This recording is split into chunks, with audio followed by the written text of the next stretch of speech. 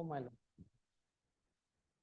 My lord, MMO, Mandya Muda Commissioner has been suspended. Last week it was listed under the head orders. I have completed all office objections for some urgency.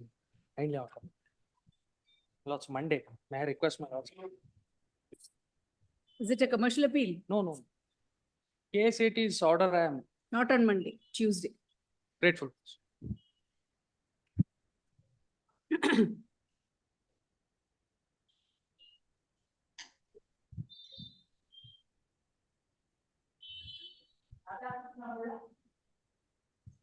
Repellent in this matter. I am for the respondent.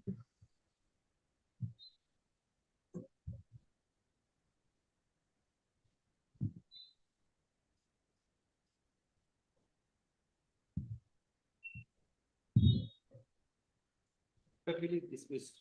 Once- October 2021 passed by the learned single judge in writ petition number 41022 of 2021 is confirmed. Also, please.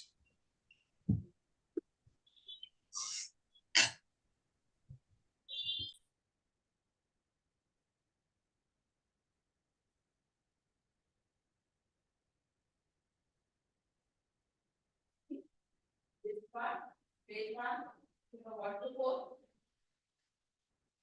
Page 2, 5 to 10. Page 3, 11.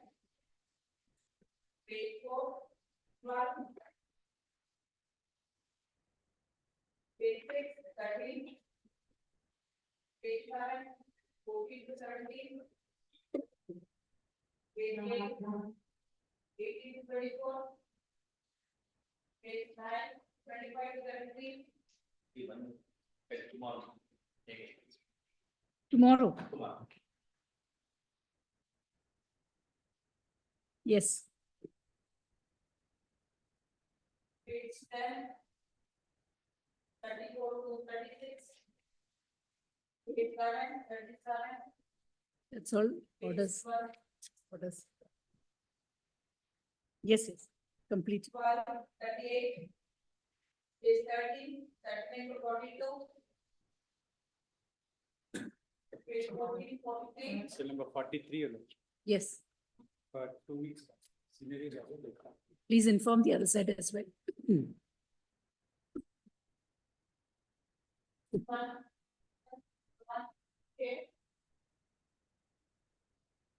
Once for petitioner, my lords. At the last instance, your lordship directed my lords for me to serve a copy on any of the panel councils. I've served it and filed the acknowledgement on 8 minutes. It has not been Please taken. show the name. Ashwin, my lord, please. I'm Listed. pressing for interim order minutes. 40% pension. It appears there has been a conviction also in the same case There is a conviction. in special court. We list it on the next date. Yes. Date. A week. It will be listed in preliminary. Please. Here for the appellant. Yes. Yes. My lord, this is an appeal. Lord, there is a act called Land Reforms Act. In that form number 7 is filed. Once the order is passed by the land tribunal, the tribunal has the power to review it if there is a mistake. Within what time? There is no time fixed under the act. Hmm. What has happened is the learned single judge Hmm. has held that there is no power of review. There is no power of review, Hmm. and the order is passed. Kindly see page 12. Page 12 is the learned single judge's order. Yes. My lord, may kindly, In the reopened matter, they've altered the extent of land which was granted, yes, thereby reducing the extent which was granted in favor of the petitioner's mother. While doing so, fifth respondent who is represented is granted additional extent However, the aforesaid exercise by the tribunal literally amounts to reviewing its own order without there being any remand order. What is the, where is the power of review provided There in is the? power, my Yes. lord, section 48, capital A, 6. 6. 40? Section 48, capital A, Hmm. 6, my lord, subsection 6. Hmm. And the proviso 2, Hmm. second proviso, Hmm. which was inserted with effect from 2010-1995. Kindly, second proviso, provided further that the tribunal on its own or on the application of any of the parties for reasons to be recorded in writing, correct the extent of land in any order passed by it after causing actual measurement and after giving an opportunity of being heard to the concerned parties. My lord, the now learned single judge Hmm. at paragraph 5 Hmm. refers to a citation of the year 1977, my lord, that and holds that in view of that judgment, there is no power of review. Hmm. That was, my lord, that was a case of the year 1977, wherein this proviso was not inserted. Hmm. And the in that case, court held that there is no power of review. Even if there is a power of review, can it extend to Yes, ma'am. Yes. correction Yes. without, after 30 years? What is the I- circumstance in which that correction has been done? Yes, my lord, the an application came to be, my lord, now on the facts of it, Hmm. the total extent of this particular survey number, which is survey number 121/8 of a Hmm. particular village, Hmm. is 3 acre 38 cents. Hmm. In that 3 acre 38 cents, my lord, it is 121/8. There are several family members. They filed form number 7. The extent of which they claimed is 5 acre 28 cents. The total extent available is 3 acre 38 cents. Claimed was 5 acre 3 cents. Tribunal grants 3 acre 53 cents.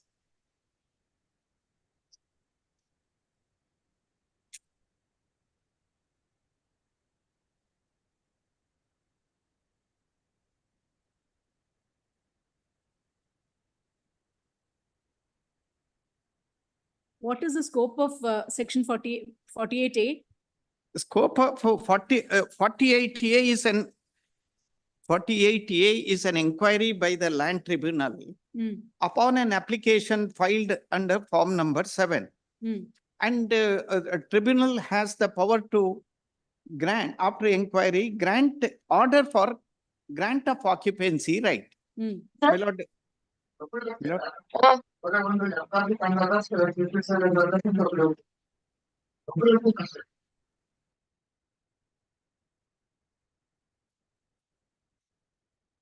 Yes, what is the reason recorded to Yes. correct the mistake after 30 years? It is not a Yes. clerical mistake. It is not a clerical mistake. it is, a mistake. ma'am. It is an arithmetical mistake. I will, please permit me to read the order itself, my lord. Yes. Order begins at page 30. That is the order passed by the land tribunal. The English translation is at page 45. Hmm. Page 45. Hmm.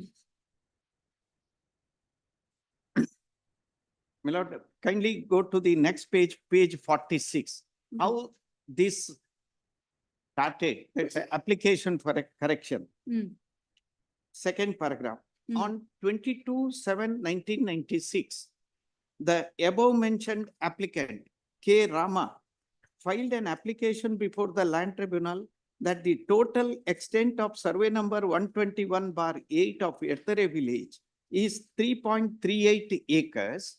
And the earlier land tribunal granted occupancy rights to different applicants. As per that order, the total extent of grant is 3.53 acres, which is against the total extent of the land.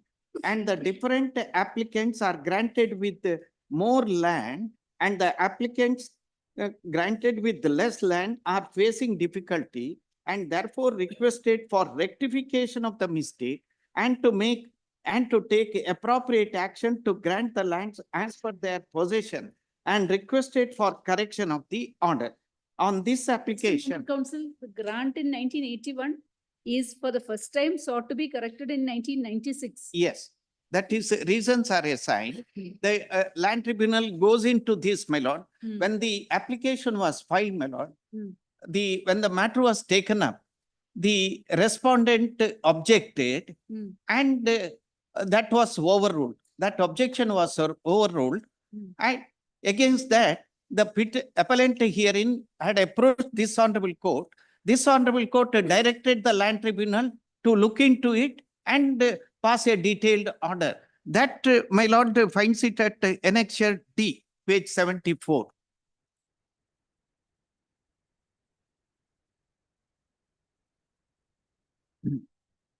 Page 77, page 77, Yes. Annexure D. May I read, my lord? Hmm. I have heard the first paragraph can be skipped, my lord, that facts are stated. Paragraph 2. Paragraph 2. Yes, in Hmm. this case, I find that the parties have been fighting in different courts, and that the matter has now come back to the tribunal, because it is pointed out that if the total land allotted to each of the parties by the tribunal is added up, that this exceeds the available land, and that therefore whatever error has been committed has to be rectified, as otherwise it would lead to unending disputes between the parties. This position is correct, but I need to clarify that even if a correction is required, it must be asked for within a reasonable time, as otherwise a lot of difficulties arise. The learned counsel who represents the petitioner has very rightly stated that over a period of time, his client has incurred expenditure and has bettered the land, and if for any reason by way of corrective action less loss is caused to his client, then the party who has applied to the tribunal would be liable for the same. I uphold this submission, because though the learned counsel had first contended that if reasonable time has elapsed and no corrective action has been prayed for, that the court should refuse to permit a reopening of the case. I am not willing to uphold this argument, because the dispute and litigation that has taken place are traceable to an error committed by the tribunal, and therefore even at a late point of time, the tribunal must be permitted to rectify the situation. However, I do uphold the earlier submission, and I direct that if as a result of any corrective action, the petitioner is put to lose insofar as if the land has been improved or any other development has been done on it, and the petitioner were to lose monetarily as a result of the corrective action, that the party who has applied to the tribunal, namely R3, shall have to make good that loss as condition precedent. And if the R3 is not willing to do so, then there will be no question of any corrective action being implemented. This is very necessary because to my mind, irrespective of the grounds pleaded, it is only for the special reason set out to me that at this stage, the R3 is being granted some indulgence. Having regard to the aforesaid situation, the tribunal shall assess the material placed before it and shall take a corrective action after bearing in mind the conditions set out by me in this order. The parties petition partially succeeds and stands disposed of. Learned government advocate is heard on merits, and in the circumstances of the case, R3 shall be liable to pay the petitioner cost. Then, copy of this order to be furnished to the learned advocate forthwith.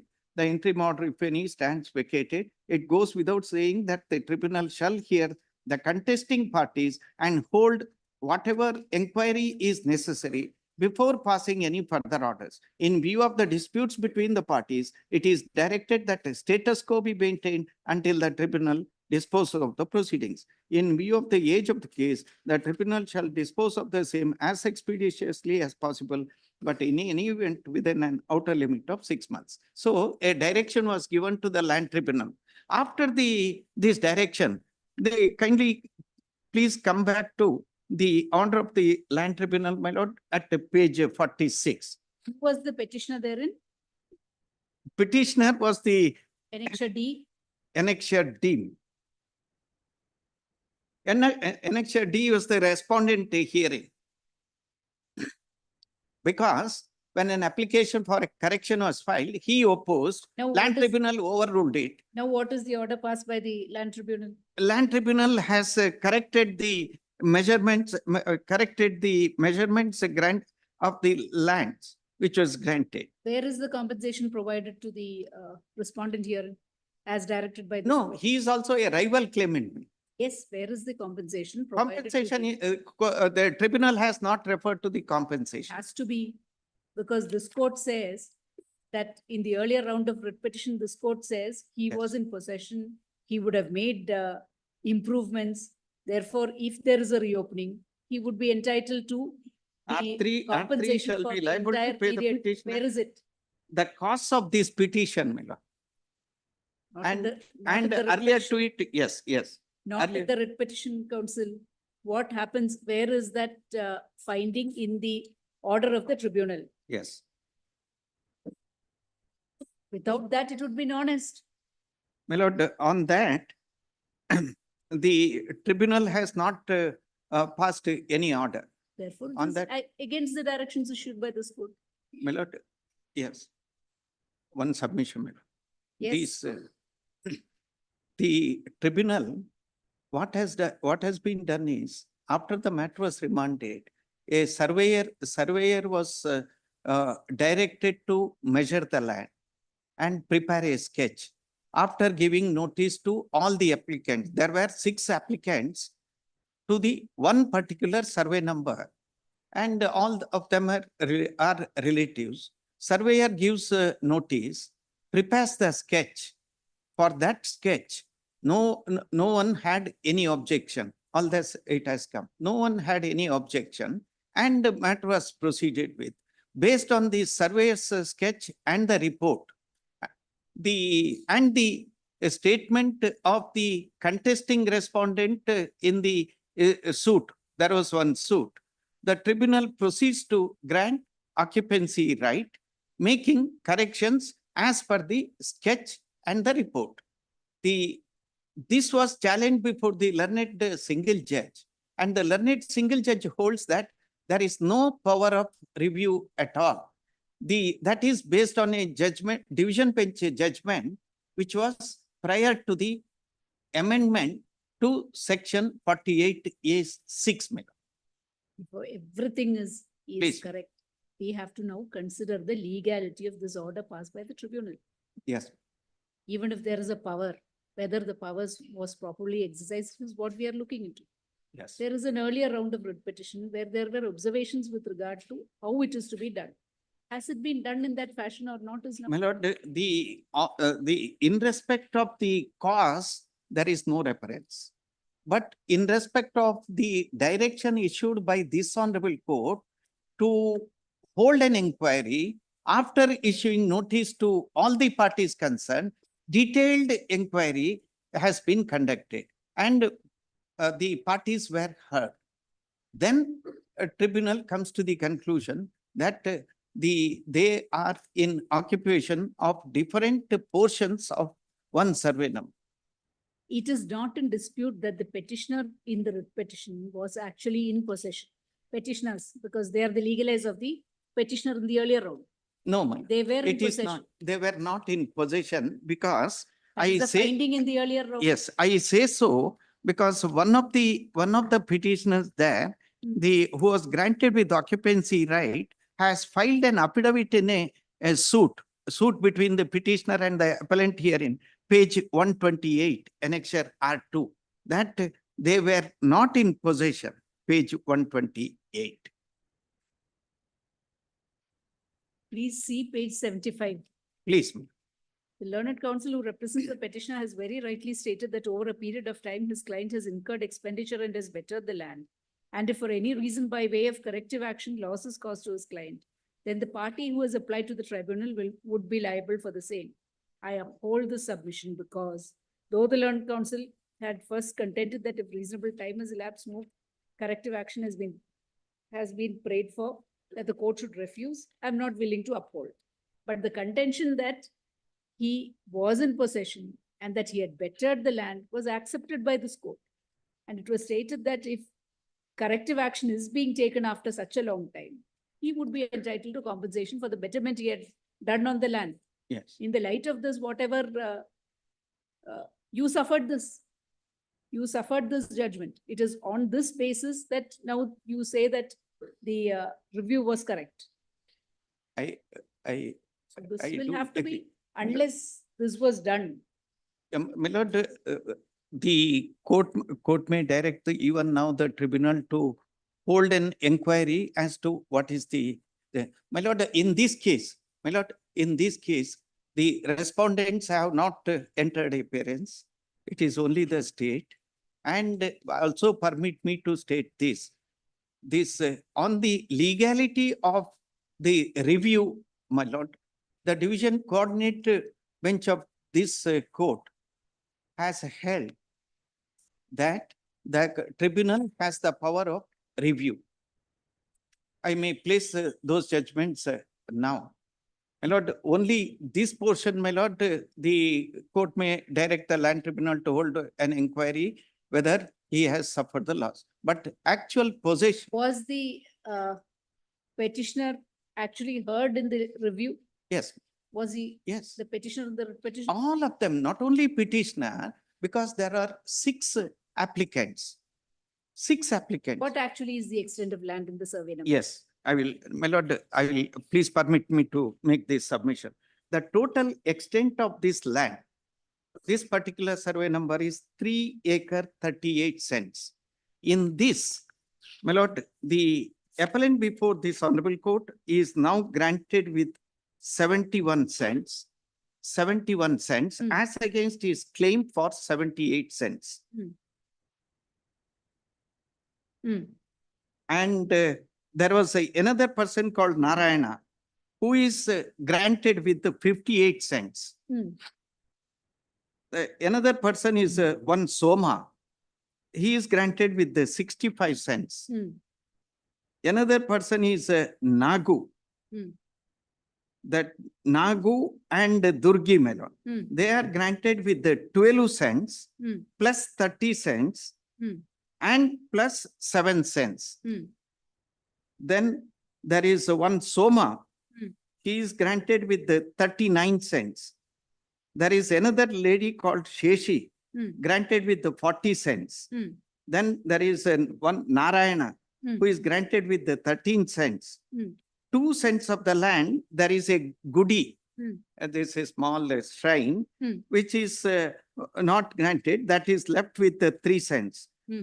So total extent comes to 3 acre 38 cents. Hmm. That my lord would find it at page 52. Hmm. 52 and 55. Now, what was the error according to you in the earlier grant? Grant was that the contesting respondent, then the petitioner, was granted Hmm. with the land of about 1 acre Hmm. in the place where appellant was cultivating the land. Northernmost portion of this 121(8) is in the possession of the appellant at the very same place, because the sketch was drawn earlier also by the land tribunal while passing the order 1981. In the very same place, the contesting respondent was also given the land. So there was overlapping. Hmm. And the extent was what was granted, totally 3 acre 53 cents as against the available land of 3.38. That was the misstatement.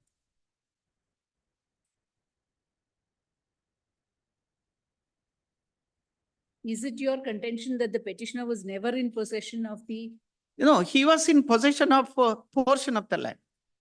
that he was not in possession of the land, which was actually the mistaken extent appears to be 15 cents. Mistaken, it is little more also, but my whole case was the, He was actually in possession only of his 71 cents, nothing else. that is my No, land. whatever is the extent that Durgi and this person, Yes. the petitioner, was claiming under his mother Durgi, The, correct? yes, respondent, Yes. contesting respondent. Contesting respondent in the appeal, the petitioner in the Yes, petition. yes. Therefore, he was claiming under the Form 7 filed by his mother Yes. and her sister. Yes, Nagu. What was the extent that was held by them? That was, yes, that they claimed Hmm. 2 acre, Hmm. about 2 acre, 40 cents. What exactly was the land in their possession? My lord, their position is, one is 12 cents, Hmm. another is 30 cents, 42 cents, another is 7 cents, Hmm. 49 cents. That What is all. they claimed Hmm. was 2 acre, 40 cents. What were they granted in the original order? Yes.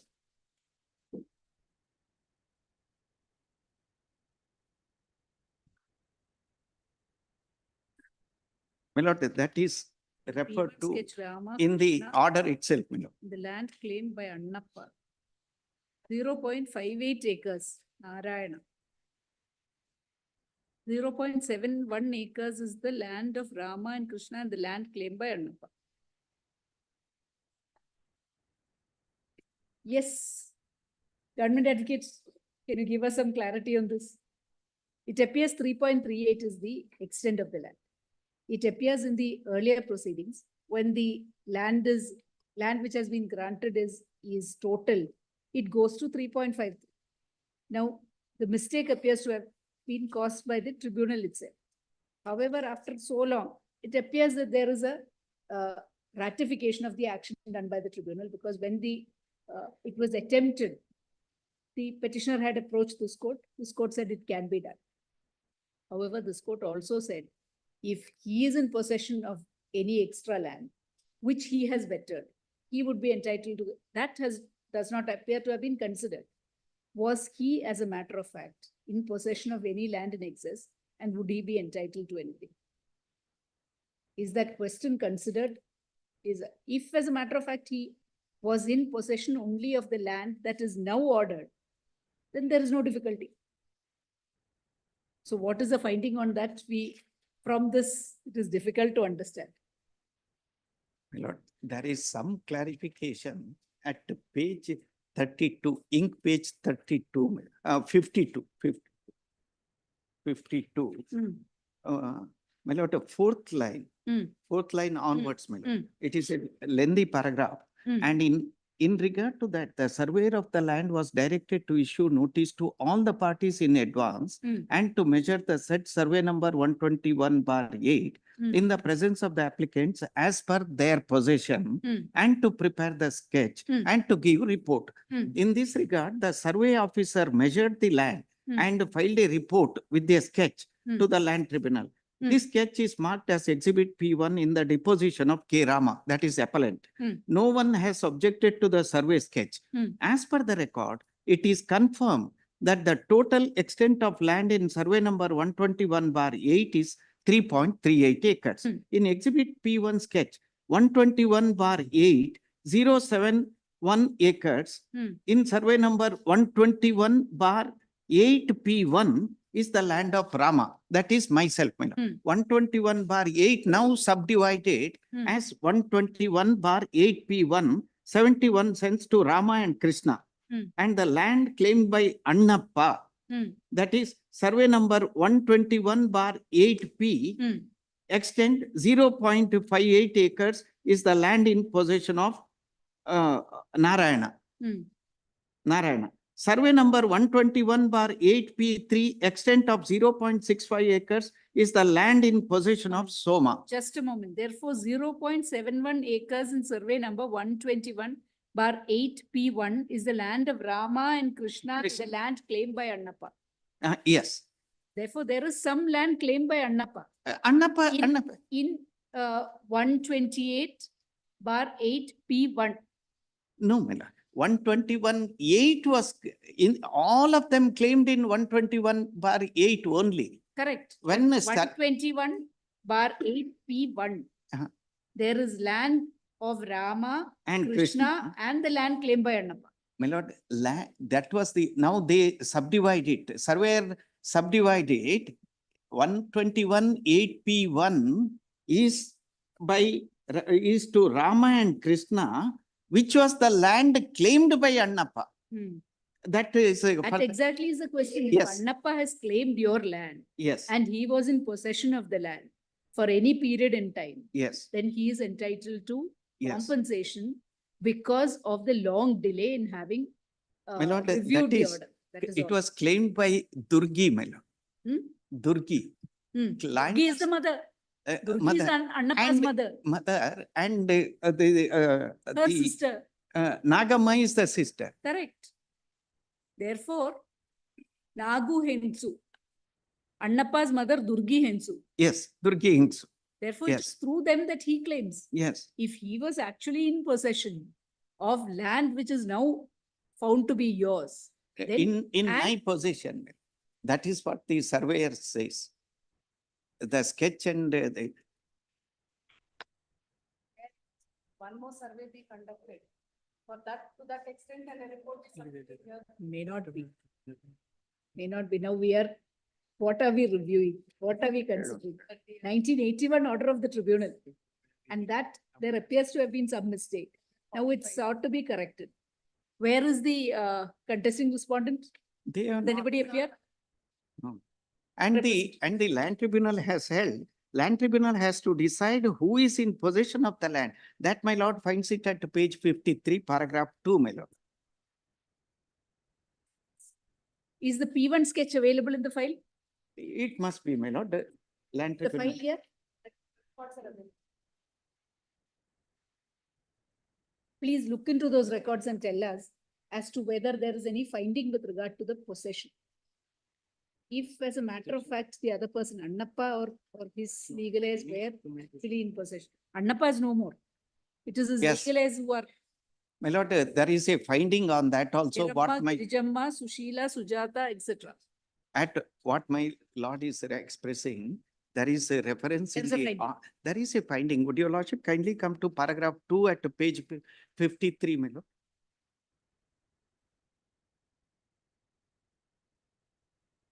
Page 53, Hmm. paragraph 2. Hmm. The land tribunal has to decide who was in possession of the land as tenant in exhibit P1 sketch in. Just a moment, counsel, the page numbers you're stating are incorrect. 50? Sorry, 51 in my copy. It is 51. Yes. Hmm. paragraph 2. Hmm. The land tribunal has to decide who is in possession of the land as a tenant shown in exhibit P1 sketch in survey number 121/8P1, extent 01 acres as on 1374 and immediately prior to that and subsequently. That Hmm. is land granted to me. Hmm. The applicant of the said land, Kuppaya, Hmm. my predecessor, legal representative K. Rama has argued that earlier it was in the possession of his father and uncle on tenancy, and the objector Annappa has argued that earlier it was with his mother Durgi Hengsu. Hmm. Substantiating the argument of K. Rama, he has deposed before the tribunal and marked exhibit P1 to P3 and also examined Duggappa Sheriga, an independent witness, and he has stated the above said disputed land as on 1374 and immediately prior thereto and later was in the possession on tenancy basis by applicant K. Kuppaya and his family. Contrary to this and in support of the claim of the objector Annappa Devadiga has not given any oral statement and has not examined any independent witness nor marked documents.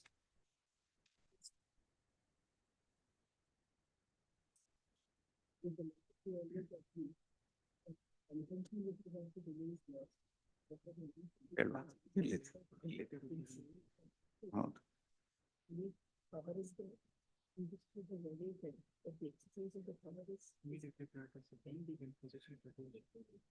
Reverse this one. The CH-3 is there, and 22 is.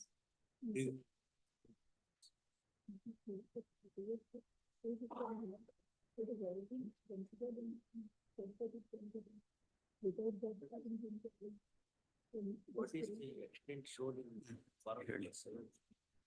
No, next week. because everybody is. Not flat. What was your Form 7? Your predecessor's Form 7? My form number 7, Yes. 1 second. My form number 7 was for 75 cents plus 3 cents, 78 cents. 78. Yes. And you were granted 71. Now they have granted 71. And also they say that Annappa has played mischief. That my lord finds it at the next page, my lord, Yes. paragraph 3. This is how. Contrary to that, it is prima facie found that the objector Annappa Devadiga is taking advantage of the mistakes in respect of the disputed land passed by the earlier land tribunal with an intention to create problem to the real Anubhavdars and to try to take unlawful gains. Therefore, for all the above said reasons, it is found and confirmed that the lands described in Exhibit P1 bearing survey number 121/8P1 extend to 0.71 acres land as on 1374 and immediately prior thereto and subsequently was in the possession and cultivation of Kuppaya. What is the scope of section 122? Please. I mean, 122A. Tribunal either suo motu or otherwise, after such inquiry as it is satisfied that an order has been obtained by fraud, misrepresentation or suppression. That is all. Section 67, Hmm. not that. Yes. Therefore, this is for this exercise 48A is the provision. Yes. My lord, there are recent judgments of coordinate bench of this honorable Please court. make it available. My lord, I have already placed it on record, my lord, on 14/8/2023. I have placed it. I have also served the copies. Now, would your lordship kindly go to page 35 of that, my lord, item number 4. Yes. It is a Yes. my lord, 1 second. Page 43, item Yes. number 5, Yes. paragraph 15. Yes. Paragraph.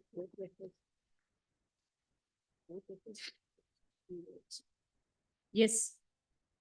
My lord, paragraph 14 refers to two main grounds have been urged on behalf of the petitioner. Hmm. Firstly, that the tribunal had no jurisdiction to make correction. Hmm. Secondly, that correction has been effected without notice. That was the contention. 15. Hmm. So far as the first ground is concerned, she so and so is proviso to subsection 6 of section 48A of the Act permits the land tribunal to correct any clerical or arithmetical mistakes. In support of this contention, he has placed a reliance on the division bench judgment in Ramapujari's case. He is right in his submission. That judgment also is placed.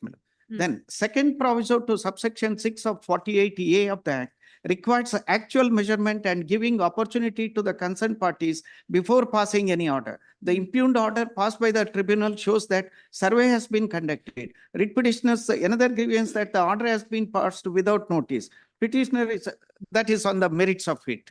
My lord, there are other judgments also, one of the Supreme Court at page 2. It also says that under second proviso to 48A permits mistakes to be corrected. And my lord, learned single judge referring to ILR 1977, a division bench judgment prior to the amendment below. That is the. Yes. Not required. Not required. The finding is there. With regard to possession was what was worrying us. Yes. Reserved. Please. Yes.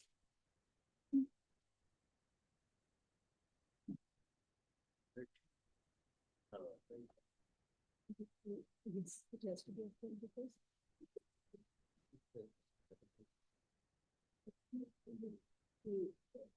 Set aside the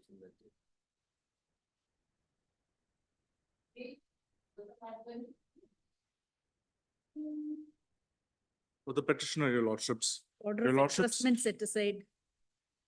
Is But there this- any challenge by the government? My lords wanted the issue to be finally clarified from the stand of the government. Here the Lokayukta is challenging, but the state, what would be the policy of the state in these matters? When the Lokayukta's recommendation is It is not with regard to the policy. In this instant case, what is found fault with is your non-application of mind in the matter of entrusting the inquiry to the Lokayukta. Not anything with to do with the Lokayukta. What is found is that after 12-3, you have not applied the government has not applied its mind. That is the finding of the tribunal. In such circumstances, it may not be for the Lokayukta to defend it, it would be for. It appears that there was an attempt to defend also, but what is the stand in this case is all we want to know. only in this. Not case, in, not in all cases where, but normally when fault is found with the government by the tribunal and the Lokayukta is challenging it. Where, what is the stand of the government in the instant case? Have you given effect or are you accepting the, that would be an issue here. I was under the I'm not on the I was under the misinterpret- interpretation, my lords. Only with regard to this matter, I'll secure the instructions week after next. No, generally, what is your instruction? You have- Generally, my lords, a chief secretary has to be made a party, my lords, Hmm. because the policy decision of the individual departments, Hmm. they say that their hands are tied and on a case to basis, they can give us instructions. But with regard to the entire state, when Need to hear that batch of writ petitions with regard to the right of the Lokayukta to challenge these orders. It is not a usual inquiry authority.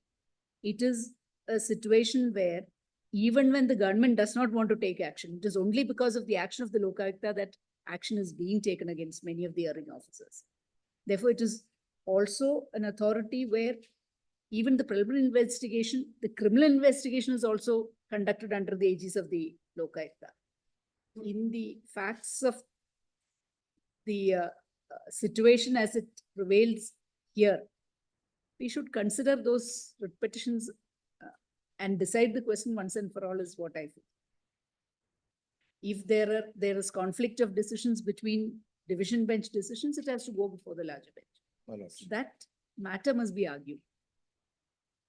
Those are pending here. In this case, the question is simply only this, with regard to the- the the- particular department, what's the what is stand? found with Very- you Very much, my lords. that you have not applied your mind. What is your take on it? Have you accepted or are you intending to support the Lokayukta in their challenge? In the facts of this case, after 2 weeks, I'll make the submission. Yes, but with regard to the other, the general issue, it has to be listed. We'll address it, my Has lords. been posted, the Lokayukta matter, jurisdiction matters, I mean, maintainability. Yes, please verify and tell. I'll verify the date and get the instruction. Yes, list next week, Week after next. notice need not be ordered. Let us see what the stand is. If it is only Notice only to the state so that we could get instructions. my lord. yes, learned government advocate takes notice on behalf of the first respondent and seeks further time to get instructions as to the stand of the government in the matter. Do you want notice to be taken to the respondent also? So that they can also be heard if the state comes and Yes, says please, that please, they Your want Lordship. to Please. support you in this, then probably they'll have to be heard. Issue notice to lord. the private respondent as well. List after service is complete. Let us see what they say.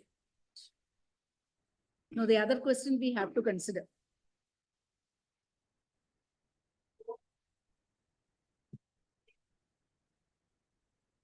Geologists, Geologist, my lord, retrospective regularization. My colleague's gone to take instructions, my lords. Pass over, my lords, he'll be there. so we have only till afternoon. It may not be possible. I think today. in a few minutes, he'll be there in the court. Let's see. Let the petitioner start, my lords. No, there is nothing to start. We've heard him. Oh, my lords. Yes, it's only for instructions. We can either have it later in the day if possible, or we L- can have it on. Later in the day. Tomorrow? Because this combinations, it's only till afternoon. My lords. after which we don't know whether. it will There's a vest or separate not. combination, I understand. Tomorrow.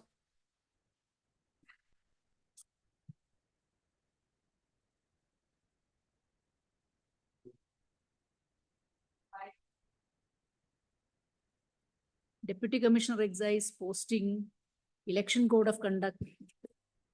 Yes. Just to hear senior counsel on behalf of the respondent that we posted today. It is not a transfer, according to me. There are no pleadings. That must be basic pleading to say that the issue revert not back to the original place. Can't you see the prayer? Yes. Here in the application, Can't you see the prayer in the application first Yes. and pleadings? Yes. Page 30. Hmm. Prayer is plot. Hmm. He filed application questioning my posting on promotion. Hmm. That is annexure A3. Hmm. Can't you see plot, page 38. Hmm.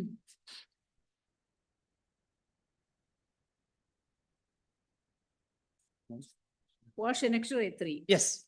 Consequential That is- direction to respondent number 1 to continue the applicant as Deputy Commissioner of Excise at BUD's 6 at Bangalore till completion of his tenure. Yes. Yes. he has completed the tenure. He has completed the tenure in what? Bangalore. Can't you see his posting, particularly posting what? Hmm. 2019. Hmm. Petitioner has been transferred what? From the post of Deputy Commissioner of Excise from Dharwad to Hmm. Deputy Commissioner of Excise, Bangalore, Urban District. Hmm. West, Urban West. Hmm. From 2019, not till Lord 31/1/24, he has been there in Bangalore.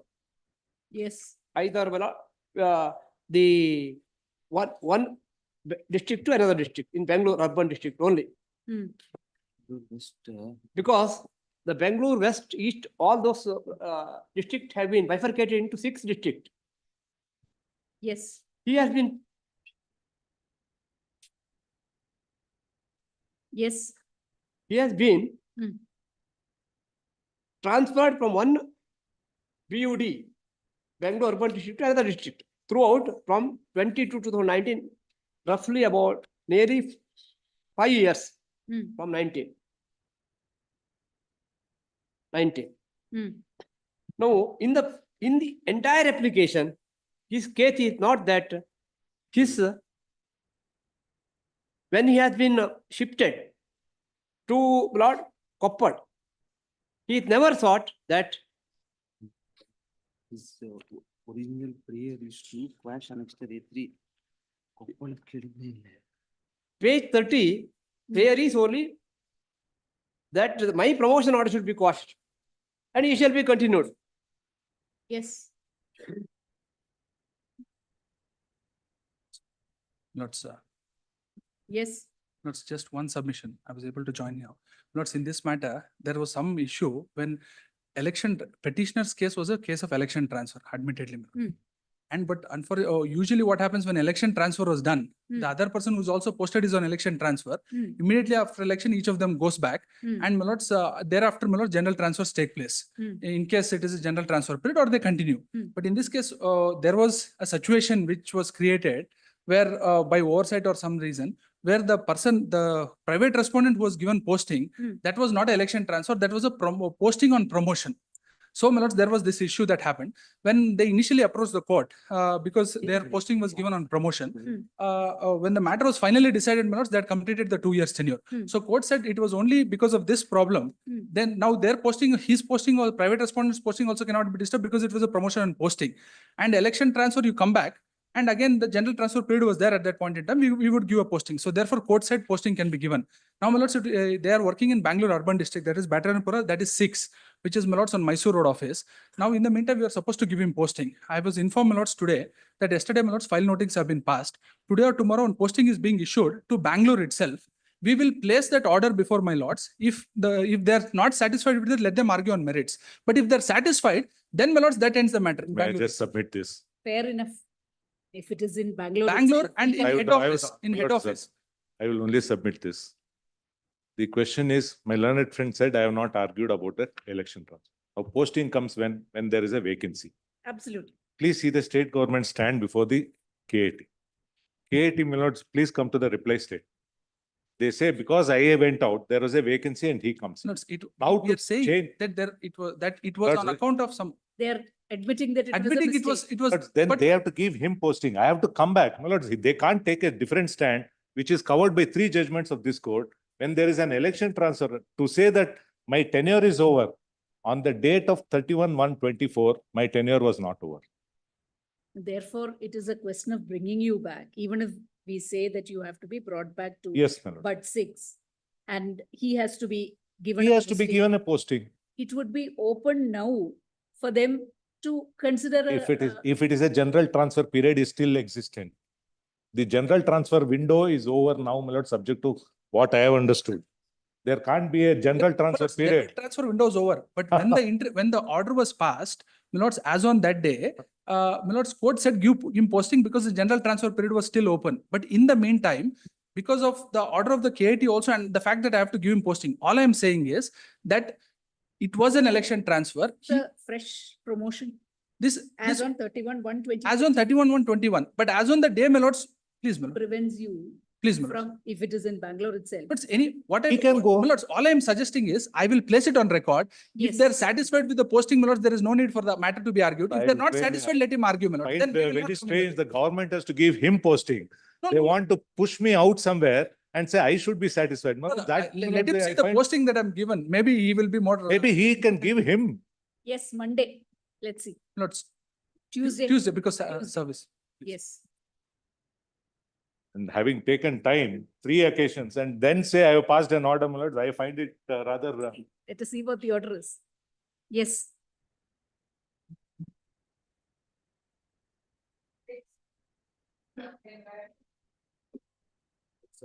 Interim prayer, main matter listed on Lords, 12 but it's a case of demotion, my lords.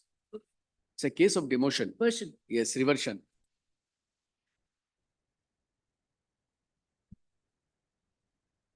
Lords, the petitioner who was initially appointed as a teacher on account of his health constraints, after the due process for verification of his health constraints, on 22/1/2022 was shifted to FDA, to another cadre to another equivalent cadre. A teacher. I was a teacher, so I was shifted to the other cadre as FDA.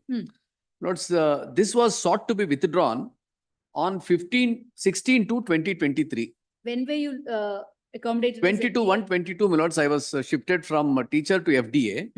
On 16/2/23, my lords, I was, this was withdrawn, this facility was withdrawn, which was challenged, my lords, in application number 967 of 23. Why was it withdrawn? Lords, it was withdrawn on the ground there was no parity of the pay scales for the purpose of equivalence of the cadre. Yes. Then, in application 967 of 23, the tribunal said, if you have to post him to a lower cadre than what he was already holding, you will have to take his consent. Or if you want him to be posted to a cadre where it is, then the decision is to be taken by the government, because the government has got 2 options.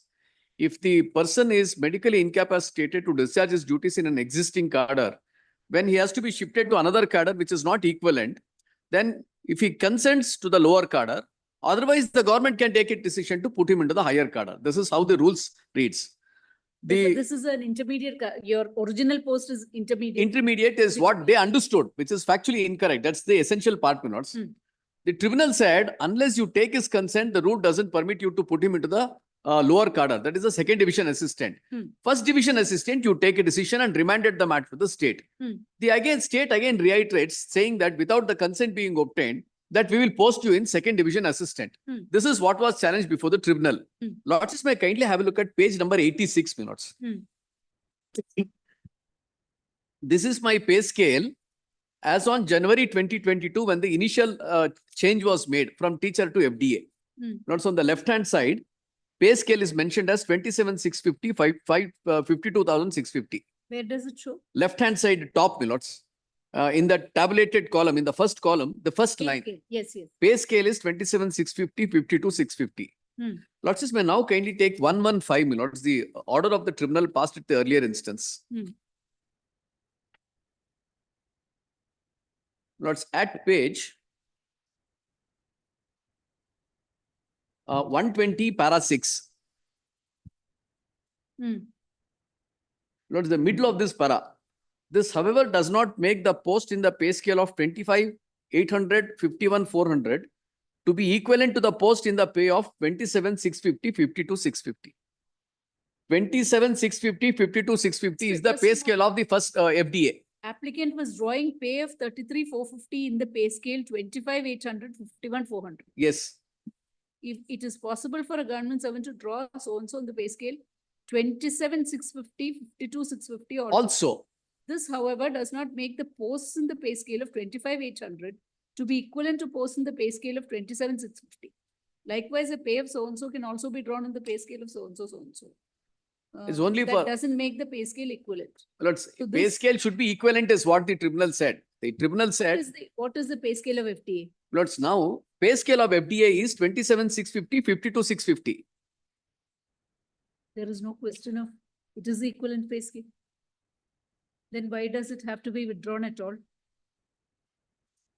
But it appears that the post was not available is what they were told me telephonically. I asked them for information. I've sent a letter, my lord. Otherwise, I've not received any other information. Let the reversion as such be kept in abeyance then. It can be considered by understand. the tribunal. This is. Actually, that part that's is okay. incorrect. I cannot As a deny. matter of fact, if it is, if there was no mistake in the Please. first order, there is no question of withdrawing it, if it is the same scale of pay. Well, anyway, those are matters to be decided by the tribunal. I will. Heard the learned senior counsel appearing for the petitioner and the learned government advocate appearing for the respondents. The question raised in this writ petition with regard to the endorsement passed by the respondents confirming the withdrawal of the accommodation given to the petitioner in the post of FDA by order dated 22/1/2022. The learned senior counsel appearing for the petitioner submits that the scale of pay drawn by the petitioner in the post of assistant teacher Please. after the time-bound higher grade was in the pay scale of rupees 27,650, 52,650. And that this is identical to the scale of pay of the post of FDA in which the petitioner was accommodated by order dated 22/1/2022. It is submitted that in the above circumstances, the withdrawal of the accommodation given to the petitioner in the post of FDA was perfectly valid and legal. And that there is therefore no ground for reverting the petitioner to the post of SDA, which admittedly has a lower pay scale than the scale which was being drawn by him as on the date when he was accommodated as FDA. Full stop.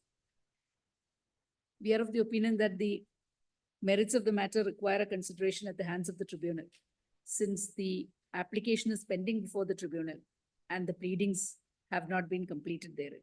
However, in view of the submissions made by the learned senior counsel, and after having heard the learned government advocate as well, we are of the opinion that the balance of convenience would be in retaining the petitioner in the post of FDA, which is in the scale of pay of 27,650, 52,650, which was the scale of pay drawn by him at the time, as on 22/1/2022. While considering the application, there will accordingly be a direction to the respondents to, what is the inter prayer you have sought? Lords, to continue in the cadre of first division assistant, that's it. To permit the petitioner to continue in the cadre of first division assistant pending further orders in the application. Please, my lords. They shall not claim any equity regarding There's no The, equity, it's an- it is made clear that we have only considered the application for the purpose of the, for grant of interim orders and that the tribunal is free to consider the contentions of the parties on merits. And the passing of this interim order will not grant any special rights to the petitioner. Please, my lords. Great.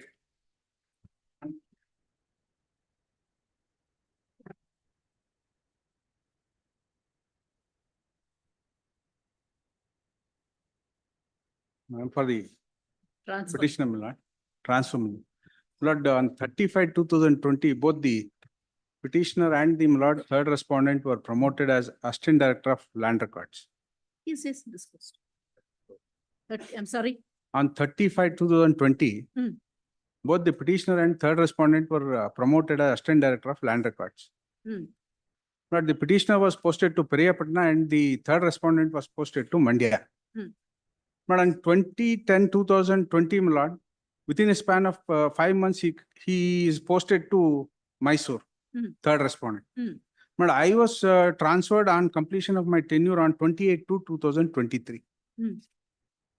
Lord, Two, 28/2/2023 two. to Mysore, not in his place. Hmm. Now, my lord, on 2/7/2024, the third respondent Hmm. approaches the Honorable Chief Minister and makes a request stating that I have given a consent for mutual transfer. Hmm. You had not. You had not. No. Hmm. Then, my lord, on 12/7/2024, Hmm. a proposal is submitted by the first respondent to Honorable Chief Minister. Hmm. Now, the Honorable Chief Minister, Your Lordship may kindly come to page 48, my lord. Hmm.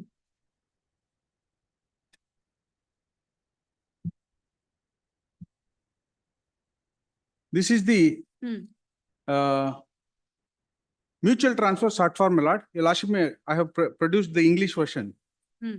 Shri H, page 49. Hmm. Shri H. Manjunath, Assistant Director of Land Records, Office of the Mysore City Service Project Office, UPOA, Mysore, who is currently performing duties here, and Shri Chikkanna, Assistant Director of Land Records, Mysore Taluk, who is currently performing duties here, are instructed to be mutually transferred.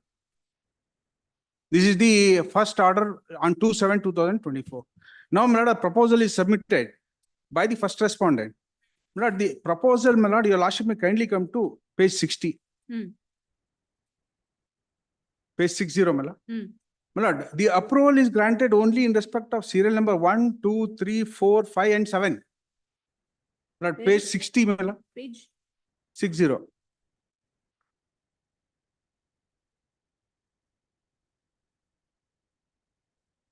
You are 9 and 10. No, I am at 6. Just a moment. Yes. Page 60, my lord. 60.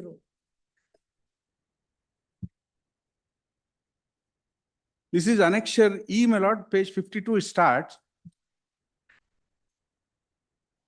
What does it say? What does the note say? Note says, my lord, the approval of Manya Mukhyamantri is approval is in respect of serial number 1, 2, 3, 4, 5, and 7. My lord, I have produced the extract of the English version, my lord. Where is that? That is at page 63, my lord. 63. Yes, ma'am. As per notes. As per the order of the Honorable Chief Minister, note 4, serial number 1, 2, 3, 4, 5, and 5, 7 have been approved. Not kindly come to 1, page. 2, 3, 4, 5, 7 have been approved. I am at serial number 6. As per note 6, file needs to be sent to the Honorable Chief Minister. Note 9, nothing. Note 10, nothing. Yes. Now, I am at serial number 6, my lord. Therefore, the Chief Minister does not approve my transfer. Hmm. Lordship will get it at page 58, my lord, serial number 6. Hmm. Page 58, my lord. Hmm. Serial number 6 is Chikkanna, the petitioner. Now, my lord, on this is on 12/7/2024, my lord. Hmm. Now, my lord, the Honorable Chief Minister specifically directs that the petitioner should be continued in the same place. That is on page 50, my lord, Page 50.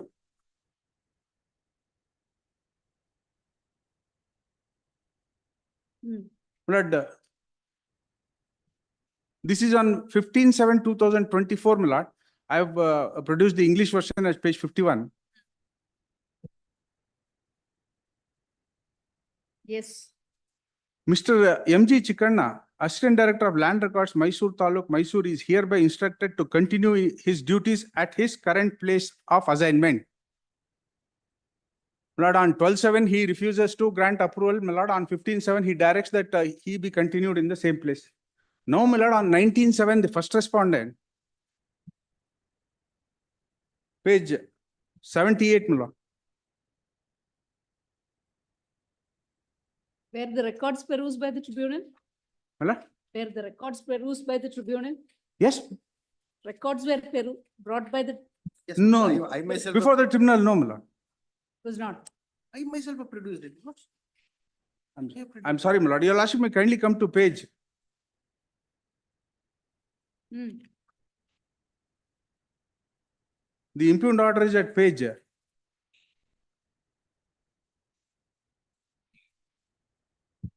No, 78.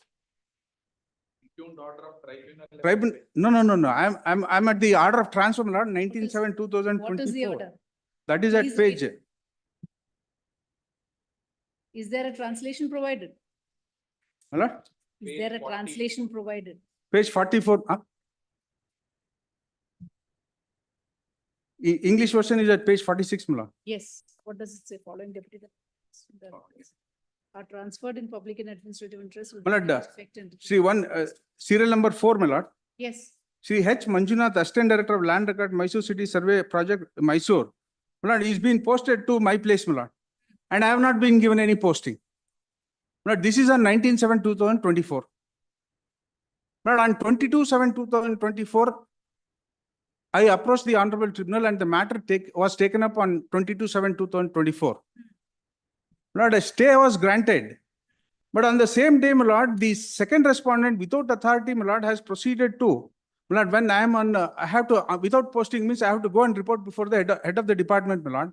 I report the order of the second respondent. Your Lordship may kindly come to page 83, my Lord. Hmm. Page 83, para 11. Hmm.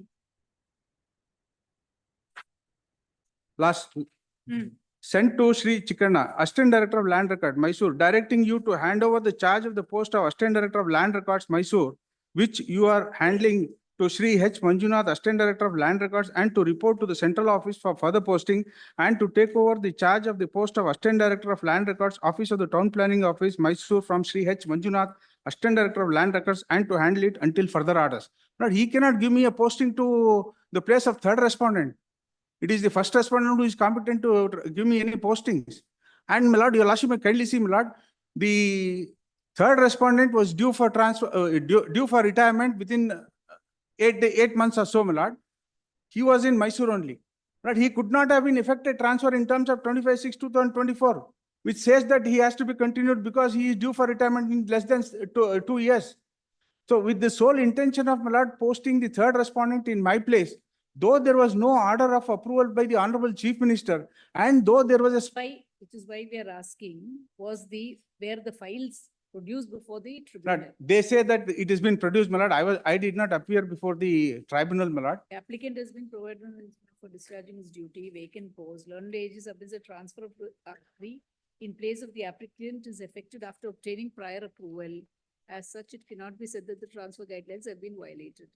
Primary argument on counsel of the applicant is that applicant has been disturbed prematurely to accommodate respondent number 3. Learned counsel for the applicant, though has submitted malified intention accommodated respondent, he has not produced any material to substantiate. As such, etc. On perusal of the records, the contention that the impugned transfer order is illegal does not stand. Chief Minister has signed the approval in the notes tippani knowing all facts. The proceeding clearly depicts that the transfer order had prior approval of the Honorable Chief Minister. In view of this, we do not find any infirmity. Lord, Appears to have been Lord, considered. Are the records available?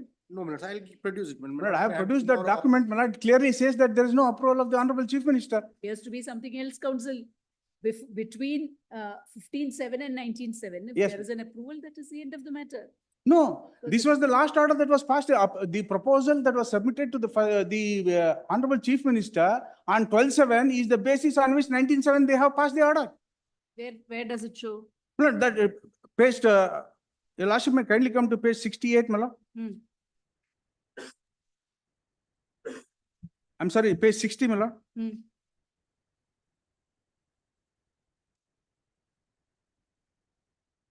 Lord, this is what has been produced before the tribunal also. English version is at page 63. And this is the last order. Let us see, please. This produce is the last order. Learned Additional Advocate General shall make available the files with regard to the order dated 19/7/2024. Lord, I had the benefit of interim order before the tribunal, my lord. Lord, your lordship may kindly see me. Come now that after the disposal, we'll have this on Tuesday, Tuesday or Wednesday, my lord, please. Lord, let it be on Tuesday, my lord. Tuesday. In the preliminary hearing itself, my lord. Let it be posted in preliminary hearing. Yes. Please.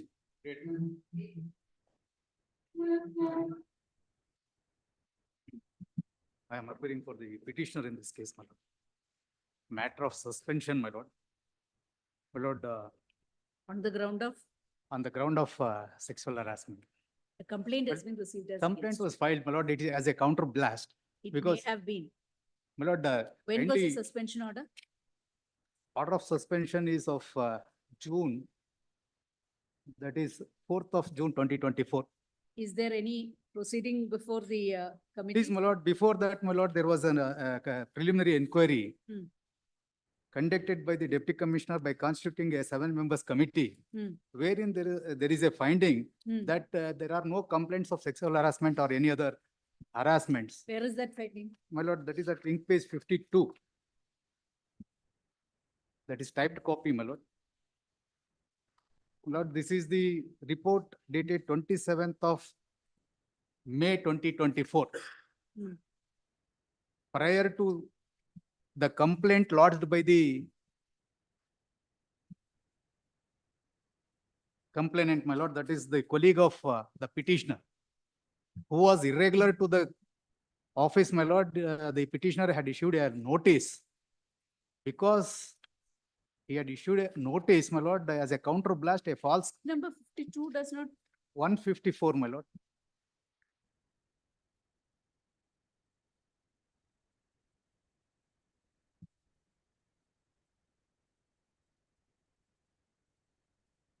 Wash Act, Prevention of Sexual Harassment of Women in My Workplace. lord, 152, relevant portion is at Hmm. ink page 152, my lord. Hmm. That is the translated Dr. Robert Rebello, Just conducted this inquiry? 7 members committee, my lord, constituted by the deputy commissioner. Hmm. It starts from 147, my lord. The constitution of committee is at ink page 148. 7 members were there in the committee. This is with regard to the, it is not with regard to this complaint. My lord, there is no complaint at all before the internal committee. This is with regard to public complaint. This is the against public owners. allegation. This is also part of the allegation in the impugned order of suspension. Now, please show us the order of suspension. That is at ink page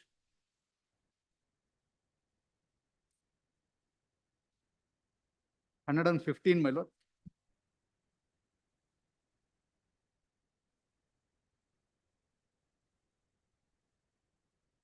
There is an FIR also. FIR lodged also. against you. FIR is at Where is the order of suspension, please? order of suspension starts from 113, my lord. That is in Kannada. 115 is the translated copy.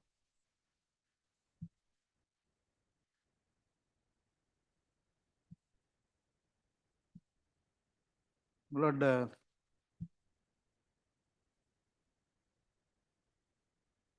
preamble, No, we'll read it.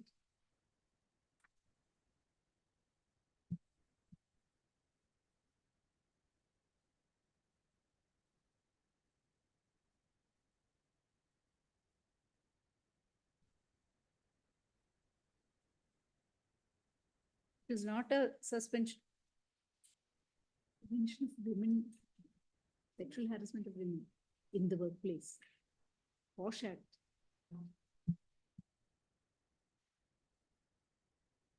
Grounds are quite clear. my lord, You continue there, there is a chance that people will not come forward. my lord, that is the reason, my lord, why this impugned order of suspension came to be issued, my lord. Correct. I am there in that place since 2018, my lord. I have developed the institution. That hospital has got award in the state, my lord. Then, my lord, there were some people who were trying to disturb my place. Because of that, my lord, they got complaints lodged by the public. Therefore, my lord, 7 members committee was constituted. What is the finding of the Because tribunal? finding of the committee, my lord, is that ink page. What is the finding of the tribunal? Tribunal, my lord, without looking at the documents produced by me, my lord, by stating that I have suppressed few facts, by imposing the penalty has dismissed my application. Initially, they have granted me an interim order. I continued in the same place. And on July 22nd, my lord, my application came to be dismissed. My lord, the relevant portion is at ink page 21.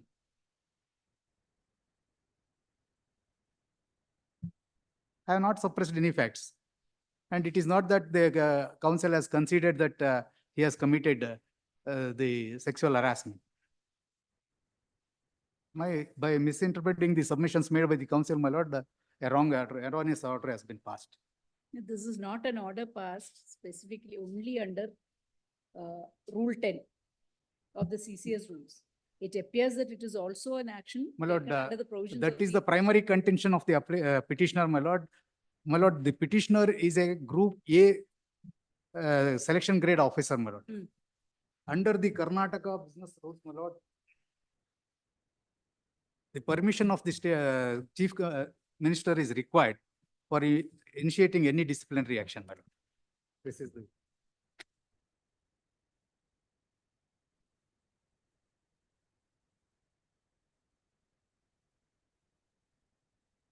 Under the POSH Act, it is not required. Is there an internal complaints committee? There is a committee. There There are a no, complaint? Is there a complaint before? there the was no committee? complaint, my lord. Have you made the complainant a party to this? No, my lord. My lord, she was not a party made a before the, because my lord, I have challenged the order of suspension Even on the so- ground that there is no jurisdiction. Even He so, has she no- has to be made a party because there are He is not the provisions- competent authority to pass an order of suspension, my lord. That was my primary contention, my lord. And my lord, the same issue was dealt by the KAT in similar case, my lord, in application number 820 of 2023, that is produced at annexure A15, my lord, ink page 119, wherein they say that, my lord, the permission of the chief minister is required. Yes, learned gun pleader, please get instructions in the matter. Is there a complaint before the committee? If there is a complaint before the committee, then dehors what is stated in the Committee under the POSH Act. the rules. There is a power in the committee to direct that the person shall not be retained in the same place. If those grounds are available, if they are not available, we'll consider. Yes, learned government advocate takes notice for the respondent and seeks time to get instructions. If as a matter of fact, there is a complaint before the committee, then without impleading that Please, my the lord. complainant, this writ lord. petition and even the application would not be maintainable. Please, my lord, there is no complaint before the, my lord, Yes. seeking for an interim order of stay, my lord, because I had the benefit of interim order since the disposal of the application by the KAT. The instructions comes My lord, date may be fixed, my lord, any short date, my lord. just after a week. Much obliged.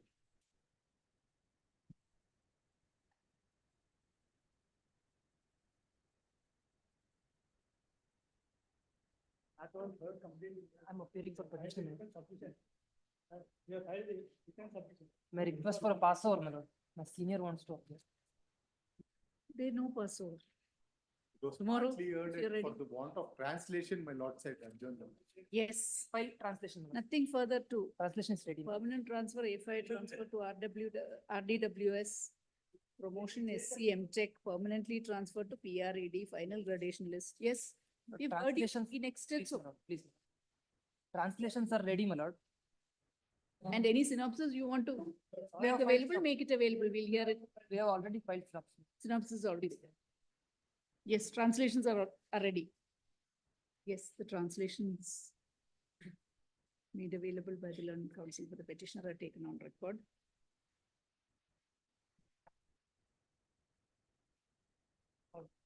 Yes, reserved for judgment.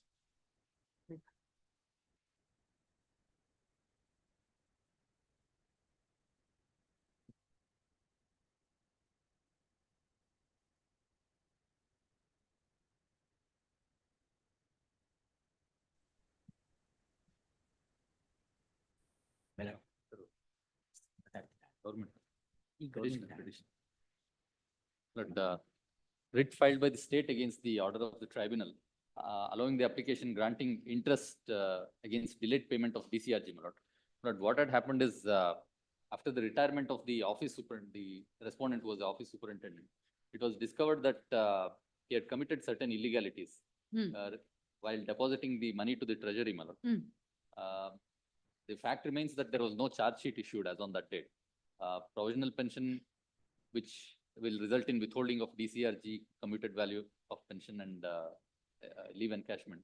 That is provided under Rule 140,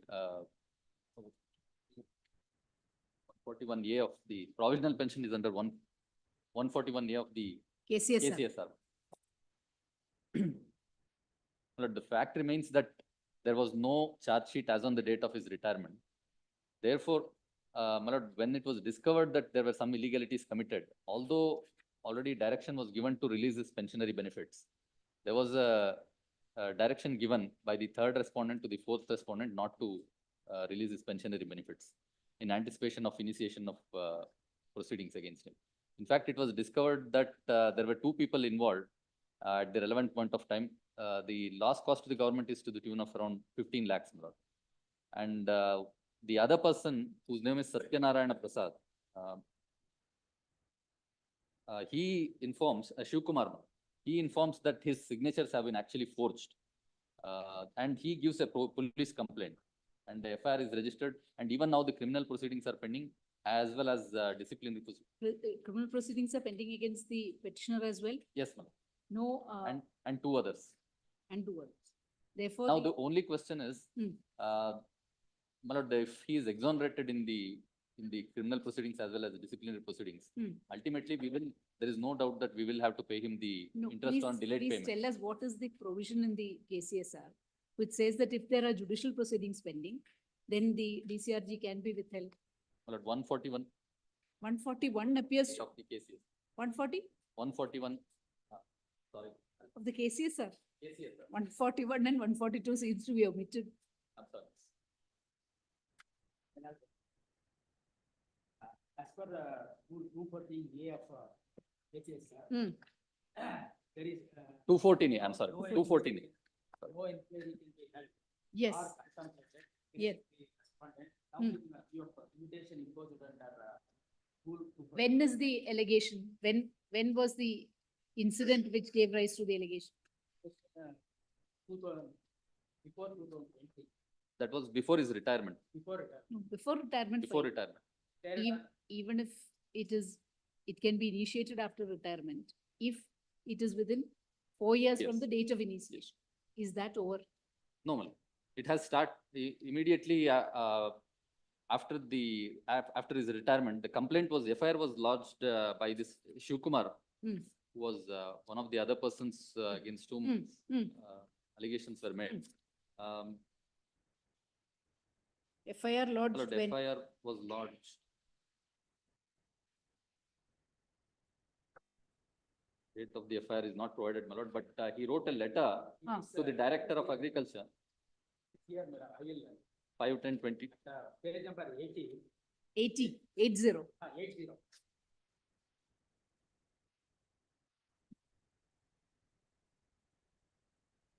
That is within, First line. 80. It is, madam, it is, Yes. taken on 3/10/2020, cognizance was taken. Just a moment. Received day of act is 1/6/2020. 1/6/2020. Now let's see 214 capital A. Where any departmental or judicial proceeding is instituted under Rule 214, or where a departmental proceeding is continued under Clause A, of the proviso thereto against an officer who is retired on attaining the age of compulsory retirement or otherwise. He shall be paid during the period commencing from the date of his retirement to the day. So judicial proceeding is enough. Enough. When is the judicial proceeding said to be pending? But Janaki only Ram. when the charge sheet is filed. Janaki Ram. No, in So there fact, is no the discipline- previous provision, Hmm. which relates to, your lordship may see rules, sub-rule 6 of the Hmm. previous provision, 214 Hmm. 6, my lord. Hmm. Depu- clause B under sub-rule 6. Correct. Judicial proceedings shall be deemed to be instituted Hmm. in case of criminal proceedings on the date on which the complaint or report of a police officer of which the magistrate takes cognizance is made. Hmm. In the case of civil proceedings, that it's That charge is sheet. not so. The department proceedings also not there. Department proceedings not yet initiated. Not yet initiated. But the only question is, it's only a matter of payment of interest, my lord. It is not that it will not be paid to him. If he is exonerated in both the proceedings, then it will be paid to him. As of now, it may not be ordered is what. You say that.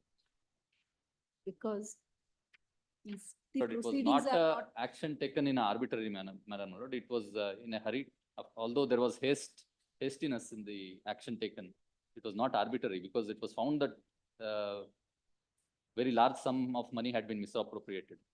But subject to outcome of the criminal case and the disciplinary proceedings, the interest may be, DCRG has already been released. that has been Only paid. question of interest. There was delay of around 2 years in making the payment. Lord, there is no problem to withhold any amount of any pensionary. Correct. So nothing has been withheld. It has all been, not even, we are not paying him provisional pension. Everything has been released. It's only the interest on the delayed payment of DCRG. What is the finding of the tribunal? But finding of the tribunal is that It could not have been withheld. because there was When no did he retire? proceedings pending. When did he- he retire? But in Sorry? When did he retire? 31/7/2020.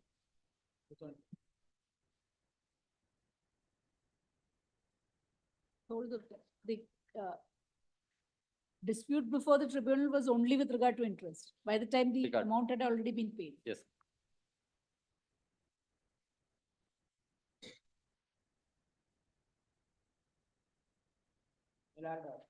Page 140. Number 142 of. Just a moment, just a moment.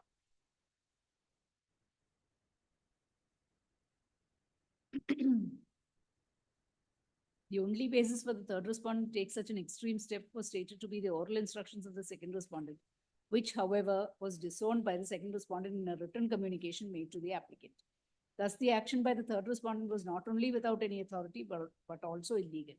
As a result of indiscriminate action taken by the third respondent, applicant has been made to suffer without being able to reap the benefits of his long period of service. And therefore, he has sought for allowing the application and for issuing a writ of mandamus to release the statutory benefits, including interest with a time frame. Though the respondents have not filed any objection, learned granted or orally opposed the application sought dismissal. We have examined the entire records.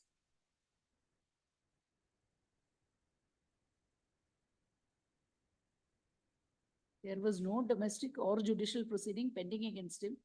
Further, there were no dues to him. It was on a private complaint by the other person that. Other person saying that he had forged his signature had been forged. It is not with regard to the, it is not an FIR lodged against him with regard Not by the to- authorities. Accordingly, second respondent gave him necessary letter to the effect that inquiry was pending against the applicant. There were no dues from him as certified by third respondent. Applicant has also produced NDC dated so-and-so issued by the respondent copy of the letter. Is there a contempt pending? Not as yet.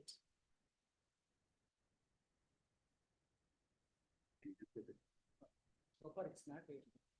He's pending in the. He can hear it on a near date.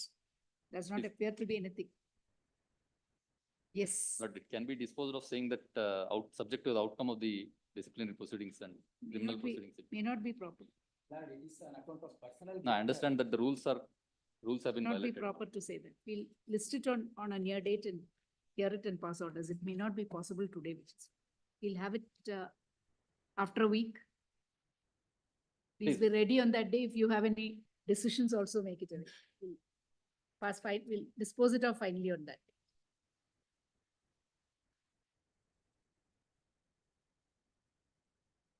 Any date can be. 2 weeks.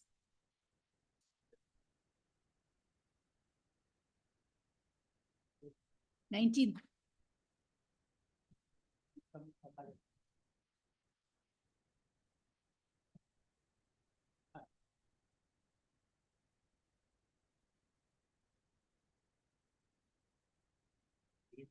It's in serial number 11. This is the health and family welfare matter with regard to counseling. Notes on the last date of hearing, I made a submission that that was day before yesterday it was listed. If it's listed today, notes we'll place a solution because there is competing claims with regard to the other doctors also who are not part of the mismatch counseling. But administratively, notes the development that happened was yesterday the commissioner and both the CAO in the general IAS and KS transfers, they got transferred out. So yesterday new persons took charge, both of them. So they have now to come out with a solution. We require 2 more days time. So Tuesday, Is it your contention that only the triad, the mismatch has now been considered? triad has been considered. Now The rest of the mismatches is left mismatch has to be considered. done. Now in the government order that we issued in terms, in clause 4 is their challenge where we have specifically referred to the interim order passed by this honorable court where a second round of counseling in the public interest counseling, the mismatch had to be permitted. So it is only about how we go about it.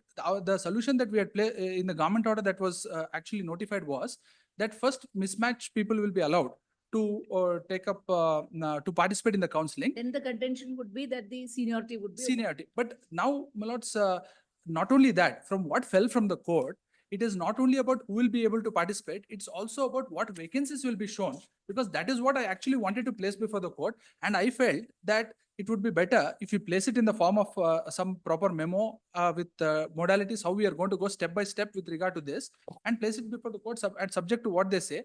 And based on the court orders, we proceed further is what I wanted to do. And while we were in the process, of finalizing that, both the officers were yesterday, transferred out. So new officers have taken charge. And now I had a meeting early in the morning with them, but they wanted to a short accommodation. In the meantime, by oversight, though there is an interim order, there seems to have been a circular that has been issued. Now Sarthi has brought it to my They have notified the counseling in Once- spite of the stay granted. by Once, the that has been brought to the notice. That should be that he will there come is- up with his- There is in fact, before my learned friend could complain about that, in fact, he brought it to my notice. He was good enough to bring it to my notice. I spoke to them. By oversight, we had issued a schedule, further schedule. And on 3/9, that is on Tuesday, we were supposed to hold the list of vacancies and other things had to be published. Now we'll ask them to keep it on hold in view of the interim order, which was already communicated, but because of this issue, it may be taken up on Tuesday, we will close it. Please. And we one also want- submission, my lord. One submission, my lord. My lord, as we contemplated, my lord, 5% is the thing and 15% is the one which has been mandated for public interest transfer as per the section. If the government could modify that particular aspect, my lord, we are okay with whatever the notification that is. No, they were, We There were cannot direct amendments. how they should frame their. policy. Because, Whether the policy is correct or not. we because, can- yes, we can please, consider. please. Nothing That else. is what we, By an executive order, the medical officers is a cadre comprises of the state. Now, the executive order in which they have issued 3/8, which I have challenged, they say that the service what we rendered in only in Bangalore urban district, whether in rural, semi-urban, or whatever it may be, all the service will be counted for the purpose of counting the service only for Bangalore.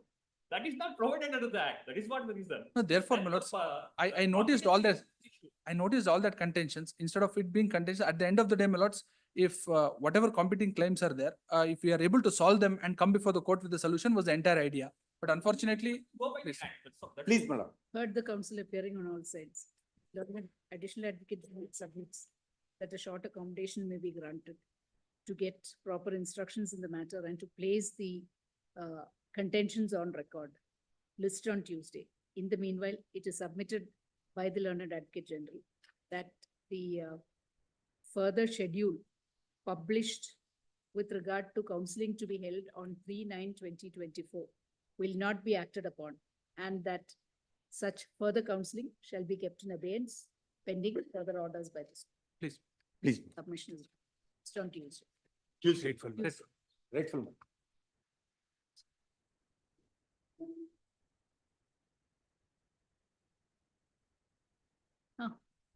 Today we have the maintainability batch. Yes. We'd just like to know if there is any conflict of decisions between co-equal benches. If there are conflicting decisions, whether we require to send it for, whether it has to be placed before a larger bench is a question. I was told that there were some conflicting judgments. Is that so? Sharma or bench consider Madi, but there is really no conflict, my lord. There is no conflict. There is no can conflict. proceed. According to us, Yes, Justice Satish Sharma has taken the view that we Yes. have locus standi. yes, It was stayed by the Supreme Court. yes, But later on, now the Supreme Court also has confirmed that order. yes, So ultimately, the question is, yes. whether in a given case we have a locus standi or not, generally can it be said that the Lokayukta does not have locus standi, whether that is sustainable? In a given case, probably having regard to the facts involved in that case, court can say, no, this is not a case you are affected. Correct. But to say generally that we do not have locus standi itself, my lord, may not be acceptable. My lord, is our. Can we see the judgments on the point? Yes, yes. You don't need to go into the Yes, questions yes. of fact at all. Yes. Only the question of My law. instruction, my lords, coordinate bench is sitting at Dharwad bench on 27th has passed an order on this very issue, my lord. They're not yet released. No, there is, well, matter had come up before Justice Krishna Dikshit and our companion judge before the Dharwad bench. I made a submission that in a given case you can consider, the judge agreed with my submission. Yes, But in a matter, my lord, where the authorities had remanded the matter back to the state government for reconsideration, court felt that Lokayukta cannot have grievance because these are all matters where it is remanded. Court said where remand is there, now there are two issues where the court the tribunal finds specifically with regard to lack of application of mind by the state, as in 12-4, yes, that the state has not applied its mind. yes. And on that ground, the further proceedings taken by the Lokayukta was not proper. In such a case, probably where the fault is found with the state for not properly applying its mind. In such cases, probably the at least the state may also have to challenge. The Lokayukta alone challenging, or in a case where the only issue is with regard to, found by the tribunal is with regard to the lack of application of mind by the state. In such cases, we'll probably have to consider on case basis whether But the only it is thing is, maintainable Lord, or not. some matter, to or blanket yeah, that is all our submission. statement Yeah. that the Lokayukta does not have power to, Correct. in the facts and circumstances of the power of the Lokayukta Correct, correct. in the Karnataka Lokayukta Act. We also prima facie, we agree that that may not be the correct. Well, the another point is, some matters are coming up before one division bench, and certain matters are coming before this division bench. Some matters are now before the single judge also. Because there are writ appeals as well. There are, in fact, in Dharwad, the matter came up about 3-4 days ago. We made that submission. In an individual case, you may say that we may not have locus standi. Frivolous matter is remanded, doesn't affect. In such a case, court can always take the decision. But to shut us out of the entire proceedings in all cases, because, my lord, ultimately it is a corruption case. Allegations are made against the top government functionaries. Government can decide because of certain other extraneous concerns, may decide, no, we will not pursue. In such a case, whether Lokayukta is prevented from bringing it to the notice of the court, that what has happened? Is it a case where we are all busybodies, where we have nothing to, no role at all? Or is it a case where we can bring it to the notice of the court? Court can always say, no, this is not a matter for interference. So Prima facie, we are in agreement with you that the Lokayukta is not a busybody. The Lokayukta is not a stranger to the proceedings. The Lokayukta is not only an inquiring authority. It is much more than all that. correct. Definitely, we are in agreement with you. Correct. But in certain situations, probably yes. it will have to be considered. That we also, my lord, do not dispute that in a given case, court can always say so. We do not say that in every case, at certain point of time, my lord, several cases came to be filed by Lokayukta. Thereafter, we also woke up that it is not necessary for us to come to court in every case, only in a serious. Also because this, what we are saying, prima facie, is also because It is because the state government was not effective in curbing corruption that, as a matter of fact, Yes. the Lokayukta Act had to be so amended. The KCSR, the Classification Control Appeal rules had to be amended. And the Lokayukta has been given the powers as it has been. And it appears that it is only due to the power given by the Lokayukta that there is some kind of a check and measure on the corruption in the government sector. In Lord, such one, circumstances, to say that the Lokayukta will have no power to challenge orders of the KSAT as a blanket proposition, difficult to agree. Lord, one, Certain situations where you say that it is a case where the state has already given effect, even in such cases, we have to look at the role of the Lokayukta going by the provisions of the statute. We My cannot. case, my lords, at 12.7, I have reinstatement was ordered, not remand, and they have already given effect and I'm working. Well, even in such cases, whether the decision of the government to comply,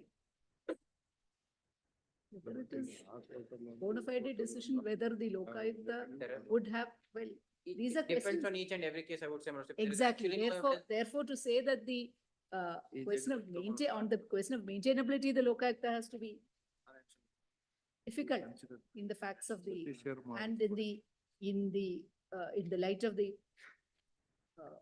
statutory provisions. What is the intention of having a Lokayukta at all? It is some kind of a overseal of the action of the state as well. Whether they are taking action as against the officers against whom they should be. It is because they are not taking action that this entire mechanism is provided for. I'll submit it already. So unless there are some decisions which you can place on record with the available material, you'll not be able to accept your contentions that the Lokayukta has not, cannot maintain a petition as against an order of the case, even in cases where the state does not. Supreme Court order. I shall, my lords, I shall. I request, my lords, in 12.7, copy of a writ petition may be served on. I appear for the respondent. Yes, the copies can be served in the, we are only hearing, which is why we thought that copies may not be necessary. We are hearing it on the legal issue as to whether the Lokayukta can maintain a writ petition. Whether it can be maintained in the facts and circumstances of each case, we'll consider it separate. But we are not prima facie, unless of course you can show us something to the contrary. But there are decisions on section 12 and so, my lords, I shall place it and then, my lords, I shall. Even in a case where the state does not apply its mind. Whether that is a bona fide omission, whether that is an omission to help the person accused, those are matters which have to be taken into account.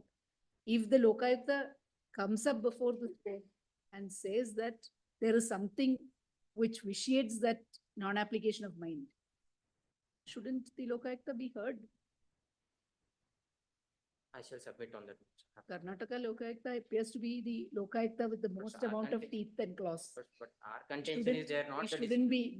We shouldn't be denuding those teeth and claws is what we feel. Our contention is, my lords, they are the inquiry authority. No, not the they are district not. court. If that were so, That you are Act right. 40. If as a matter of fact, they were just the inquiry authority, you are right. But what is the role of the Lokayukta? 14, Go- only that is interest. You're, I'll we are- verify, we are- my lords, with, we're not prepared to accept that contention. I'll submit. Here is on a that. case where the Lokayukta is empowered to conduct the inquiry on the base, a preliminary inquiry on the basis of complaints. The Lokayukta conducts the inquiry. The Lokayukta also has a police force to conduct criminal investigation. That's- That is also available. And then the Lokayukta, on the basis of the inquiry conducted by it, places a recommendation before the government. The government is expected to look into that recommendation, apply its mind and proceed on the basis of the recommendation. In some cases, the government does not apply its mind. Well, even in those cases, is it open to the Lokayukta to say that we had given a proper report to the government and the refusal on the part of the government under 12.4 to actually look into that report and place a proper recommendation on record is Under section 12, I think there is a with provision of such. ulterior motives. Lokaयुक्त can disagree with the government. There is a provision. Exactly, But exactly. 12.4, if the, Yeah, goes- it should if go as to a matter, government. It should go to government. correct, correct. If the government does Section 12 not, it prescribes. if the government refuses to apply its mind to the 12.3 report, They are agreed, they have to go to government. correct? Therefore, if the ASAT passes a note, the government has not applied its mind, therefore it is bad in law. After the entire procedure is complete, after which 14A has been done, the charge memo has been issued, entrustment is there, there is an inquiry conducted by the Lokayukta, finding of guilt, and then it is found that 12.4 there was no proper application of mind. If 12.4 the application of mind was Mine is. not there under 12.4 for ulterior motives, cannot the Lokayukta say that before this court? Mine is not one such case. Therefore, which all we are saying is maintainability is a question In general. to say that there is no power in the Lokayukta to approach this court may not be the correct proposition. In each case, we can consider it on the merits of the matter. Well filed, the In each Lokaयुक्त case, we'll just decide whether the Lokayukta can approach the High Court against orders of the KSA. Prima facie, the answer would be yes, the Lokayukta can. Lord sir, that generally we cannot say it, only it depends on Generally- the facts and circumstances. Generally, even this court cannot say that the Lokayukta is only an inquiry authority, cannot come before the High Court. That proposition is difficult to accept. I've looked into, my lord sir, there are any decisions which has considered it, lords may grant me. Difficult. We have made a compilation. Yes, there is the Kindly see, my lord, your lordship may have a look at that compilation. ಇದೆ ಕೊಡು, short ಕೊಡು, ಆಮೇಲೆ. ಕೊಟ್ಟಿಲ್ವಾ? ಒಂದಿದ್ಯಾ?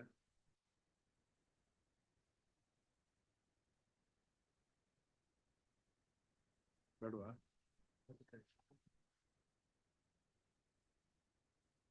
But my learned friend is not that he does not have copy, he wants one more copy. I have misplaced my copy. Give it. That is what. yes. The Is what- council on record is. Not that like they have not served me. appearing I'm told that application. they have served me, but I have misplaced my, I don't have a copy. That is what I was requesting. I will give. Yes. ಯಾವ್ದು ಕೊಟ್ರಿ book? Huh? But in that compilation, though there are several judgments. Page 397 of that compilation. ಇದು short order. Only Supreme Court order thing. 397. 397 is a judgment of division bench. Relevant page is at 450, para 52.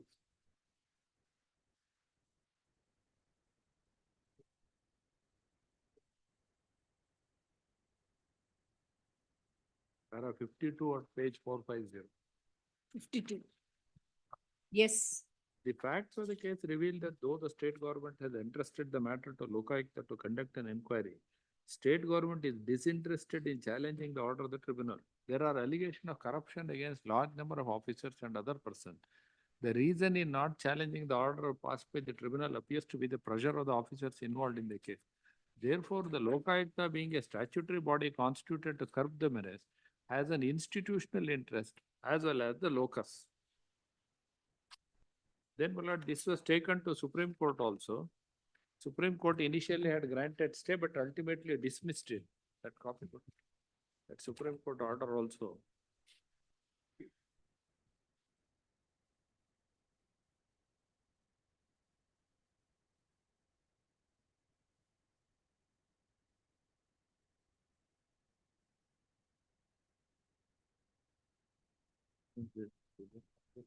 ಇದೊಂದು Ravi ಮಳಿಮಠದ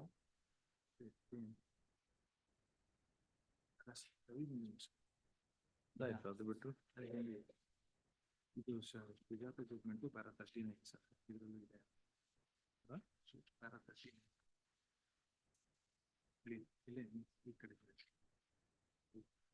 Start ಆಗೋದು.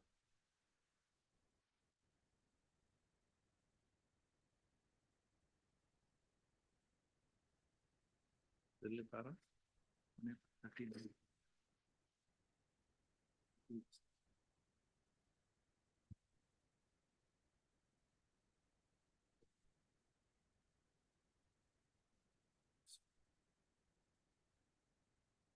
Yes, There is another division bench judgment yes, at page 343 of the compilation. yes.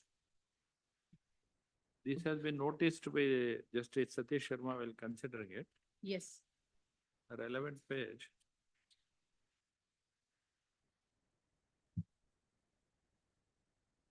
Page 392, para 35. Conclusion. yes, In the light of the principles envisaged by Honorable Court as discussed supra read with Rule 14A of the rule, the function of the investigation inquiry conducted by Honorable Lokayukta, Upalokaayukta pursuant to Rule 14 of CCA rules is recommendatory in nature, and the discretion is left with the government either to accept it or reject the report after assigning valid reasons based on a strong ground. Power to impose penalties is retained by the government under 14A 2E of the rules. It is tried that the legislative intent behind the enactment of the act makes it clear that a public servant, there is no cavil on the proposition that when certain power is vested with the honorable law, armed with appropriate power in order to implement their orders, opinions, and their effort should not be washed out by the disciplinary authorities concerned. There being some sanctity to the report, it should be considered in a reasonable manner with the state government while passing an order under section 12(4). I have nothing on. But the discretion left with the disciplinary authority cannot be interfered by the petitioner when the illegality committed by the tribunal is brought to the notice of the court by an institution constituted under special enactment to curb the corruption and to achieve the objects and purport of the act in the interest of the public. Same cannot be thrown out on technicalities. But in the cases filed regularly in the routine manner challenging quashing of the entrustment order passed under Rule 14A of the rules, no such illegality committed by the tribunal is brought to the notice of the court, except defending the action of the state government in entrusting the matter for inquiry under Rule 14A of the rule. On the contrary, such defense is not taken by the state government. The petitioner, for reasons best known to him, having not participated in the proceeding before tribunal, though arrayed as a party, is now challenging the impugned order as person agreed. If the petitioner has remained neutral to maintain impartiality relating to the lease between respond number 1 and 2, same approach would have been maintained at further higher levels. In the present case, the tribunal has set aside an entrustment order mainly for want of application of mind by the state government under 12(4) of the Act. State government itself has accepted the same.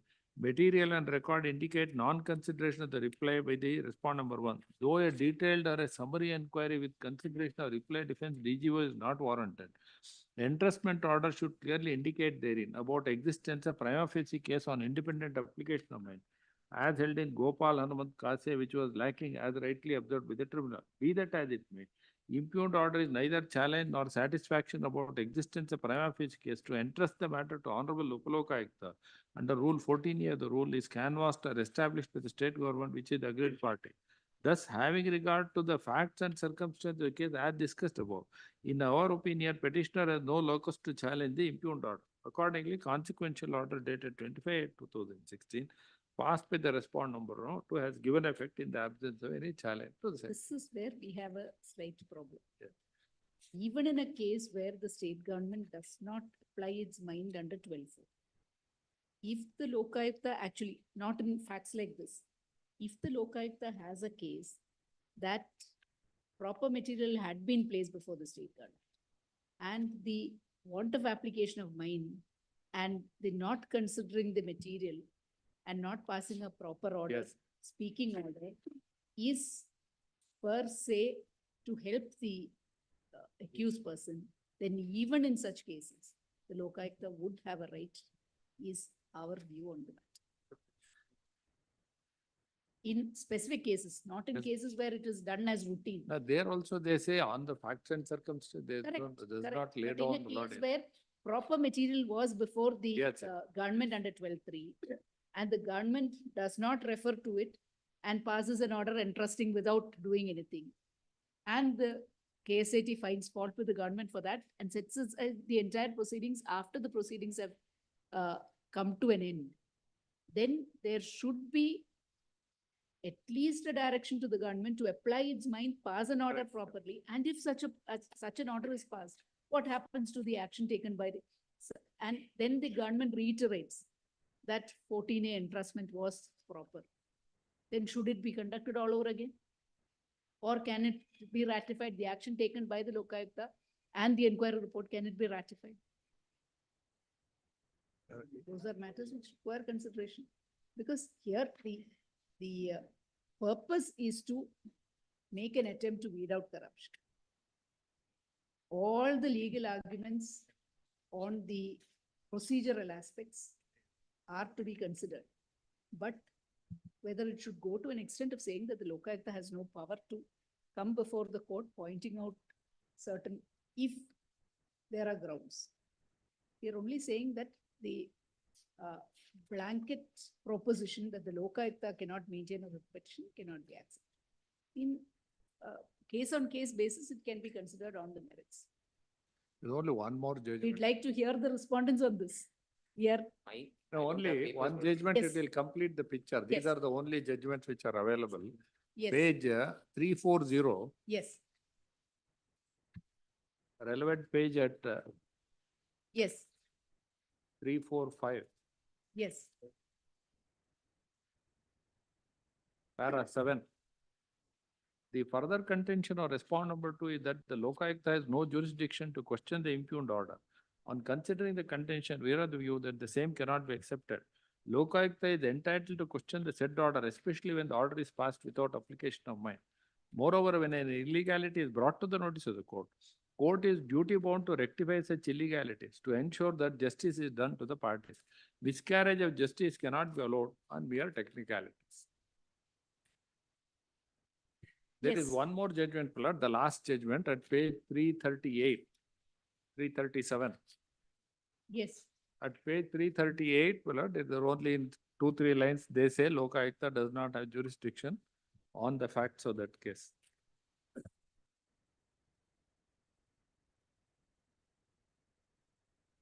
Entrustment is without application of mind on that ground. There also it does not lay down any law. Yes.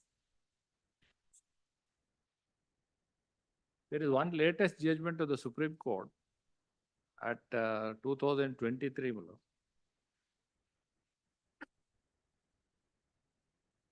There, copy is there. 2023 SCC on page 175. Para 39. This is under the Lokpal Act when preliminary report was given.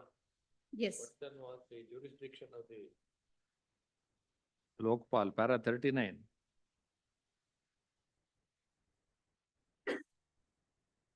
The further objection raised by the respondent is in reference to further objection raised by the is in reference to locus standi of the appellant. In filing the appeal to this court, in support of the submission, counsel placed reliance on the judgments of the court. In National Commission for Women versus State of Delhi, MS Qazi's own. In our considered view, the submission is wholly bereft of the reason that the action of the appellant initiated pursuant to the order dated 11 December 2020 for conducting preliminary inquiry in exercise of powers conferred under 21 of the Act 2014 was a subject matter challenge before the High Court at the instance of respondent number 1. And that is being interfered with, and the action of the appellant is being set aside under the impugned judgment dated 3rd February 2021.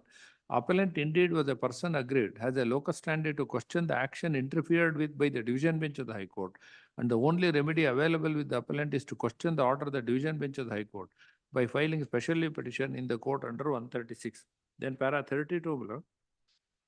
Both the judgments related upon are not even remotely concerned with the facts and circumstances of the present case. To say in other words, if the order of the appellant directing Directorate of Vigilance to conduct preliminary inquiry and exercise the power under section 21 of the Act dated 11 December 2020 has been set aside by the High Court, obviously the appellant is a person aggrieved, can certainly question the legality and validity of the judgment of the High Court, impugned by invoking the jurisdiction of the court under 136. There is another judgment of a single judge of the High Court which appeal is pending, where the learned single judge holds we are only an inquiring authority. As an inquiring authority, you cannot question. These are the major judgments. There are Supreme Court judgments also, if need be, I can go it. That's my main line of, I don't have materials, my lords, but I would say, my lords, my main line of argument in this regard would be, my lords, when employer and employee is in the picture, my lords, Lokayukta being the third party cannot override the decisions of employer. For this reason, the relationship is only between employer and employee, and only when employer permits third party to enter between the employer and employee, Lokayukta has the power. My lords, second line of argument of mine would be that, my lords, if such a power that Lokayukta would have more say than the employer would come to picture, my lords, then Lokayukta's powers will be not limited is what would be, I will be arguing. In these two lines, my lords, I will be arguing, my lords, I need some time because I don't have any materials. Because their citations also, that is not served on me at all. Yes. But, I am thinking, my lords, 12.1. My lords, We are not on the question of maintainability of individual writ petitions. We are only on the proposition whether. proposition, I don't canvass an argument that Lokayukta has no locus standi at all. As pointed out by the Honorable Court, it depends upon each facts of the case. In my case, confining to my case in 12.1, an order of entrustment was given under 14A of CCA rules. Then Lokayukta started the inquiry, which was questioned by us before the K8. Now K8 holds that these DGOs, the respondents, were not even in the picture when the alleged incident took place. So which was overlooked by the government. So therefore, my lord, the order of interference was, the proceedings were come to be We questioned. consider each case on its merits. Absolutely no difficulty. My lord, there is one proposition which I want to put across, my Yes. lords, as academic Yes. purpose. Yes. My lords, under 14A of CCA rules, my lords, the inquiry is entrusted to Lokayukta institution. Yes. Depending upon class of officers, and ultimately it is not incumbent upon the government to entrust the inquiry to the Lokayukta. Correct. Not even after 12.3 report also, the government is free to conduct inquiry through his departmental procedures or the parent department. So it is not mandate of law that every inquiry should be relegated back to the Lokayukta. That being the position, it amounts to only a delegation of authority where a government is not able to conduct or for whatever good, bad or any reason, not able to hold an inquiry. Then it would entrust inquiry to the Lokayukta under 14A. Barring 14A, there is no independent power except under section 7, where Lokayukta, on the orders of Honorable Lokayukta, it would initiate suo motu proceedings or a complaint. 14A is the only link between the public servants and the Lokayukta. When the orders of entrustment is given, saying that you can hold the inquiry, submit a report back to us with a recommendation that whatever punishment is to be awarded. The government will decide whether the recommendation of the Lokayukta is appropriate or not, whether they can even refuse the accept the report. That is the provision of law. That being the case, it is only on a delegation of authority. Lokayukta will hold an inquiry.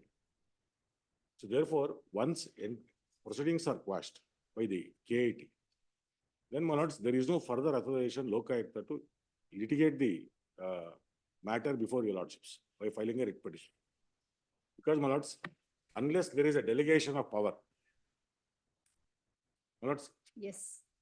my lords, I am not trying to say that in all the matters Lokayukta will not get a locus standi. That will be too preposterous to say that institution like Lokayukta should not come to the court. But where the entrustment is through the CCA rules, my lords, all they can do is they can submit back the report to the government with a recommendation that these are the punishments. Ultimately, the master of public servant is the government. Now, they would take a call if they want to accept the report. They would take a call what kind of punishment is to be given. They would take a call whether the report is to be acted upon or not. That is how, my lords, section 12 reads. The remedy, according to me, my lords, for the report is to, my lords, go to the governor and then follow the procedure under 12.4 and 12.5. So far as the entrustment is concerned, it is purely on a delegation of power. So delegation of power, my lords, acting further, my lords, without authority of law, goes to the root of the matter is my submission. Though, my lords, it is a corruption watchdog and we have to see the object of the act. Exactly. The object. My lord, that's true, but object of the act, my lords, cannot be brought into 14A. because it is an independent rules which governs the public servants. My lords, where there is a vagueness in the statute, then my lords, internal aids can be secured. What is the object of the act, and the interpretation has to be in consonance with the object of the act. But here, 14A is the only link between Karnataka Lokaयुಕ್ta and the government. If that being the case, my lord, in a given case after report, Lordship may kindly consider, after the report, government will not be going to issue 14A. They would decide to conduct inquiry within the department. They would either exonerate him, or they may recommend for punishment, or they may issue a particular order. So in that context, it is only the delegation of authority which empowers Lokaयुಕ್ta. Once a delegation is done, then my lords, Lokaयुಕ್ta is free to act according to its own procedure under the act, following the departmental inquiry rules. Beyond that, if they want to act, there has to be authorization. Is my submission. Suppose in an extreme case, Yes, the Lokaयुಕ್ta makes a preliminary report. The inquiry is entrusted to the Lokaयुಕ್ta. Inquiry is conducted. There is a finding of guilt of some yes, very grievous nature. yes. And suppose the government, after the inquiry report is submitted to the government decides to not to impose a penalty. We'll sleep over, my lords, like in most of the cases. It happens. Yes. It has happened, it will happen. And the issue is taken up by the officer concerned before the KSAT. It is stated that the government has not taken any action. Therefore, reinstate me, give me all my benefits, everything, and that is allowed by the Okay. tribunal. We are only Yes, hypothetical. yes, I situation. understand. I follow. In such a case, is it correct to say that the Lokaयुಕ್ta would have no business at all, and that it should hold its hands completely, and should not bring the matter to the attention of this court that such a thing has occurred and that such an order is illegal? My lords, Section 12 of the Lokaयुক্ta Act, my lords, is answer to the proposition which your lordships indicating, where they say, what are the avenues available to Lokaयुক্ta once they submit a report? My lords, otherwise, virtually, if we are creating a separate window of grievance for Lokaयुক্ta, then we will be rewriting the Section 12. May kindly take the Section 12 of the Lokaयुক্ta Act, my lords, your lordship would have read it, my lords. Yes. 12(3), if your lordships. Mm. If after the investigation of any action involving an allegation has been made, Lokaयुক্ta or Upalokaयुক্ta is satisfied that such allegation is substantiated either wholly or partly, he shall by report in writing communicate his findings and recommendation along with the relevant documents, materials and other evidence to the competent authority. Competent authority in this mean the employer, the person, my lords, with whom the public servant. Why do we have such an enactment at all? If the competent authority were doing its actions, conducting its affairs as it is expected to do, then there would be no necessity for such an enactment at all in the first place. And we should not read 12 in isolation. No, my lords, I'm not trying to read 12 in isolation. The powers, the 7, mechanism 8, which. 9, 10, 11. Lord, these are 9 is the investigative powers of Lokaयुক্ta, where he would follow the rules of natural justice. 7 is a suo motu power. 8 is, my lords, second clause would indicate in which complaints he can dismiss it, limitation, and similar complaint is already been adjudicated, all those things. 12 indicates what will happen to the report of Lokaयुক্ta. Now, 12(3) says, with the findings, he would submit to the competent authority. Now, what competent authority is expected to do, my lords will find it at 12(4). The competent authority shall examine the report forwarded to it under subsection 3, and within 3 months from the date of receipt of such report, intimate or a cause to be intimated to Lokaयुক্ta or Upalokaयुক্ta action taken or proposed to be taken on the basis of the report. Now, this could be a mandatory provision where the competent authority is obligated to revert back to Lokaयुক্ta that why they are sleeping over the report beyond 3 months. This is my lord's mandate of statute. If Lokaयुক্ta or Upalokaयुক্ta is satisfied that with the action taken or proposed to be taken on this recommendation or findings referred in subsection 1 and 3, I am reading my lord subsection 5 of 12. He shall close the case under information of the complaint and public servant and competent authority concerned, but he shall not, if he is, where he is not satisfied, and if he considers that case so deserves, he may make a special report upon the case to the governor and also inform the competent authority concerning the complaint. So the avenue which is available. There again, it is not as if in a case where the state government does not entrust it back to the Lokayukta and takes probably issues a memo for a minor penalty and imposes penalty of censure in a case of where the Yes. Lokayukta has found corruption. Lokayukta is not powerless. There is the power to approach the government. Therefore, to say that the Lokayukta after submitting his report, it is not a No, case I'm where not- the Lokayukta becomes functions officio on Definitely not. on Submission of report. on No, submission of the No, no, that's not a tenure Therefore, of. to say that when there is an interference at the hands of the tribunal with the action of the government under 12(4), then Lokayukta is completely a stranger to the proceedings. He's only the inquiring authority. He cannot come before this court and complain. As a proposition, would not be correct. In individual cases, definitely, it can be considered if the state government has actually applied its mind. The state government has come to the conclusion that in certain cases, the Lokayukta may be wrong. No, of course, that is subject to judicial review of your lordships. I'm not Exactly. trying to. Exactly. say- We are only saying that the proposition that the Lokayukta can only go to the governor, he cannot come to the High Court. No. I don't mean to say that. Well, the inquiry starts with him by entrusting under 14A of CCA rules. It is a delegation of power. Once his authority to hold an inquiry are intervened by the KAT or my lords, any authority. Like we said, if it were just an inquiry officer, simpliciter, then the situation is completely different. An inquiry officer cannot come before this court and say that my report has not been No, my accepted. lords. You're right. But the Lokayukta is not an inquiry officer. It is much more. My lords, It is, as a definite- matter of fact, the public eye. No, definitely, my lords. I don't, my lords, make a statement that the Lokayukta has no role to play in the society. My lords, he is not just an inquiry. He is headed by a honorable judge of this court or any other high court. That again is not the issue. He is given other powers. There is a power to independent of the power of the government, True. which is why was such a power given. It was only because the machinery was not acting as was expected, True. which is why we have this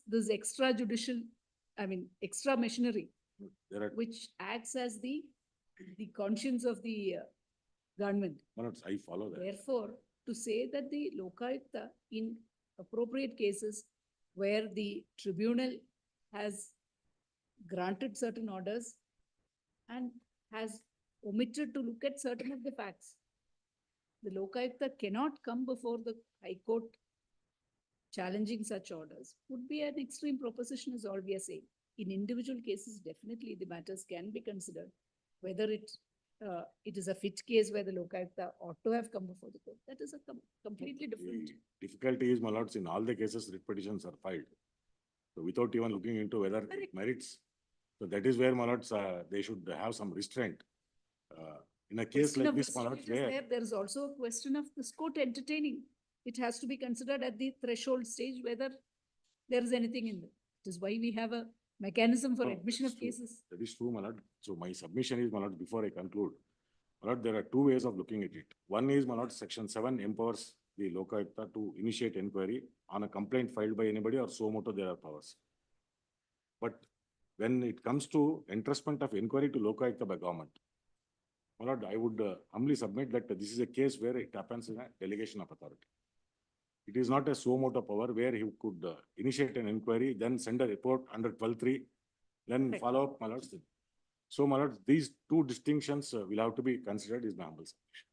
Under 14 CCA, it's only a delegation. If the suo moto action is taken, then, my lords, as you lordships are my lords, pointing out, that he becomes a complete authority to take a call that his report is met with a logical end, either with the governor or coming back to your lordships under 226, requesting for implementation, because there have been many cases where a public interest litigation is filed on 12(3) report not being acted upon by public spirited citizens, and the directions are issued by your lordships. So therefore, my lords, it is only under Section 7 They may have a right to come. If the public have a locus standi to approach this court saying that 12th reports must be implemented, how can we say that the Lokayukta That's, I don't, has no power? no, I don't say that my lords, Lokayukta lacks complete locus to come before your lordships. But these two distinctions I'm trying to point out. Wait. Yes, anybody else? I have one particular case law.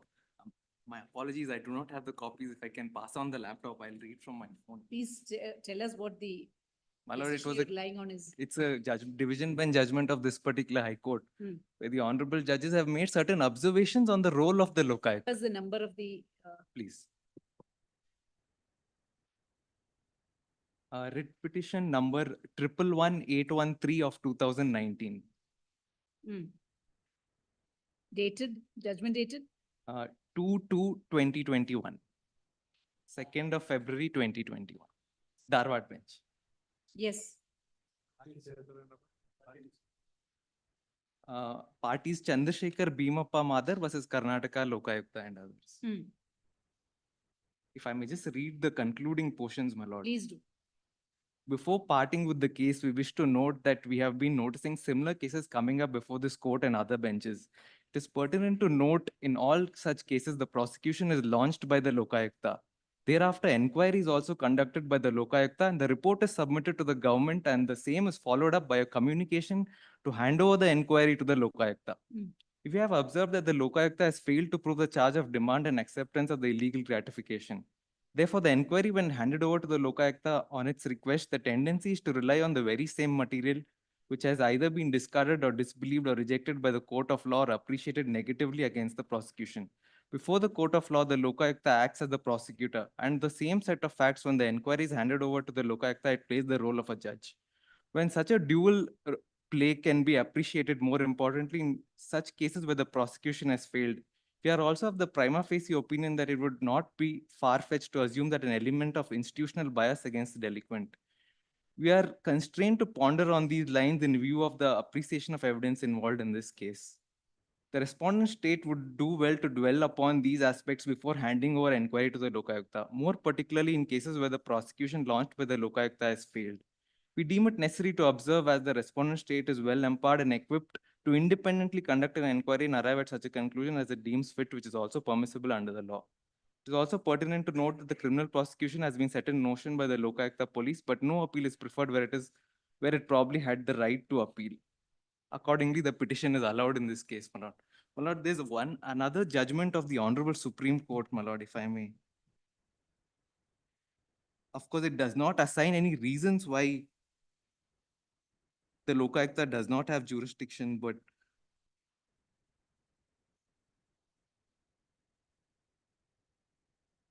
my apologies, my lord.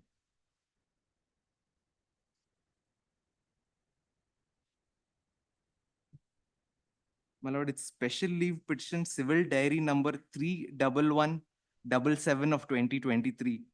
Order dated 6/9/2023 of the Honorable Supreme Court. If I may read, delay condoned, we decline to entertain the parties, the Lokayukta and another versus D. Hanumantraya and others. If I may read, delay condoned, we decline to entertain the present petition filed by the learned Lokayukta against an order dated so-and-so, passed by SLP so-and-so, High Court of Karnataka at Bangalore, allowing the writ petition filed by respondent number 1. Counsel, an order declining leave. My lord, if I may just, Citing is, it has. if I may just read the next line, my lord. Pertinently, the respondent state has not assailed the order dated so-and-so, and in our opinion, it is not for the Lokayukta to challenge the impugned order. It's not even res judicata between the parties. My lord, it's just an observation which I bring to you. Yes. My lord, in my particular case, in fact, at 12.16, I'm there, where the investigation appointed by the very Lokayukta says that the allegations are not made out. But the inquiry officer goes on to collect make some other material saying I have not followed the estimates. They've gone beyond the complaint. Is it not true that on your facts we'll consider on merits? But is it not true that the standard of proof required in a criminal proceeding and the standard of proof required in a disciplinary proceeding are completely different? I bow down. Even if there is no issue of institutional bias, which is, that is an issue which can be considered in appropriate cases. But even if the question of institutional bias is also taken into account, the standard of proof required is completely different. Only because in the criminal case, it could not be proved beyond the pale of doubt. That does not mean that the very same charge cannot be held to be proved in a disciplinary proceeding, because the standard is completely different.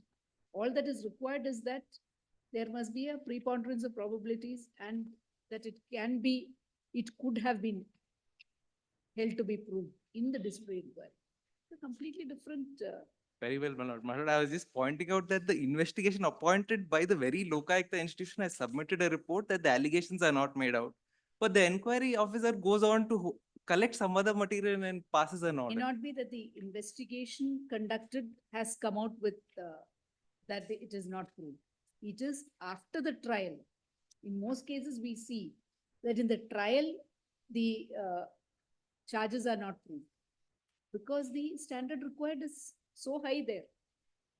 Very well, my lord. So many issues have to be proved there. The pendency of the action before the accused officer, whether the trap is properly proved in the, all this have to be proved in the criminal proceeding. But in the inquiry proceeding, the standard is much lower. What is the complaint, whether it has been, and the probably it is also possible that the witnesses before the inquiry officer are much more forthcoming. My lord, this They is a probably wouldn't go there and say that, and give evidence as against the accused officer. But in the inquiry proceedings, it is conducted in much more closed situations. Probably they say much more. my lord, this is Cannot a leave. decision which the inquiry officer took while framing the charges. That though there is the investigation report by the investigation officer appointed by the Lokayukta saying the allegations are not made out. Those are facts that can be considered in Very well. appropriate I'm cases. Definitely. just pointing out the. Yes. I'm grateful. Anybody else? Any further judgments to be The produced? government on the broader question, as your lordship pointed out, it cannot be said that the Lokayukta has no power to approach this honorable court at all. In individual cases, it may be that the Lokayukta, after the government has actually applied its mind, it may not be appropriate for the Lokayukta to have filed the case. But that apart, if a list of the compilation is given to us, we will assist the court by filing. Please do that. And please tell us whether on the basic question, whether the Lokayukta can maintain a writ petition. Additionally, if I may, Everything else we'll consider in the appropriate. without exhausting alternative remedy under 12.5, that is also to be considered. It is not an alternative remedy at They all. can approach government, they have the right. It is not an alternative remedy at all because you approach the KSAT. It is not the Lokayukta who approaches the KSAT saying that they are not taking action. You approach the KSAT and get an order in your favor, setting aside the orders of either entrustment or the orders of acceptance and 12.4 or even the memo of charges or the final order passed in the disciplinary proceedings by the authority. It is in those cases that the Lokayukta comes here challenging and saying that whatever, on the merits we'll consider. But to say that the Lokayukta should not come, that is all. It is on that point that we are deciding. We are not deciding on the question in individual cases whether the Lokayukta was justified in challenging. They are agreed. Please hand over the compilation so that they can also. Submission. 12.40. Sorry? 12.40. Hmm. I filed yesterday. Kindly have next week I will. No, we'll hear the petitioners on this, the other side on this, after the compilation is also made This, available. If they have any other judgments. Our to- compilation, my lord, will make a, just refer to paragraphs and citation on what point we'll make a brief synopsis and give it to the court. Please. Yes, we'll list this after a week so that anybody else on the other side. who- So he will very much. ಇದೊಂದು ಮಾಡ್ಕೊಡು Yes, para 2 weeks. ತುಂಬಾ ದೊಡ್ಡದಾಗ ಬರೀಬೇಡ. What point? What about Saturday? 21st? The next working Saturday? If nobody else has any objections to that, can it be on Saturday? Yes. It's only to hear them if they have Very anything well. to say on the, Deal. yes. 22nd. Two submissions, ma'am. Two Yes. matters, ma'am, the intelligence required. 12.4, ma'am. Yes, Under 12.4, in 12.4, yes. not under the, another writ petition, not a writ petition which was dismissed for non-prosecution is somehow not a. Oh, that can be deleted. It has to Dealing- be dealing, and the Dealing- lordship may have to issue a notice or recall the. There's a recall application also. Yes, recall. It is not noted. Please 225. dealing can see whether there's a recall application. Yes, The lordship would have anyway de-tag it from there, correct. list it separately. Yes, can be listed. WP separately. 22543 of 2019. I have served a copy on the Lieutenant Consignment who appears for the respondents in the other two batch matters, 22541, 22542, and 22544. 4 matters are together. Out of that, one matter got dismissed. We have filed a recall application. Yes, is listed separately. Dealing. Dealing and listed separately. In the same batch or listed separately, either way. Only this, one, The only other three one. are not dismissed. 22543 of 2019 has to be delinked and listed separately so that notice may have to go. Submission 12.9 and 12.17. Hmm. DF has to pay, like, pay immediately. Yes, please do the needful. 12.9 and 12.7. Yes.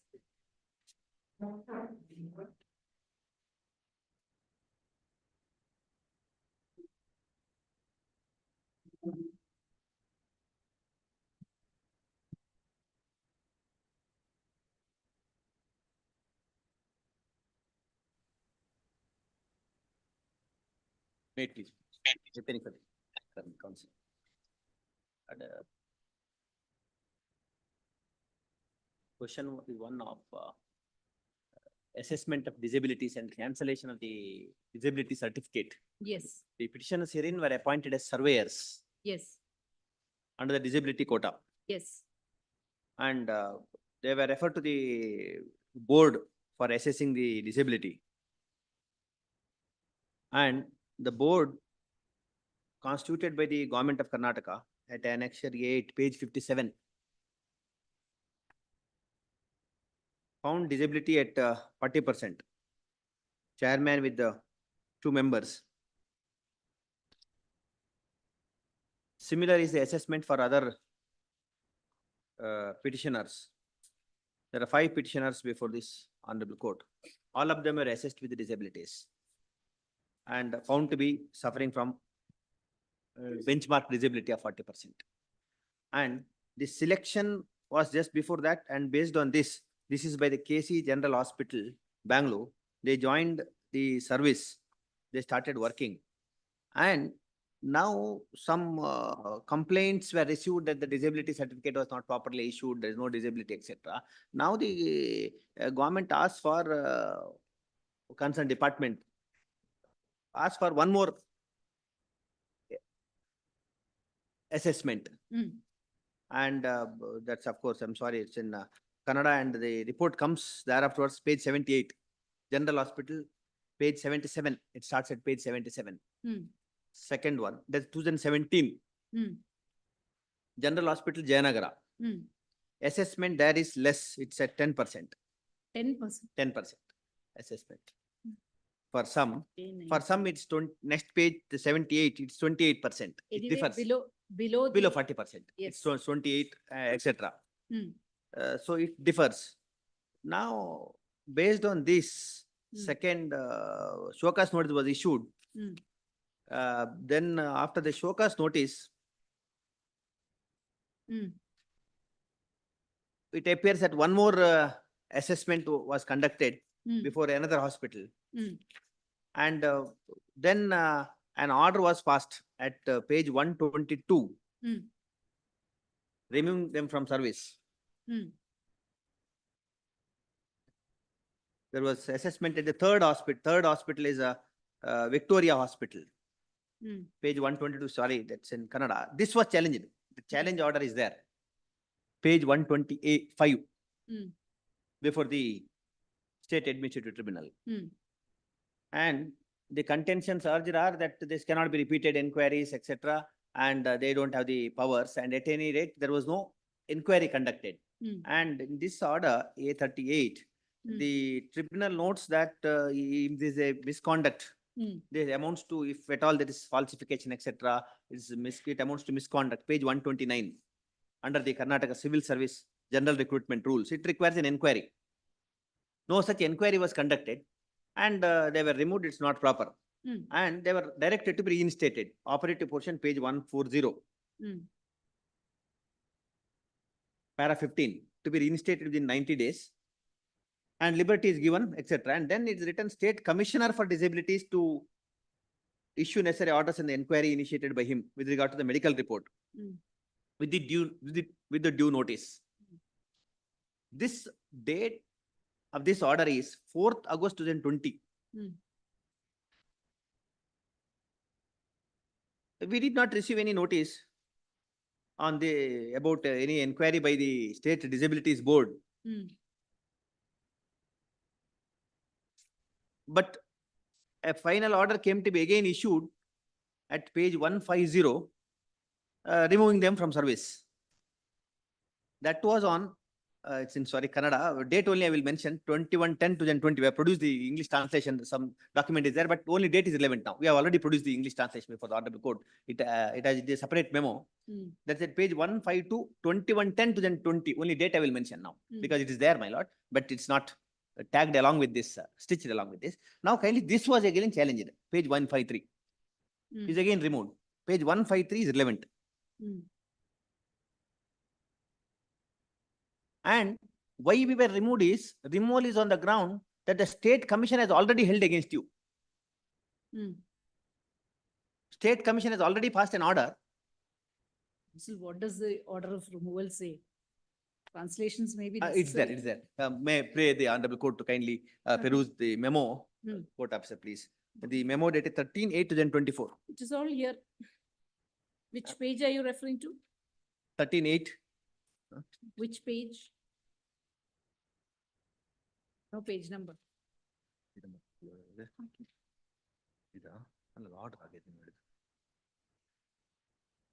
No, please. Kindly go to page 20, last page.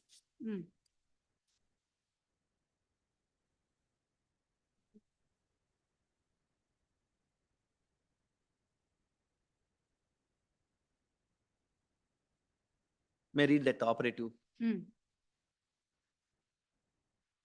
Operative portion, based on the points outlined in the proposal, I, so and so, Commissioner of Land Survey in the Revenue and Land Records Department, Bangalore, refer to the order of the Honorable State Administrative Tribunal and the judgments of the State Commissioner under the Persons with Disabilities Act 1995, Bangalore, as stated in reference 7. In the judgment, the Honorable Judges, in the judgment, so and so, this judges appears to be wrong. So and so, Ganesh, Shivakumar, Nagaraj, etc. are been ordered to be dismissed from their positions effective from the date of the order. It has been affirmed the order that the appointments to the post of the land surveyor has referred to this order's office hereby cancelled. Sorry. Yes. The appointments have been cancelled. Now, my lord, it's my duty to bring to the kind notice of the Honorable Court the reasoning of this report of the Commissioner. Without taking the precious time of the Honorable Court to the reasoning. Reasoning is mainly because there is already an order of the State Commission. Now, my lord, State Commission has already held so, therefore, we are dismissing. This is the reasoning. Now, my lord, now I beg to take the Honorable Court that State Commission's order, that your lordship will get it. Writ petition number 1 WP 12299. Another writ petition, my lord, sir. The second writ petition. 12299. 12299. Yes. That's at Annexure E, that's translated copy, the order you lost. Translated copy is at the end, Annexure E. State Commissioner. Now kindly see here, the complainants here, the third parties who also say that they have also applied for this post.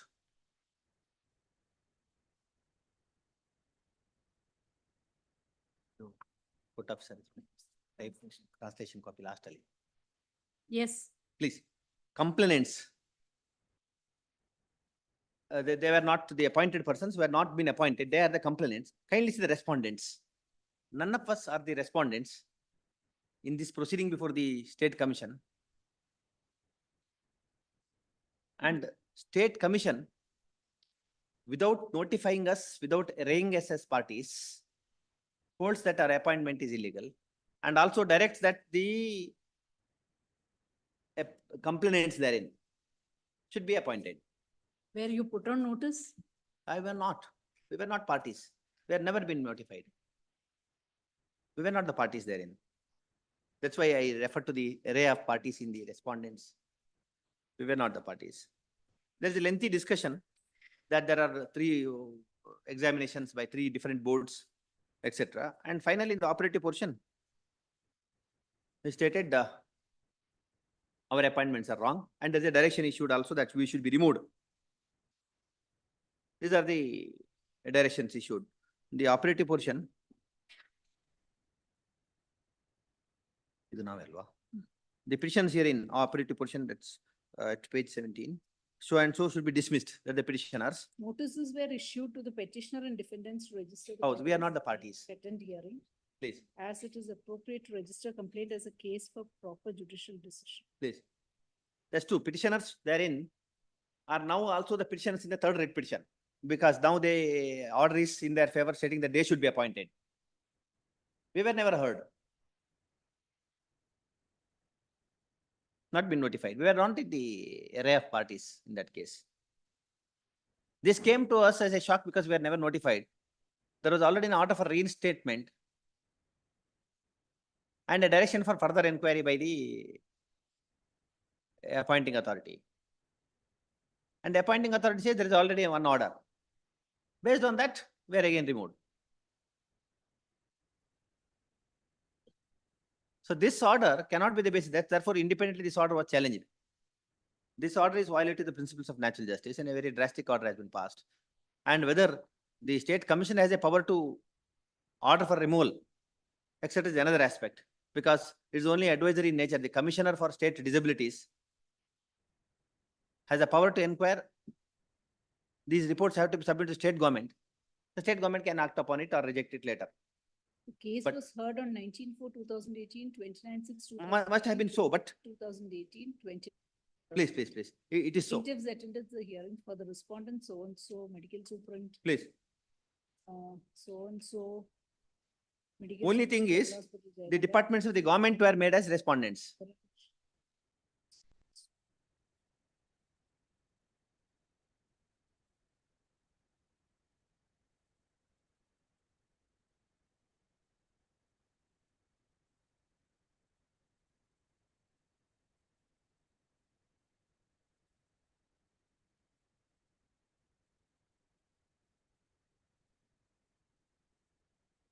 The State Commissioner for Disabilities, he seeks information from the various departments, including the medical board, etc.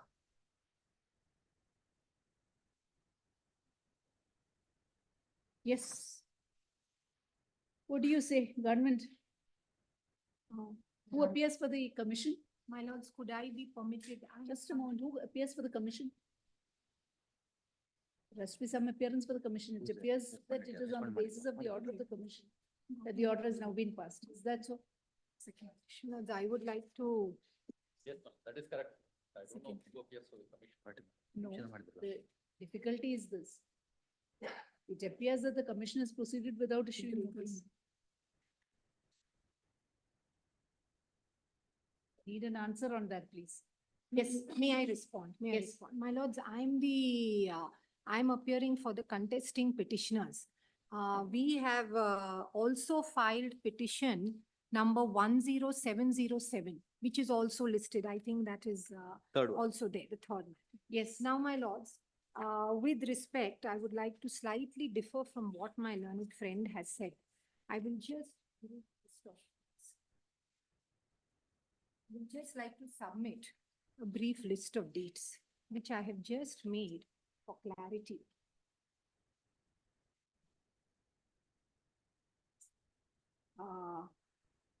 the fact that the submission that the cancellation is done on the report of the Disability Commissioner, with great respect, I would disagree with. And I will It's not so. No, no, no. Was The- there an inquiry conducted? There was a complaint filed by me before the Disability Commissioner, which is a provision under the Rights of Persons Correct. with Disabilities Correct. Act. Correct. Under the Disabilities Act, there is a section which provides all persons with disabilities, if they have any grievance, they can file a complaint. A complaint is filed. That will show, my lords. Now, my lords, 2014, the notification was issued for calling for applications. 2016, all of them write the applications, and thereafter several candidates were selected on the next date. These 5 candidates were selected. We were, my lords, 3 of us were in an additional list. So somewhat like a wait list, and we were not there in the final selection. We had to wait, and therefore we didn't get our appointments. Thereafter, some complaints were raised by many people, and therefore there was a suspicion that some of them had fake disability certificate. Notice was issued on 29/6/2017 for about 8 persons, including these 5, 8 persons to do a re-medical test. And that was done at by the medical board at Jayanagar, another hospital. Thereafter, on 25/7/2017, a fresh medical examination was done, and this showed that 8 candidates had disability less than 40%. Thereafter, there was one more committee set up at Victoria Hospital on 24/8/2018 for doing re-examination. So it is not as if this was some vague allegation made by anybody or inquiry made by a disability commissioner, etc. There is no difficulty. They're Yes. there. Yes. Now, But the question is only this. whether where it they is put made on the notice- recommendation of the disability Where commissioner. they put on notice, where they heard Yes. before the order. Yes. That is it. So thereafter, on 24/8/2018, there was a direction to constitute a fresh committee by Victoria Hospital. And when a fresh re-examination was done, out of 8, 5 of them who are now the petitioners all have medical finding was 10-20%, which is far below the eligibility of 40%. And thereafter, my lords may kindly see, at that stage, show cause notices were issued to them. On 3/1/2019, show cause notices were issued. They were, the show cause notices were in fact issued prior. They were issued on 27/8/2018, even before these medical re-examinations were done, after considering their responses, and thereafter on 3/1/2019, initially respondent 2, which is one of the authorities, they cancelled the appointment. So this was after show cause notices were issued to them, of course. Show cause notices were issued. The CH-3 found that will not do. That I will- they have to be, an inquiry has to be conducted as against That, them. with great respect, that is not what the finding of the KSAT is. I will point out with great respect. Yes. Thereafter, simultaneously, before this was done, some of us had filed a complaint before the Disability Commissioner saying that we are not considered. Our grievance was for us. We filed a complaint. On our complaint, by the time our complaint was taken up and the government responded, government itself said, oh, these people have actually already been found to be having fake certificates after 2 rounds of fresh re-examinations. And thereafter, R2 has in fact issued a cancellation. In light of that already their cancellations has been done, the Disability Commissioner gives a recommendation, since they have been cancelled and their fake certificates are to be found, to consider us. We have still not been appointed. It is Disability Commissioner's orders are merely recommendatory. A consideration to be given to us.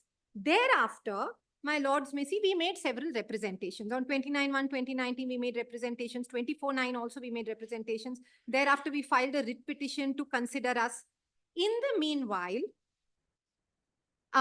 thereafter, they challenged those orders before the KSAT. Yes.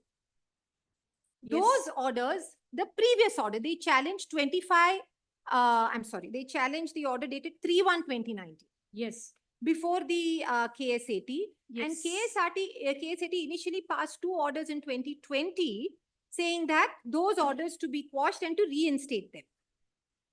Yes. After this, on 21/10/2020, respondent number 3 authority passed a detailed speaking order saying that on the basis of the Victoria Hospital findings, the posts, they are not eligible, they should be set aside. And thereafter, they once again challenged it before the KAT, and the KAT thereafter passed an order, which, my lords, is the subject matter of this challenge, which, my lords, is at page 153 of their petition. Kindly see, that is the subject matter of challenge. Yes. Now, my lords, may I just take my lords to page 153 of their petition, Yes. which is the order dated 12th November 2021. Now, in the order dated 12th November 2021, what the Honorable Tribunal says,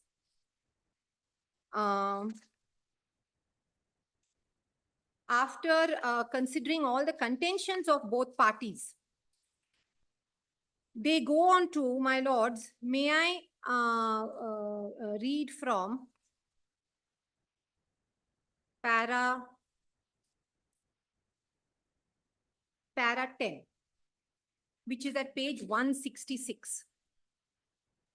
May I read from page 166, para 10? Yes. Yes. In the instant case, the material fact that verification has already been done by the medical board, and it has been found that the applicant and several others had fraudulently obtained the same, and this cannot be overlooked in public interest since the applicant and others have secured government employment only on the basis of disability certificate that stated that they possessed benchmark disability, which has been found to be fraudulent in the remedial test before the medical board. The direction to undergo medical examination has not at all been questioned by the applicant in this regard. My lords may kindly note that. The remedial test at Jayanagar Hospital was questioned by some of the applicants, and hence another remedial test was organized at Victoria Hospital. And at this stage, the process, in fact, process of re-verification was already over, which is the basis for the show cause notice to the applicants and the subsequent rescinding of the appointment. The Honorable Court in Ravindra Kumar Sharma has observed as under. In our considered opinion, the peculiar facts of this case of such a fraud and genuine suspicion raised in the representation lodged by the Viklang Sangh, and when 21% of such certificates have found to be fraudulently obtained, there was no scope for the division bench to interfere and issue order to perpetuate fraud. Writ is to be declined, and in such a scenario, and no equity can be claimed by the respondents. However, before taking any action against the individual, there should be show cause notice. The facts of the case here are comparable to the facts of the case in Ravindra Kumar Sharma. Therefore, show cause notice issued to the applicant cannot be faulted. There was no need for initiating any inquiry under the KCS CCA rules 1957, and the respondents were at liberty to take action based on the show cause notice issued in this regard. It is not in dispute that the applicant's reply was considered, and after that, the reply was found to be untenable. With regard to the medical report of Victoria Hospital, the applicant's appointment was rescinded. The further contention of the Learned Counsel for applicants is that the applicants have not been subject to inquiry proceedings under the KCS CCA rules 1977. These are disciplinary inquiry proceedings. It is a specific contention of the Learned Counsel for applicants that in a case of securing government employment through a false claim of benchmark physical disability, initiation of disciplinary proceedings is mandatory so that applicants have a fair chance of cross-examining the evidence of the disciplinary authority and also providing evidence in support of their case. It is a specific contention of the Learned Counsel for applicants that it is also the finding of tribunal in applications number so-and-so.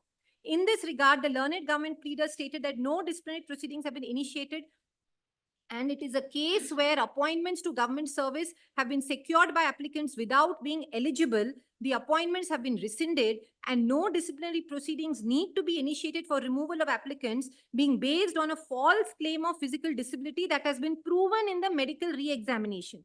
He stated that applicants have been issued show cause notice with regard to the medical report of the Victoria Hospital that confirmed that the applicant did not possess the benchmark disability, and finding the reply of the applicant to be untenable with regard to the report of the Victoria Hospital as regards the applicant's disability status, the applicant's appointment in the government service has been rescinded. In this regard, we refer to the judgments of the Honorable Supreme Court in the matter as to whether applicants are entitled to constitutional protection under 311 of the Constitution in the matter of removal from government service when the appointment has been secured on a false claim of benchmark physical disability. As regards the, and therefore, I mean, then they refer to many judgments, which in fact even we have. And ultimately, after referring to the decisions, they go on to para 16 onwards. Yes. Two issues are raised. In the KSAT, which is the basis of the order which they challenged. In that order, my lords, a stray line of the Disability Commissioner's inquiry is there. That is all. That is not the basis. The two arguments are raised. One argument is that disciplinary proceedings should be done under the KCS rules. The second argument is under Article 311, proceedings should be done. Both those have been negated.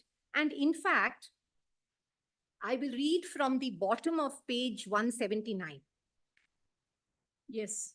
Para 16, second last line, bottom of page 179. Yes. Hence, we are in disagreement with the contention of the applicants and vehemently articulated by the learned counsel that no proceedings are maintainable against the applicants. Indeed, in terms of Ravindra Kumar Sharma and Vishwanath Pillai, it is left to the state to determine as to how the issue regarding false claims on the part of applicants possessing benchmark disability and obtaining government employment on that basis to the deprivation of others who have been entitled to benefits are to be dealt with in accordance with the settled legal position in the said judgments, where it is found by the state that the appointment was secured through false disability certificates.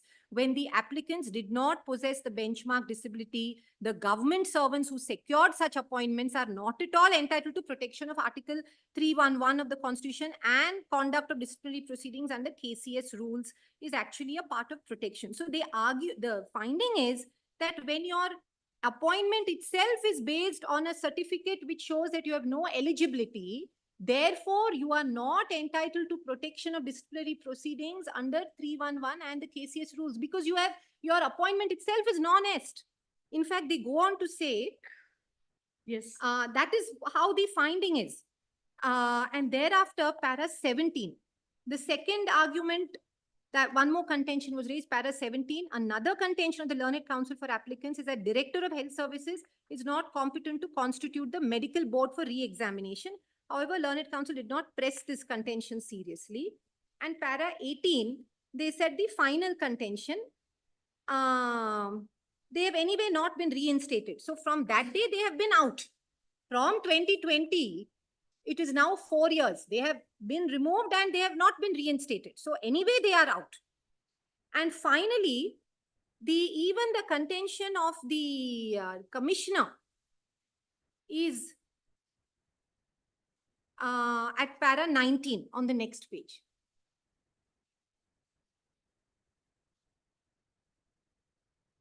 The second contention, which the tribunal has elaborated. Second contention is that there is no inquiry conducted by the State Commissioner for Disabilities as directed by the tribunal. We have perused the orders in so-and-so date. These were the earlier tribunal orders. The relevant portion is extracted below. From the above extract, it is clear that there is no direction by the tribunal to the State Commissioner to conduct any inquiry. It was only directed that he may pass necessary orders on the inquiry initiated by him. Report of the Commissioner is not under challenge in these proceedings or in any proceedings. The State Commissioner had already sent his report dated 25/1/2019, which was based on the Jayanagar report. In fact, this was before the second report, which Victoria Hospital report. As the reply statement of the applicant indicates, on the apprehensions expressed by some of the candidates with regard to the Jayanagar Hospital medical report, based on the initiative of the State Commissioner, another re-medical examination was done, this time through Victoria Hospital, which confirmed the Jayanagar report to the extent that the applicant did not possess benchmark disability to be eligible for appointment. Minor variations in the assessment notwithstanding, there is no ground to reject the reports. State Commissioner for Disabilities has already formulated his opinion and forwarded his recommendation for dismissal for applicants for the reason that they did not have benchmark disability. That was just his own submission or recommendation. And finally, the finding, I mean, all of this is the finding. Therefore, your contention is that there was no direction by the tribunal in the earlier round to conduct a disciplinary inquiry. No, the Disability Commissioner has given an order based on my complaint, which is produced. Yes.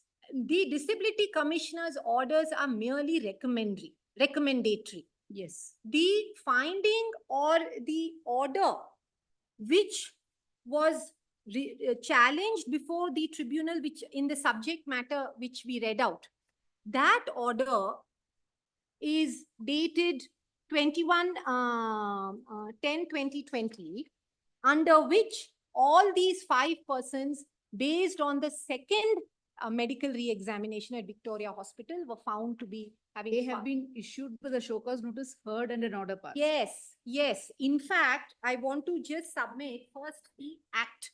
Kindly, if my lords may see the RPD Act. I may take another 5-10 minutes if it can be continued post lunch or I don't know. Post lunch, there is another combination. Then tomorrow or Monday. Tomorrow?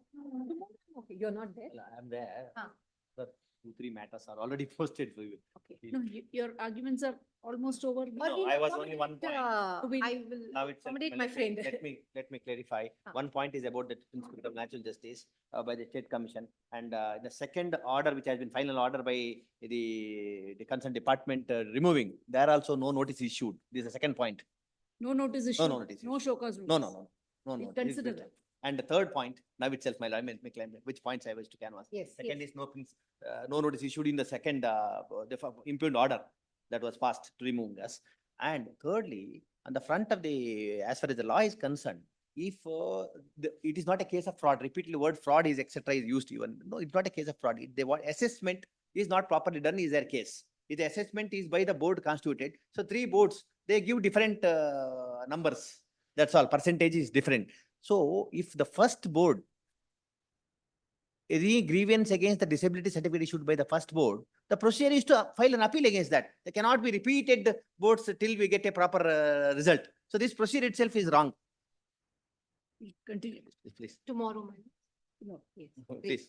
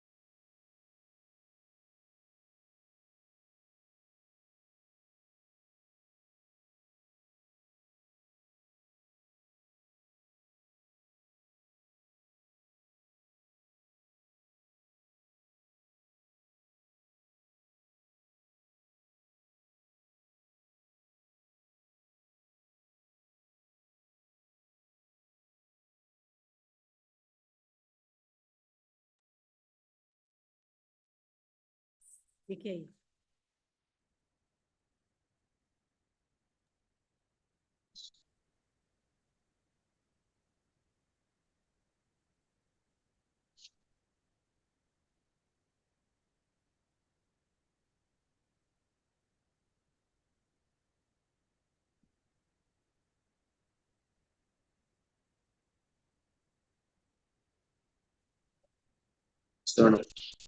Good afternoon.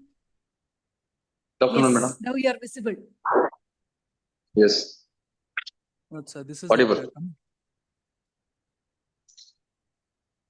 This is a committed value of pension matter. My lords, the party in person was appearing. My lords had issued notice and also permitted us to serve with hand summons. We have served the hand summons, my lords, and final acknowledgement. Now, if on the basis of hand summons, if they don't come, maybe we'll have to await regular notice. my lords. But we have notified the date also, and hand summons has been served, my lords. We'll have to await notice. Is there any appearance? I'm told that it is party in person. Yes. No appearance in Gulbarga either. So we'll have to await the regular service of notice, please. And you must also give us that Please, my lord, computation that calculation. Yes, we will place it on.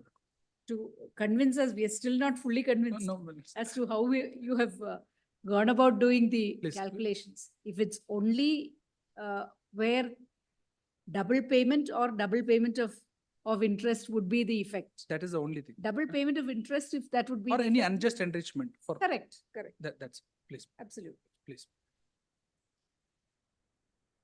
Shall we list it next Friday, brother? Or 13th? Please, madam, please. 13th? Any date, madam. 13th. Yes, any date. 13th. Because notice might take some. Yes, that might, it gives some time also. Please, grateful. List on 13th.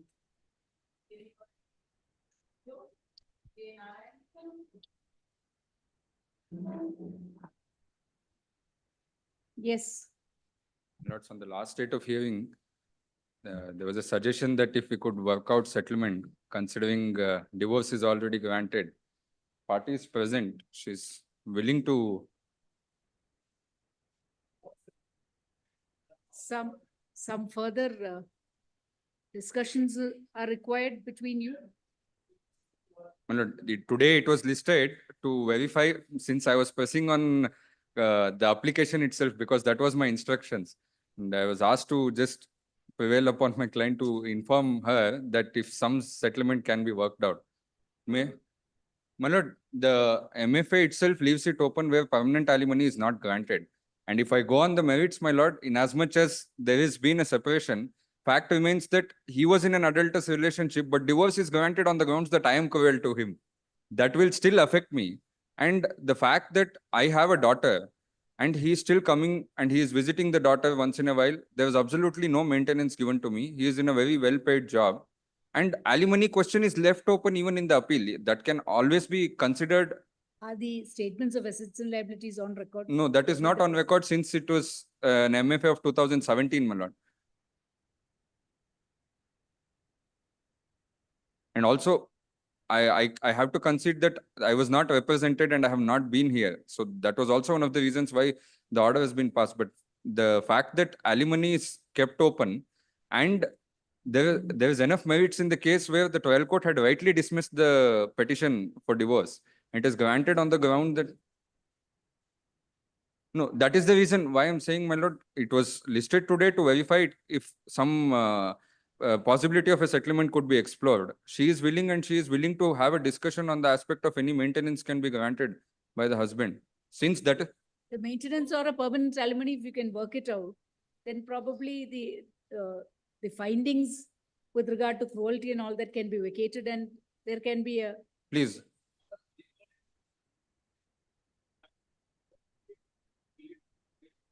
No, those are other matters. Here, now, there is no question of the marriage subsisting.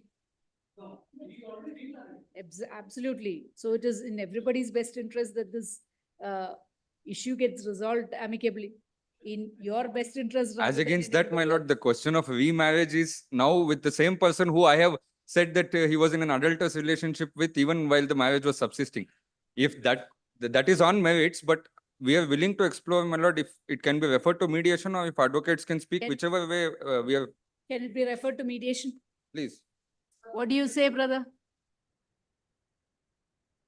Please, madam, the matter is not pending in the sense the appeal is already disposed of. Now an application is filed to recall that order. So they can go to the mediator, have the discussion, they can get the matter settled, and they can present the settlement terms. Yes. But if this matter itself could be referred, my lord, since What is the matter to be referred here is the question. that I understand. Yes.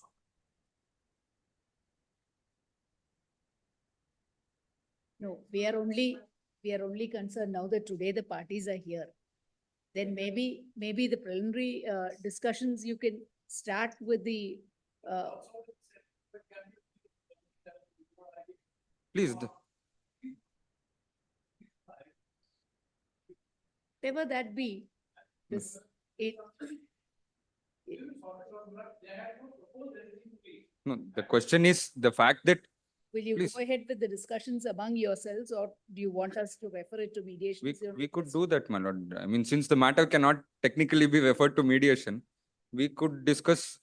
No, We will see if we can. Nothing stands in the way of the matter being referred to mediation, because there is an application now. Please, so to that effect, if it can be referred, then The application can be referred to mediation. Yes, yes, yes. Yes. Please. Yes, let us refer this please, application to mediation, so that you can. Yes. that would be convenient for all the parties. Will you appear today itself for mediation? Probably the respondent can also file an application for permanent telephony. Please. Sorry? Probably the respondent can also file an application for permanent telemony that can also be referred for mediation. Please, my lord, but since the matter is yet to be recalled, we have not filed it. That application is ready. We will file it. No, all that can be discussed before now. Please, that this- in case if it can be settled, then it may not be So necessary. when do you want it to be referred to mediation, and where? Next week Where? at the mediation center, Bangalore, man. The Karnataka Bangalore Mediation Center, Bangalore? Bangalore Mediation Center, please. Heard both sides. It is submitted by the learned counsel appearing on either side, that that the parties are willing to attempt a resolution of the disputes pending between them through mediation. The parties are therefore referred to mediation before the mediation center, Karnataka Mediation Center at Bangalore, on 4th of September 2024 at the afternoon Hello. session, 2:30? 3 o'clock, 3:30. Yes, at 3 p.m. Listed along with the report of the mediation. Please. Let us see. Any what date may happens. be given, my lord, in case next 13th, since 2 weeks will be there before that. 13th will be too early. 13th will be too early. You can, So If- based on what is the outcome, we will move the matter, my lord. Please. yes. Oblige.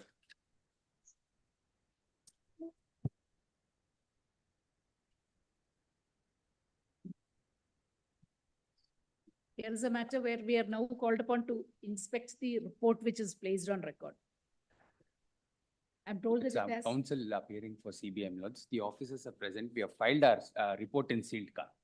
So we can, is it not better that we sit physically and consider the report? Because it may be difficult to coordinate this otherwise. We'll have this on the, when can we list this for a physical consideration? What would be the convenient date? Probably I am coming only after vacation, it seems. Oh, that will be a, no, vacation means Dasara. Things- Dasara, yes, Dasara vacation. Dasara would, well,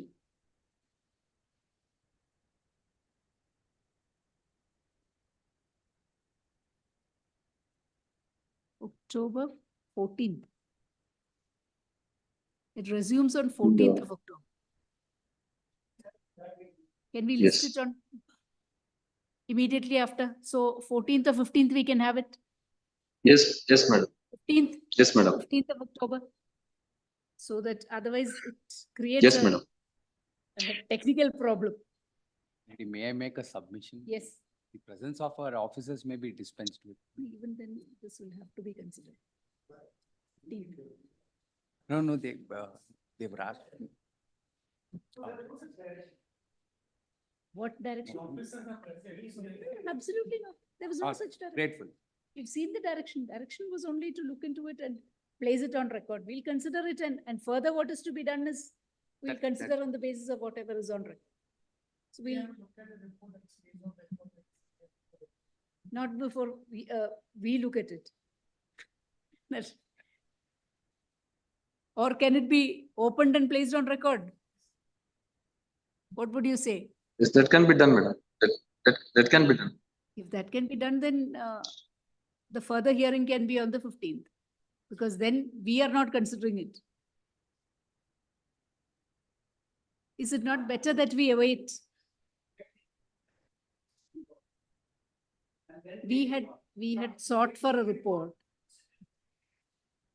Correct. Because we have called for the report and without us seeing it to place it may not be. And exactly. And one of us cannot see it in isolation also. May not be proper. It's better that we wait. Since you've waited so long, let's wait till 15th. We know which is specifically the reason why we did not uphold the direction for the CBI to consider it. We thought it could be decided on let us see, 15th. Yes. Till then, 15th. Let us hope that 15th of October. We cannot do it piecemeal. Yes. Yes, please. Yes. Please. Pass an order. Grateful. Yes.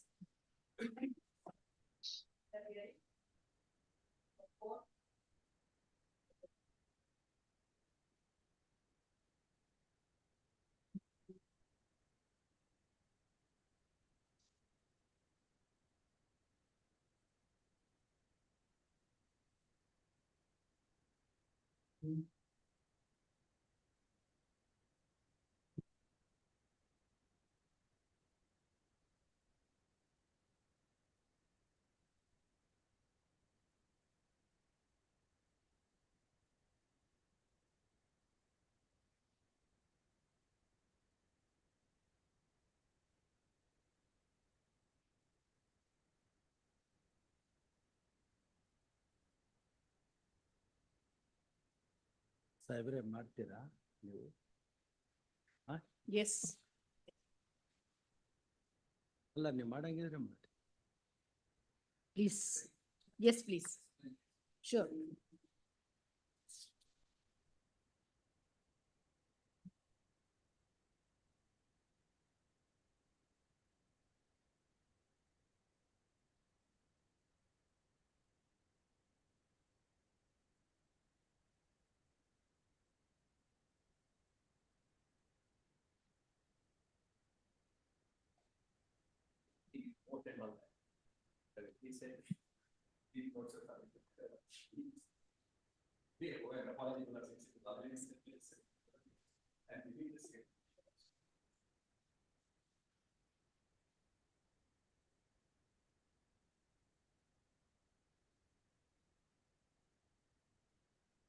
Yes.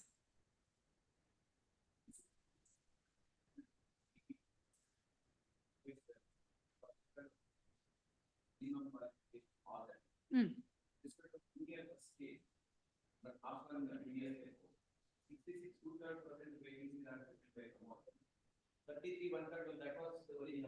Yes. This was amended in 1977, single number. Mm. We can vote 50-50. Mm. Thereafter, 1994, there was an amendment. Mm. And over that, 50-50 with vacancy, not that, what you see is vacancy. Mm. That's what they are telling you, yes, upon. Mm. Then we got 1994, there was another amendment. Hmm. Which provided, the 50% direct by promotion. Therefore, it was provided for Just a moment. Therefore, 1994. No, in 1994, there's one amendment which says that terminology of vacancies has been taken away. Hmm. Doesn't speak of about post or. It does not, but the vacancy is given a go by. Yes. But the, and the contentions of the Hmm. Hmm. 2016 not is what they are now relying upon. Hmm. Space not, they say not unfulfilled quota. Hmm. Hmm. First thing about it, not look at about 2016. Hmm. Who does not state because the word vacancy has been reported, there is lapse. Correct. That's one aspect. Correct. Second is about Hmm. lapsing occurs not only up to that date. If you look at about 2016, not 94. Hmm. 2016 says that it lapsing occurs only up to that date. Hmm. And not, it further says Hmm. vacancies arising in future should be filled in accordance with the quota policy. So that 50-50, not easy. No, 2016 OM says that quotas will be considered as against cadre strength, the posts, and that the quota as applied to vacancies will cease as on that, the date of the OM. Yes. 154 out of the. Not my lord's plan. 480. Yes. Yes. 152, my lord, it starts. Yes. Please come to my lord 154. Yes. Annexure. As per cadre and recruitment rules for KS junior scale, quota for direct recruitment and promotion is 50-50. Total cadre strength is 315. Then, my lord, they say 2. Working strength is 33-93. 33 for direct recruitment, 93 for promotion. Vacancies to be filled in accordance with the vacancy-based classification, 199 direct recruitment, 0, my lord, from promotion. Then, my lord, they say, my lord, that vacancies, now please come to, my lord, the bottom, after that tabular column. Hmm. Vacancies arising in future should be filled in accordance with the quota from which it has occurred. So, my lord, that 50-50 continues even thereafter. It is not as if, my lord, in the direct recruitment, my lord, the members, my lord, sufficient numbers are not there. It can't go to, my lord, promotees. It has to be maintained. 50-50 has to be maintained even in future. Correct. As against the posts. Correct. Correct. That is the difference That's which has right. been brought about by the. Then, my lord, 2016. there is one more aspect. Yes. If your lordships take, my lord, serial number 2. Serial number? 2. Sorry, Yes. page number 3. Yes. Contention 2. Hmm. Government has issued a government notification, my lord, dated 6/9/2007. Noti. I'll just pass on, my lord, that. Hmm. Already, my lord, we have sent it across to my lord, Lordship Justice Hegde, my lord, with the memo. Now don't talk about it. Brother, you are in receipt of the memo? Yes, memo, which contains a document dated 6/9/2007, right? 7, my lord. Yes. Correct, my lord. Yes. English translation, my lord, is at page 3, my lord. Yes. Yes, understood. Please come to, my lord, page 4. Yes. Government order dated 6/9/2007. In the backdrop of the above points, Hmm. government order dated 3/5/1996 constituting the legislative committee under the chairmanship of additional chief secretary regarding conversion of direct recruitment vacancies into promotion vacancies has been cancelled with immediate effect. Henceforth, it is hereby informed that action should be taken to fill up the direct recruitment vacancies through direct recruitment.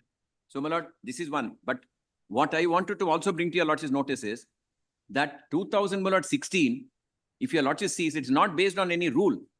My lord, it is just, my lord, a office memorandum. If your lordship sees, it is an office memorandum.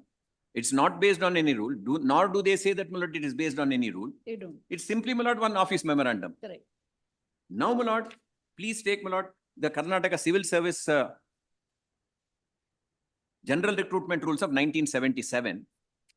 Kottidira. Yes. My lord, Rule 17. Yes.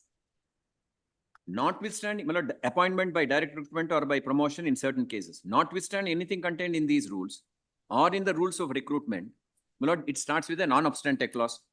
Notwithstanding anything contained in these rules or in the rules of recruitment, specially made in respect of any service or post, appointing authority may fill by direct recruitment a vacancy reserved to be filled by a promotion when it is satisfied that the persons eligible to be considered for promotion are not fit to be so promoted.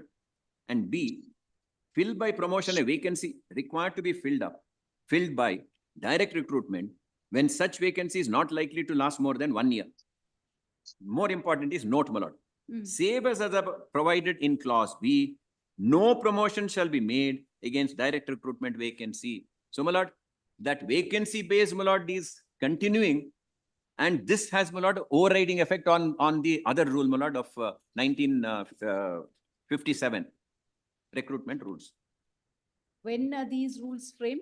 My lord, these rules are 1977, my lord. Therefore, and my lord, these are general rules of every, my lord, for all categories of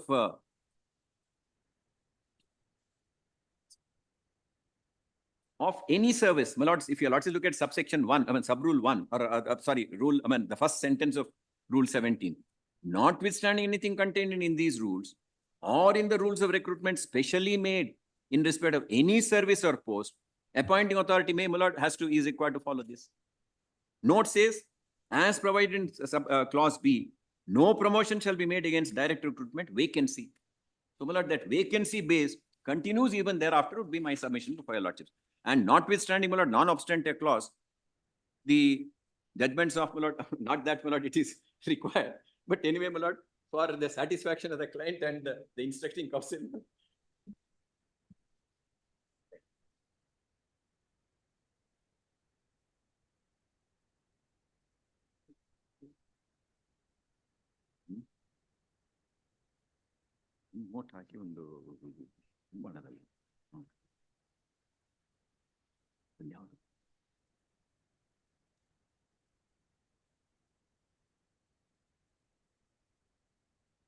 Lord, paragraph 11 at page, my lord, 202.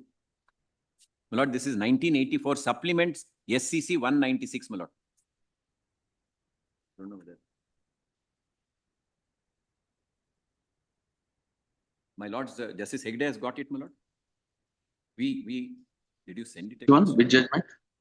My lord, this is, my lord, Union of India versus Kapil and others, 1984 supplement SCC 196, my lord. Kokil and others. Yes, my lord. Kokil. Kokil, yes, it is there. Yes. My lord, paragraph Yes. 11, para 11. Yes.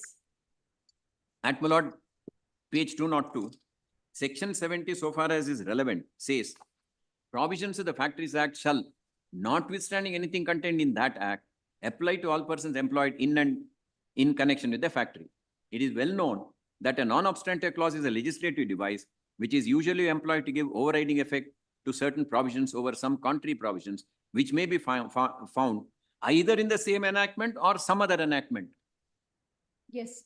That is to say, to avoid operation and effect of all contrary provisions. Thus, non-obstante clause in section 70, namely notwithstanding anything contained in that act, must mean notwithstanding anything to the contrary contained in that act, and as such, it must refer to the exempting provisions, which would be contrary to the general applicability of the act, etc. Here, my lord, Rule 17, if your lordships again, my lord, have a look at, says notwithstanding anything contained in these rules are in the rules of recruitment specially made. 1956, my lord, is specially. Small problem here. Yes, my lord. Please see the Karnataka Civil Services General Recruitment Rules 1977. Rule 1 provides it. Yes, my lord. Rule 1, my lord. Rule 1 provides it.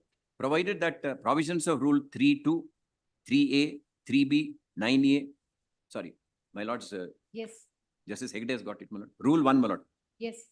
provided that the provisions of Rule 3.2, 3A, 3B, Yes. 9A1, 1A, 15A, 16, 16A, and 17 of these rules shall have effect, notwithstanding anything inconsistent therewith contained in the rules of recruitment, specially made in respect of any service or post. Shall have effect notwithstanding anything inconsistent therewith. Correct, madam. Contained in the rules of recruitment, specifically made in respect of any service or post. Same thing, my lord, is reflected, my lord, in 17.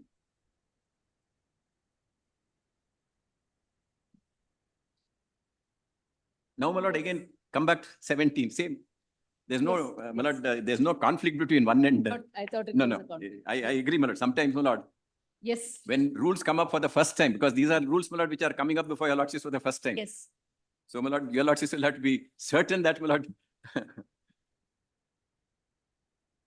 No, save is provided in what is stated in B, my lord. Rule 17 is 70. that if direct recruitment vacancy can be filled up by promotion and vice versa in Yes. certain circumstances. Correct. But then, my lord, please look at The the note. note only Ah. says save is otherwise provided. Provided in clause B. Clause B, my lord, 1 year. If it, my lord, it can lapse. But then beyond that, no.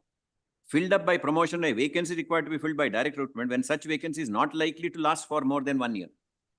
Therefore, my lord, my submission to your lordships is, What would be a direct recruitment vacancy?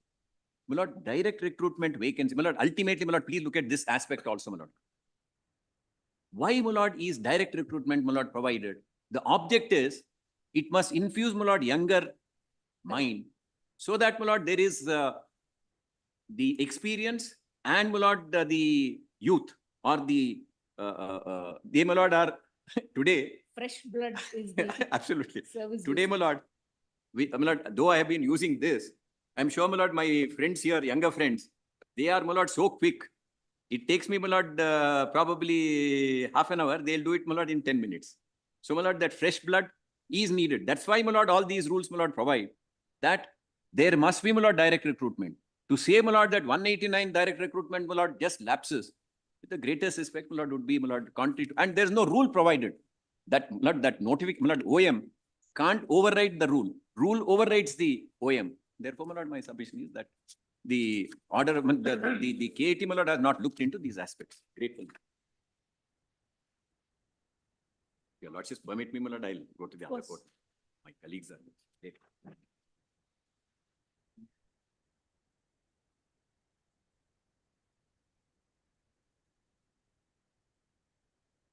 Please.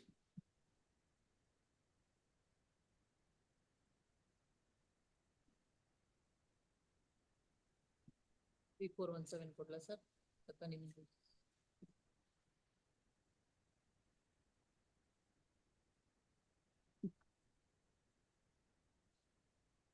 Yes.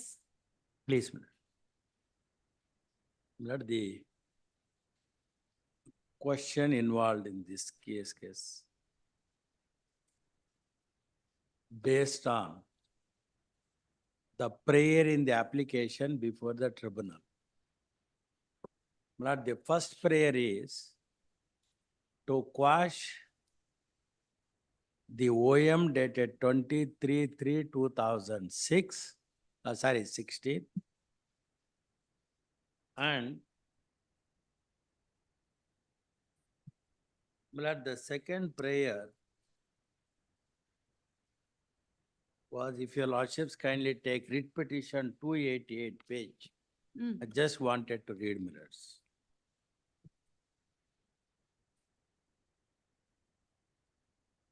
This is 3417.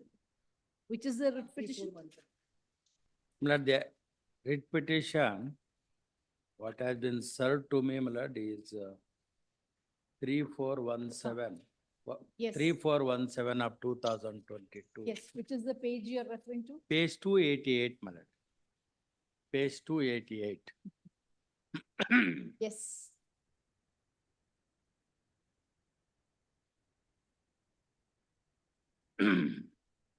Yes. Lord, the first prayer is to quash the official memorandum.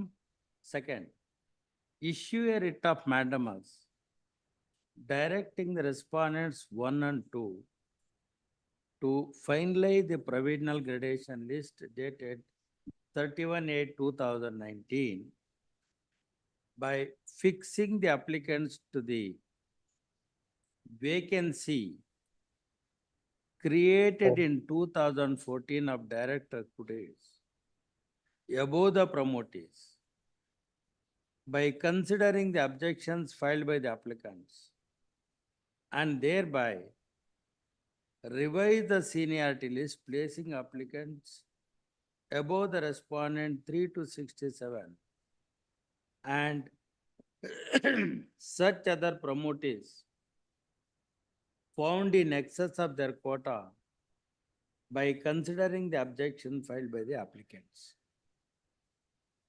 Now, my lords, there is a notification for direct recruitment in 2014 and the list came to be published in 2016. And these people are appointed, my lord, in 2017 September. Now they are seeking the seniority in respect of the vacancies arose in 2014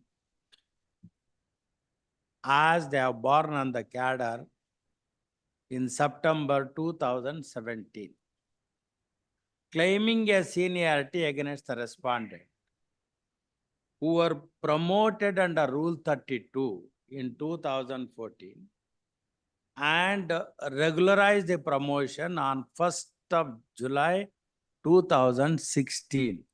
This is most important. Before these people were joined into the services by a substantive appointment, there is a regularization within their quota so far as the promotees is concerned. Now, why I am drawing the attention to your lordship's lords, the date of promotions is 2016, regular. Rule 32 is 14. They have put in 3 years under Rule 32.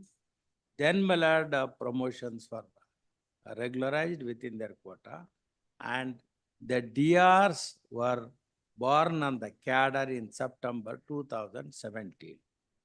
Now, with these facts, now the direction is finalize the gradation list by fixing the applicants to the vacancies of 2014.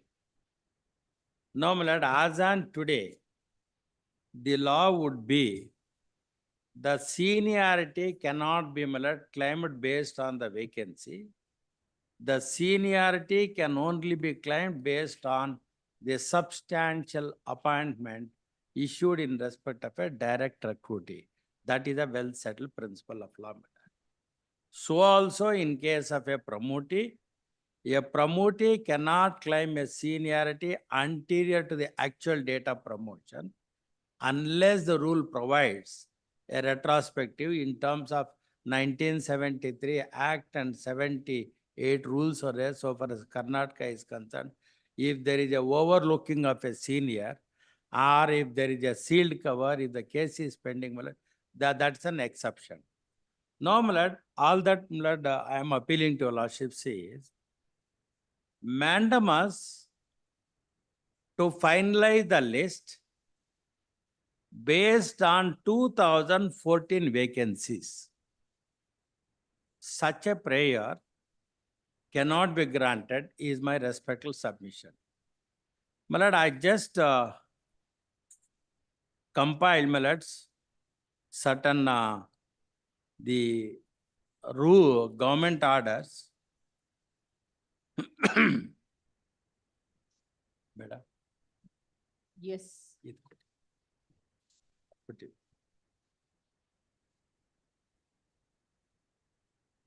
Of course, 77 general recruitment rules. Yes. Your lordships got it. Yes. List of government orders. My lord, of course, general recruitment rules. My lord, I am only just bringing to your lordships as a refreshing memory. It defines what is meant by direct recruitment, what is meant by promotion. Your Lordships also has just now gone through Rule 17. That Yes. will have a bearing on the contents of this affidavit dated 23/3/2016. 23/3/2016. Also, Miller The talks, OMUB. it talks of, Or the OMUB. yes, my lord. Yes.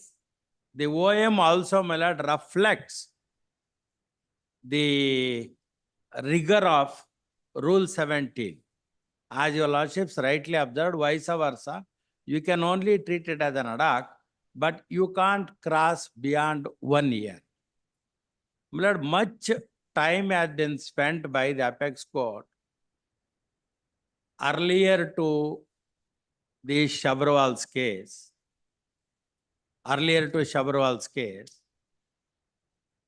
to find out what exactly the seniority dispute between the two groups, my lords. If a quota rule is provided under the cadre and recruitment regulations, and the government can prescribe the norms or the guidelines for the purpose of regulating the seniority.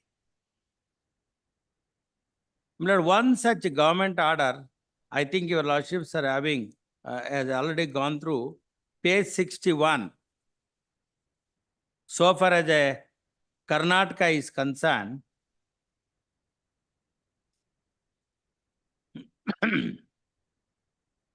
because the other side argument was the post and the vacancy is one and the same.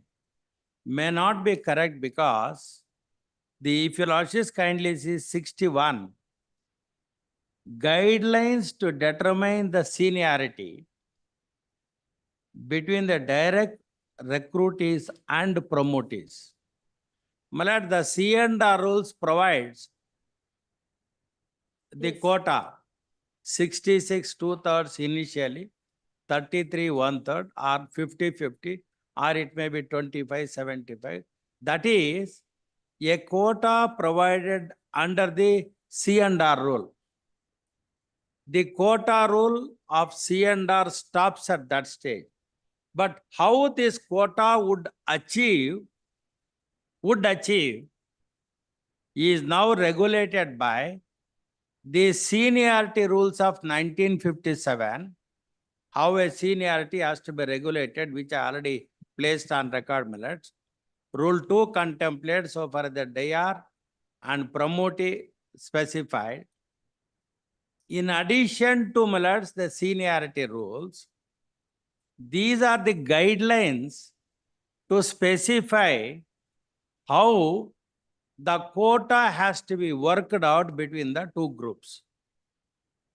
If your Lordships kindly see the clause 2, the general principles to be observed in working out the quota rule prescribed in the rules of recruitment are as follows. Where the rules prescribe a quota between the DR and a promotee, confirmation or a substantive appointment can only be clear vacancies in the permanent strength of the cadre. Conferred persons are senior to those who are officiating. As between the persons appointed and officiating, seniority is to be counted length of continuous service. The DR is possible only by the method and procedure present of the rules of recruitment. In promotion vacancy, the promotion by the selection or on the basis of seniority. The promotion could be made in respect of a temporary post or a specified period. But a direct recruitment is generally to be made only to a clear permanent, either existing or anticipated to arise, or at least the period when the probation is expected to be. If the promotions are made to vacancies in excess of the promotional quota, the promotions are not only illegal but are irregular.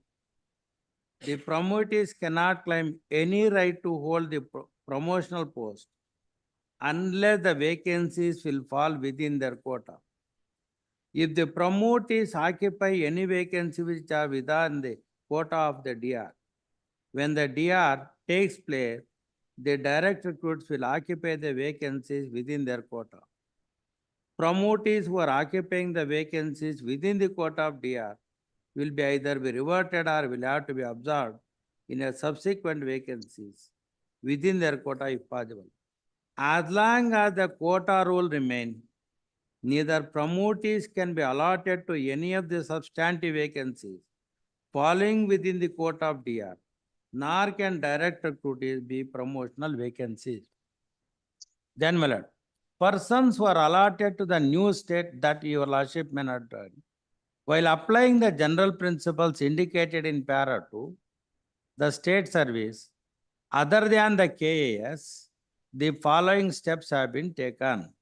Now, my lord, there is a block period. Every DR, there is a, under recruitment, there is a block period. All appointments made by the government are under a specific authority of the government, either by direct recruitment or by promotion, on or after the 1st November 1956. But prior to the commencement of the rules regulating the recruitment to such cadres may be treated as a regular. No, On the these are date, for posts other than KS. yes. These are for posts other than KS. So KS junior scale will not come in. No, I am Come only, here. yes, yes. My lord, so far as the case is concerned, Just the make a- guidelines have been set out where you can't occupy the other quota. Solved. Wise. That is all, Then because the quota, block period rule is not applicable to KS. yes. While applying the general principles indicated in para 2 to states service cadres other than KS, following steps have to be taken. Yes. So the block is not applicable to KS. Yes. Here, my lord, why I am just indicating to a lordship is, these are the general guidelines which has been laid down by the government. On the basis of the Supreme Court judgment. No. By exercising, yes, my lord. First Yes. to Badam. Yes, yes, my lord. By exercise of an executive power. Correct. My lord, I am only submitting to your lordships now. Quota rule says this is your share. Two groups, this is the share. How you implement is the guidelines by means of an executive order. That is 5776. Then when Gonal Bhimappa case came, 14/12/87 GO has come. Then the next GO would be that 23/3/2016 and then 2021 GO minute. How they elaborately specify under what circumstances the GO came to be issued. My lords, when Gonal Bhimappa judgment came and Badami case, the rule was 1957 because 66 2/3 in the vacancies, not the post. This was continued up to 10/2/1995 when Sabharwal judgment has come by Constitution bench. My lord, though my learned friend has read the two judgment of the apex court, that the Sabharwal cannot be read into the seniority. That may not be correct because the latest judgments of the Supreme Court, my lord, that was a case where they were dealing with the quota. Sabharwal will not be assisting so far as the quota is concerned. Now, the apex court said, after the Sabharwal's case, since the promotion is controlled by the roster, in India, the entire litigation can be lessened provided the High Court would see whether the Sabharwal has been made applicable or not. I shall read immediately the judgment of 2019 and All India Judges case of 2002, my lord, which has been followed. There is a direction by the apex court to all the high courts to amend the rules, my lord. I think you will 2000. Malik Masar. So what I am appealing to your lordships, my lord, is that quota is different. To implement the quota without doing any injustice to both the groups, the norms have been laid down by means of an executive order, maybe either on the basis of the Badami principles or on the basis of the Gonal Bhima Pass case. And this position was continued up to 10/2/1995, because the Sabharwal for the first time has been interpreted stating that the vacancy is different and posts are, definition of a post is different. That's the position. It is only, though the Sabharwal has said it is a prospective in character, we are interpreting the rule of reservation should be post-based, not vacancy-based. I'm sorry. Milord, though I have furnished, Milord, the judgment in volume 3, Milord, the Sabharwal.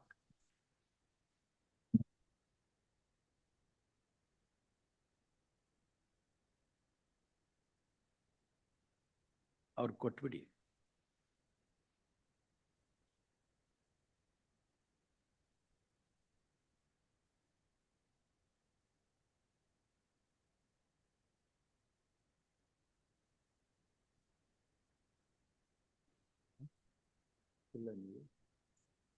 Huh? ಇಲ್ವಾ? Oh. ಇಲ್ಲ ಇಲ್ಲ ಅದು ಸ್ವಲ್ಪ mistake ಆಯ್ತು.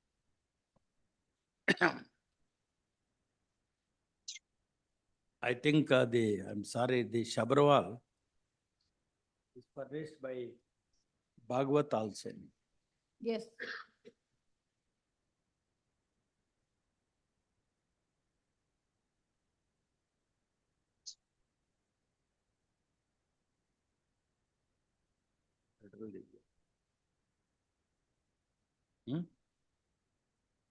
ಇಲ್ವಾ?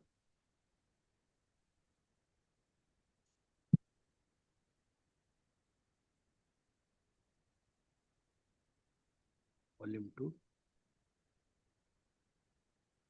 But somehow I missed the Sabharwal because the other, All right. the It's Justice already here. Justice Agde, Milord, I think Bhagwat has furnished. It is there. Yes. Milord, I just wanted to read paragraph 6. The expression posts and vacancies often used in the executive instructions providing for reservation are rather problematical. The word post means an appointment, job, office, or employment, a position to which a person is appointed. Vacancy means an unoccupied post or office. The plain meaning of the two expressions makes it clear there must be a post in existence to enable the vacancy to occur. The cadre strength is always measured by the number of posts comprising the cadre. The right to be considered for appointment can only be in respect of a post in a cadre. As a consequence, the percentage of reservation has to be worked out in relation to the number of posts which forms the cadre.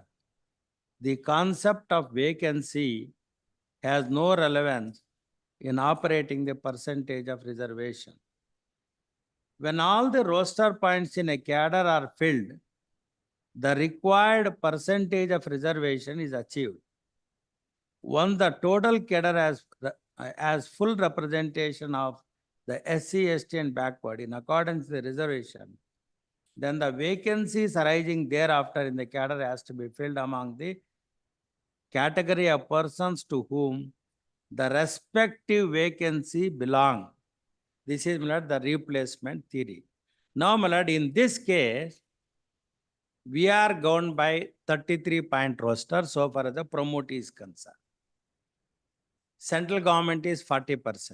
I will read the 2019 judgment where the apex court said, unless the Shabarwal is followed by the quota along with the quota rule, while complying the quota rule, litigation in India cannot be minimized. That's the caution laid down by the apex court. So far as the DR is concerned, my lord, there is no difficulty. 100-point roster is there.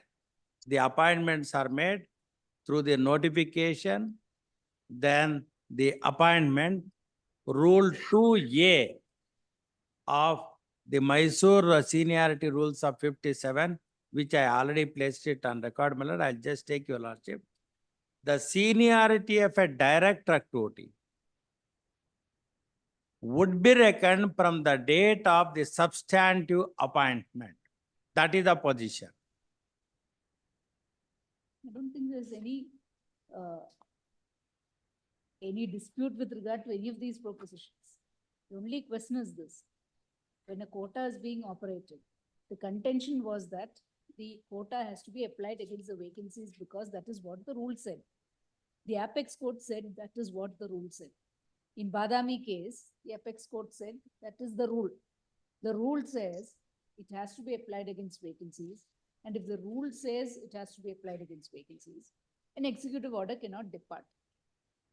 Now, the contention is that the rules do not say anything. The rule only now provides the ratio. The rule does not provide whether it has to be operated against vacancies or against posts.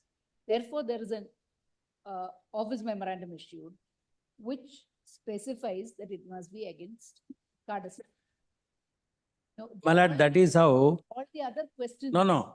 That is why I read to your lordship, page 61, the executive order, guidelines to determine the seniority between a direct recruitees and With due promoter. respect, senior counsel, we cannot go behind any of those things. That is in 1976.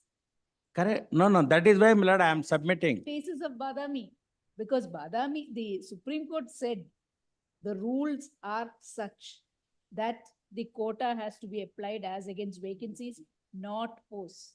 So it is not open to us to interpret the 1976 government order or even the later government order, not required.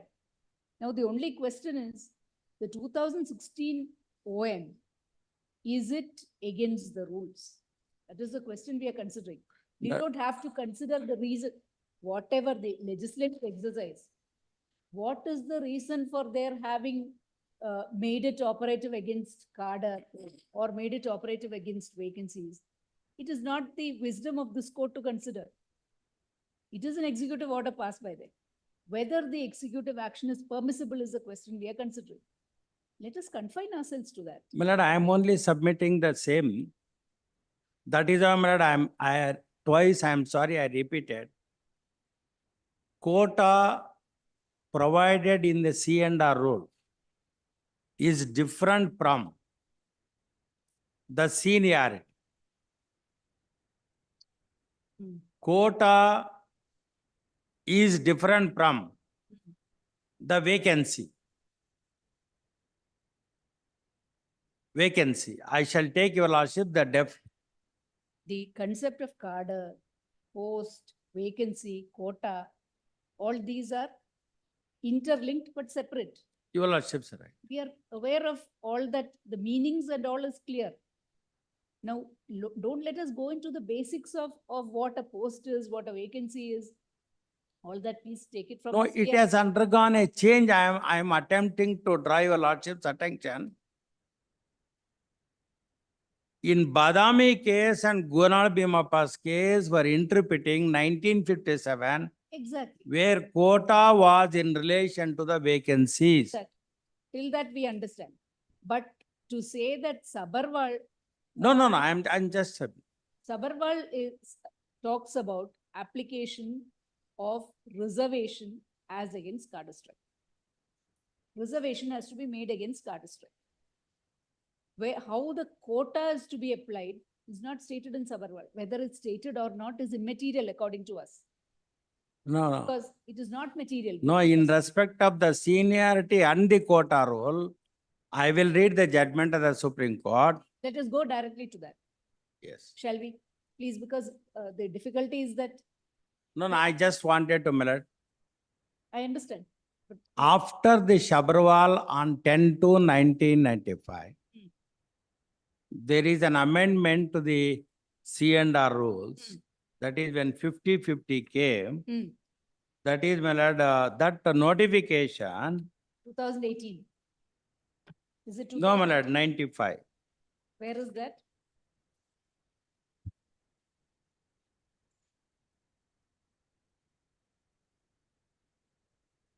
Page 33, Milord.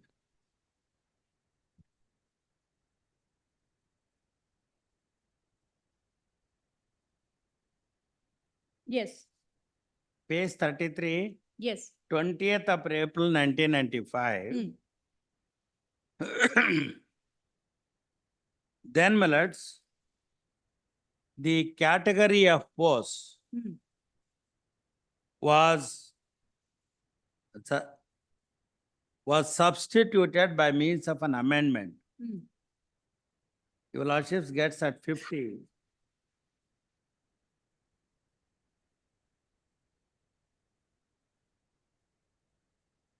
This vacancy was done away. 20th of April 1995. Amendment of schedule. This is senior scale and a junior scale, page 35. 50% by direct recruitment in accordance with the so-and-so rules. 50% by promotion from the cadre of so-and-so. Absolutely. Correct, madam. Now, please come to the 57, page 30. 66 2/3% of the vacancies to be filled by promotion. So therefore, the amendment which was made on 20th of April 1995 has got a bearing, my lord, so far as the recruitment and the quota rule and the entire service jurisprudence is concerned. Therefore, amendment has been brought in. That precisely There is are, what we are yes, ma'am. considering. Now, if Badami and Gonal Bimappa based on 57 rules, where 50% of the vacancies, not the post.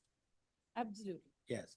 Now we have come to the area where, in view of the Sabharwal case, the percentage of reservation was determined based on the cadre strength, not on the basis of the vacancies.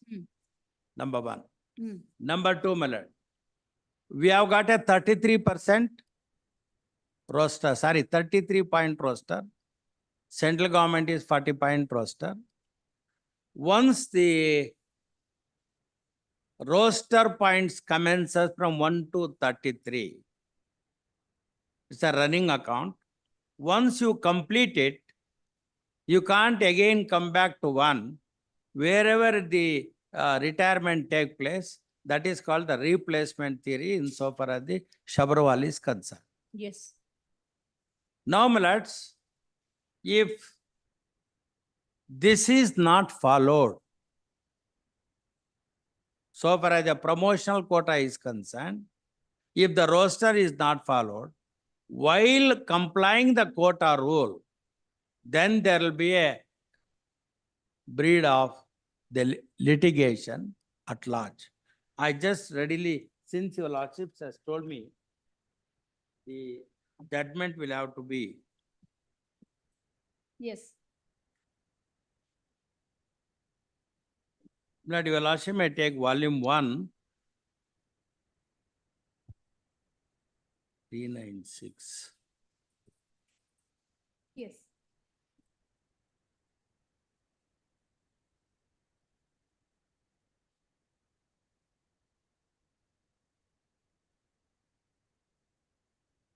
Where is that? synopsis.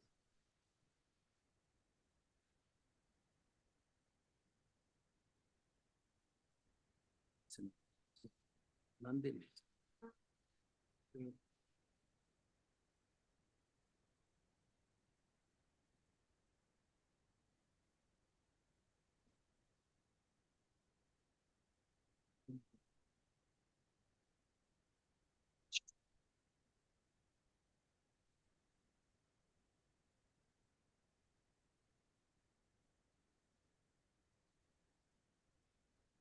Blood, Your Lordship may kindly take the synopsis, I'm sorry, which have been given to Your Lordship.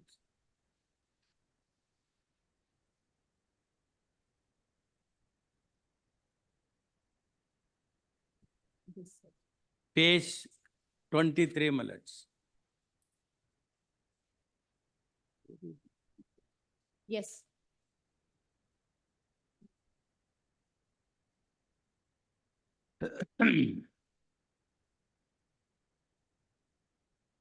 Yes. Page 23, 2019, 12 SCC 496, paragraph 53. Yes. Rota and quota in service jurisprudence is a well-known concept, which finds reflected in a large number of service rules of different services. Quota between the promotees and directees was throughout present in the 1960 rule, which has been further amplified in 2007 rule. This court in All India Judges so has highlighted the importance and the usefulness of the roster. In para 29, it was held. Experience has also shown that the least amount of litigation in the country where quota system in recruitment exists, insofar as seniority is concerned, is where a roster system is followed. For example, there is, as per the rules of central government, a 40-point roster, which has been prescribed, which deals with the quotas for SC and ST. Hardly, if ever, there has been a litigation among the members of the service after the recruitment as per the quota.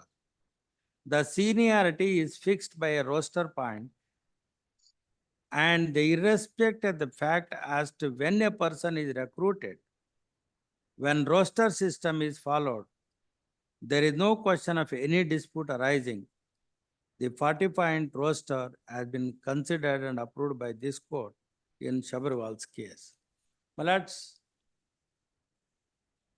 I just got a clue from your lordship's observation. Why should we re-examine the executive order of 76 and 87? Because it was based on Badami and Gonal Bhimapas.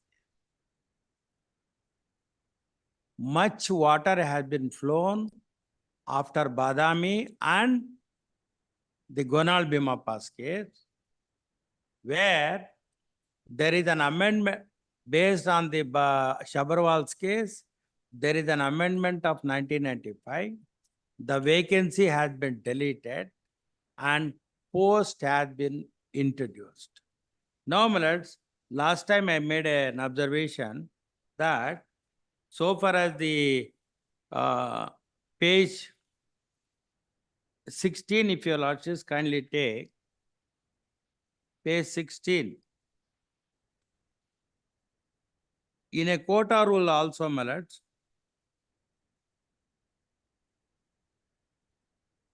two 2017 1 SCC 457 para 24. The High Court has overlooked the distinction between the post and vacancy. If the requisite posts were already exhausted by the direct recruitment against earmarked quota for direct recruitment, merely because some vacancies occur, it could not be open to the aspiring candidates against the DR quota to challenge the selection process commenced for in-service judicial officers by promotion through limited competitive examination. The cadre strength is always measured by the number, this is important, the cadre strength is always measured by the number of posts comprising the cadre. The right to be considered for appointment can only be claimed in respect of a post in the given cadre. The percentage of quota has to be worked out in relation to the number of posts which form the cadre and as no relevant to the vacancy that would occur. This aspect has been glossed over by the High Court in the impugned judgment. It is sufficient to observe, as no post for direct existed as on so and so, the challenge to the selection process to fill up the vacancies through limited competitive examination at the instance of aspiring candidate by the DR cannot be countenanced. Now, my lads, Yes. in this case, when there is no quota for a DR, DR wanted to challenge the promoters. On the ground, this vacancy, my lords, would be available to the DR. The apex court said the percentage of a cadre strength in the quota is to be determined based on the number of the posts comprised in the cadre, but not on the vacancies. My lord, the vacancy position, according to me, my lords, is withered away after Shabarwal's case and after 95 amendment. That is why the amendment, my lords, was made on 20th of April 1995. Yes. My lord, I just submit to your lordships, there must be some distinction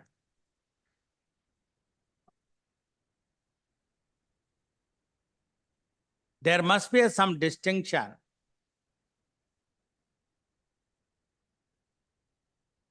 no doubt vacancies are relatable to the quota. You will have to distribute these vacancies depending upon the ratio between the two groups.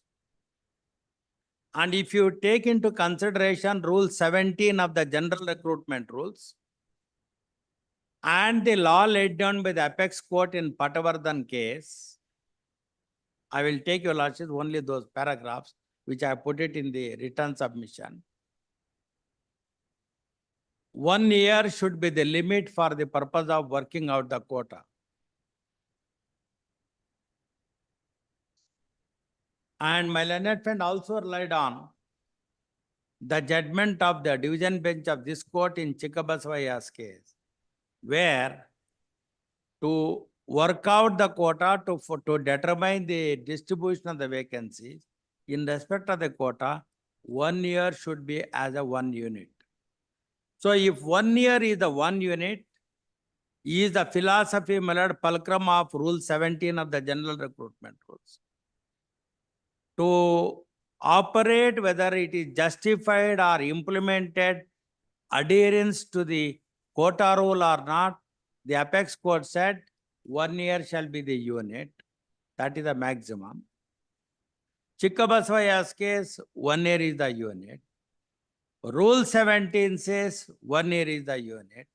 Therefore, if these executive norms, if it is not adhered to by the government while filling up the post, there is no adherence to the quota.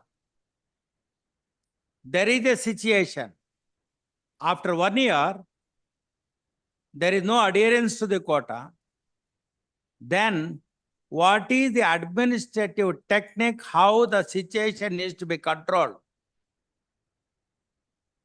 It is again the discretion of the executive, that is the state government. State government will step in and provide a mechanism. This is conceded by the apex court in number of judgment which I placed in volume 3 minutes.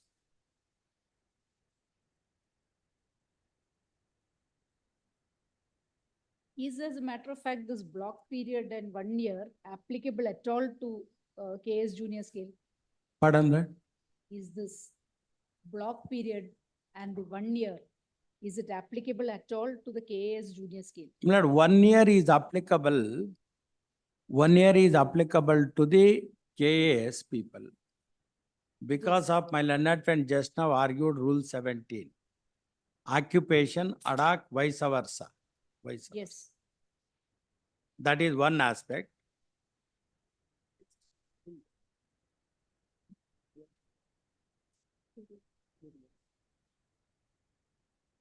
Yes. Lord, I am only submitting the quota should not be understood the guidelines and the norms for adherence to the quota. These guidelines provides how you determine the seniority. Once there is a violation of the quota, then since the seniority is linked to the quota, since the seniority is linked to the vacancy, if quota goes, seniority also goes. In such a situation, whether the government has got power to enter into a situation and provide a solution, the apex court said the criteria can be provided to resolve the issues. Now, what has been done? Let Please. me ask you one question. Just suppose the rules had not undergone the rules were as they were. Suppose it in a situation where the cadre and recruitment rules says the quota is to be applied to the vacancy. If that were the position, is it your contention that still the government would have the power to rectify and make it applicable as against? No, no. There is no question of altering the quota 50-50. Altering the quota 50-50 and altering it as against, if the rule says vacancy, to make it applicable as against the fixed cadre strength, then also an amendment is required. Rule doesn't say, my lord, vacancy. Exactly, which is why we are only asking you hypothetically, if the rule had said that it is to be applied as against the vacancy, then without an amendment, it cannot be altered. It is only because of the 1995 amendment, which did away with the word vacancy in the rule, that now we have to consider whether the 23-3-2016 OM is valid or not. 23-3-2016 GOM does not alter the quota. Exactly. Number one. It only reiterates 5776 GO first portion guidelines. I will take your lordships. Guidelines. And also it reiterates Rule 17. Correct. Rule 17. I will just read it so that that is why I am trying to draw a distinction. Quota rule is untouched by the GO. Correct. Nobody has a case that Yes, nobody changed. Now the other side argument was this GO is altering the quota rule. No. No, the contention is that the GO is altering the method by which the quota is to be applied. That is the contention. The contention is that the GO alters the method of operating the quota as provided in the C&R rules. No. Method of one submission. I've understood that contention. I'm I sorry. think we are on the same page on that. Yes. Therefore, the Method of applying the quota rule is 5776 GO 14-12-87. no, the earnestness is only to see that the argument is over today, because we cannot continue it to further dates. What is happening is when it is. No, I am not asking for any date. I am only trying to analyze Yes. that the propositions are No. provided. The vacancy and the seniority is interrelated to the quota rule. We've understood. Number That is two. understood. Operation of the quota rule or implementation of the quota rule by means of the guidelines issued by the executive is by 5776 14/12/1987. Then in the same fashion 23/3/2016 also the guidelines have been issued. Yes. Guidelines have been issued. This will not amount to the alteration of the quota. Yes. This will not amount to the alteration of the quota. I just wanted, my lord, to read your lordship the GO Yes. 23/3/2000, page 38 minutes. I'm sorry, not page 38. ಏನ್ರಿ ಈ ತರ ಮಾಡಿದ್ರೆ?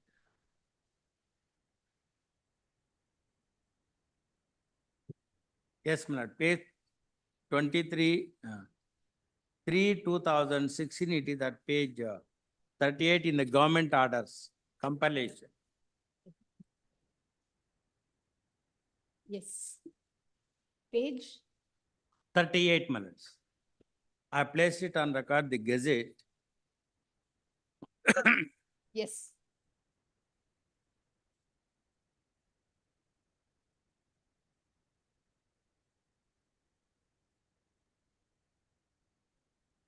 This subject, my lord. Yes. Filling of the KS junior scale post by post-based classification instead of vacancy-based classification. 10. The state government has issued a guidelines in OA number 5776 and dated 14/12/87 for calculating the quota to be filled by direct recruitment and promotion as prescribed in the respective cadre and recruitment rules based on vacancies.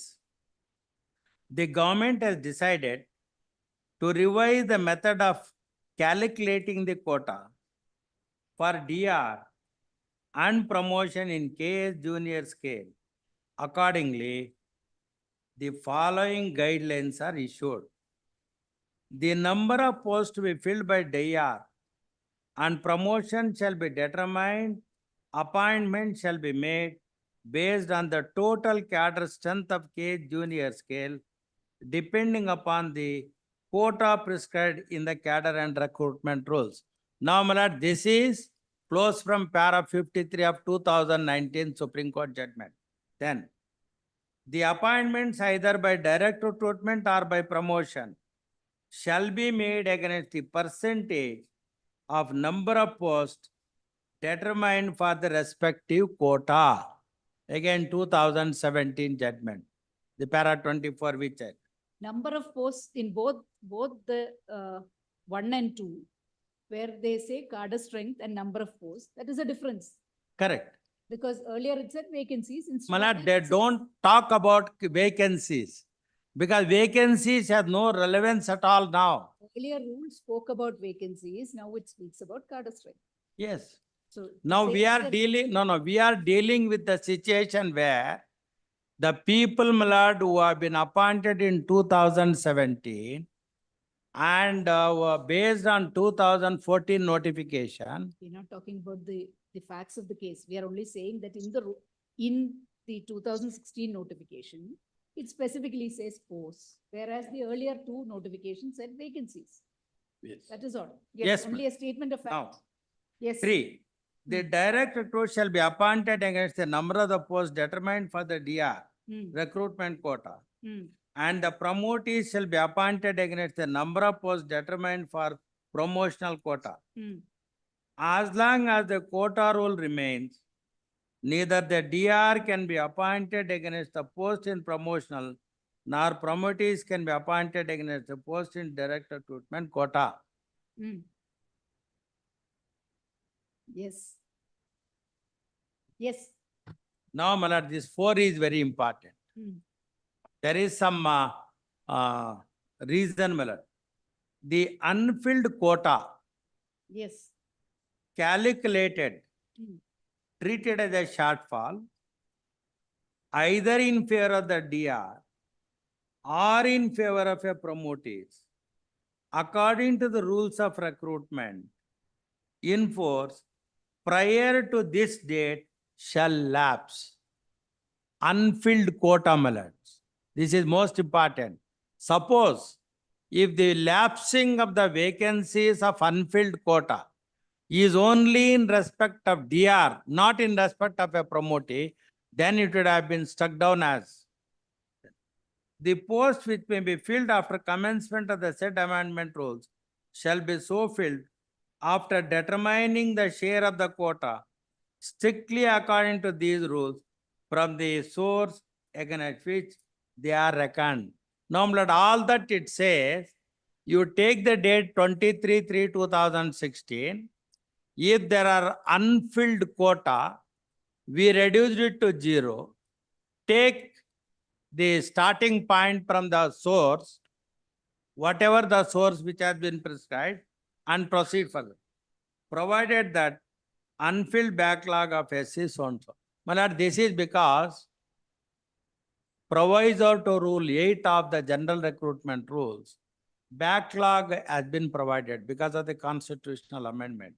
I have produced a proviso to Rule 8 where the backlog, page 83, my lords, there is an amendment to the C&R rules. Yes. Page 83, Yes. provided that notwithstanding anything in the rules of recruitment specifically made in respect of any service or post, the backlog vacancies in the promotional quota shall be determined and implemented with effect from 27th April 1978. The backlog vacancy means the extent of the number of the vacancies available under the roster system up to the level of the lowest category in Group A post calculated from 27/4/78. My lord, this proviso was challenged before the tribunal. It was quashed. The matter went to the Supreme Court. In Bhaktaramegoda case, in fact, where I appeared, that rule was upheld. The apex court said, you provide a separate roster for filling of the backlog. And this has been now fortified by the constitutional amendment of 16(4)A and 16(4)B, backlog. Now, my lords, this is saved under proviso to clause 4. So far as the backlog is concerned, there is no question of lapsing of the vacancy because of this and also the latest Pavitra judgment where act has been enacted. So far as the backlog is concerned, the roster has to be proceeded. Then, my lord, when a direct recruitment vacancies, the post in direct recruitment quota, it shall be filled by the direct recruitment only. Similarly, the promotee vacates the post in a promotional quota, it shall be filled by promotion only, my lord.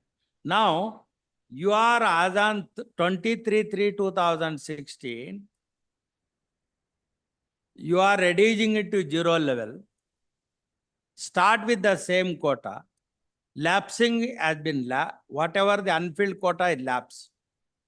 You are now starting with the fresh account. Strictly in accordance with the quota. Then, whatever the vacancies, either in DR or in a direct recruitment, you will have to go on filling the vacancies. That is the import of this.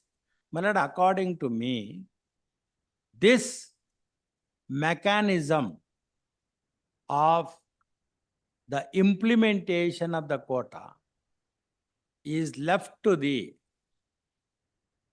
executive or the government while complying the quota. In fact, in volume 3, my lord, I have given the paragraphs. Yes. where Now, the please tell us what exactly has the tribunal said? the tribunal has upheld it. What exactly does the tribunal, how does it consider this?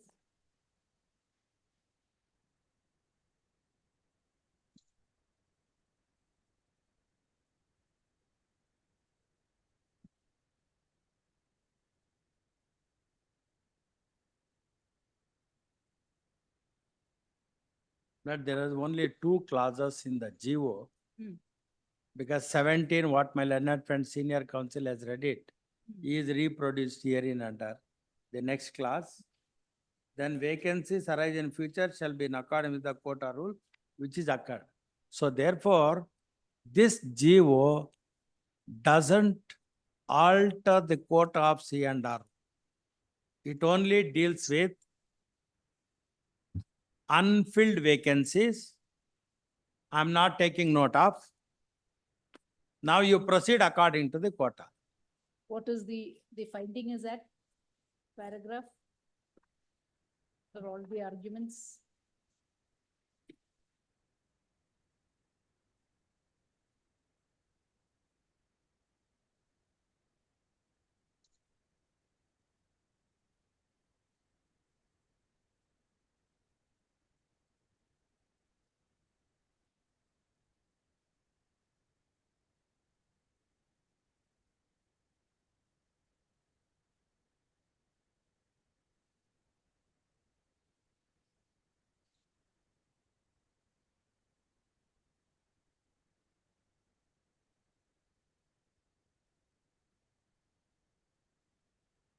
My lord,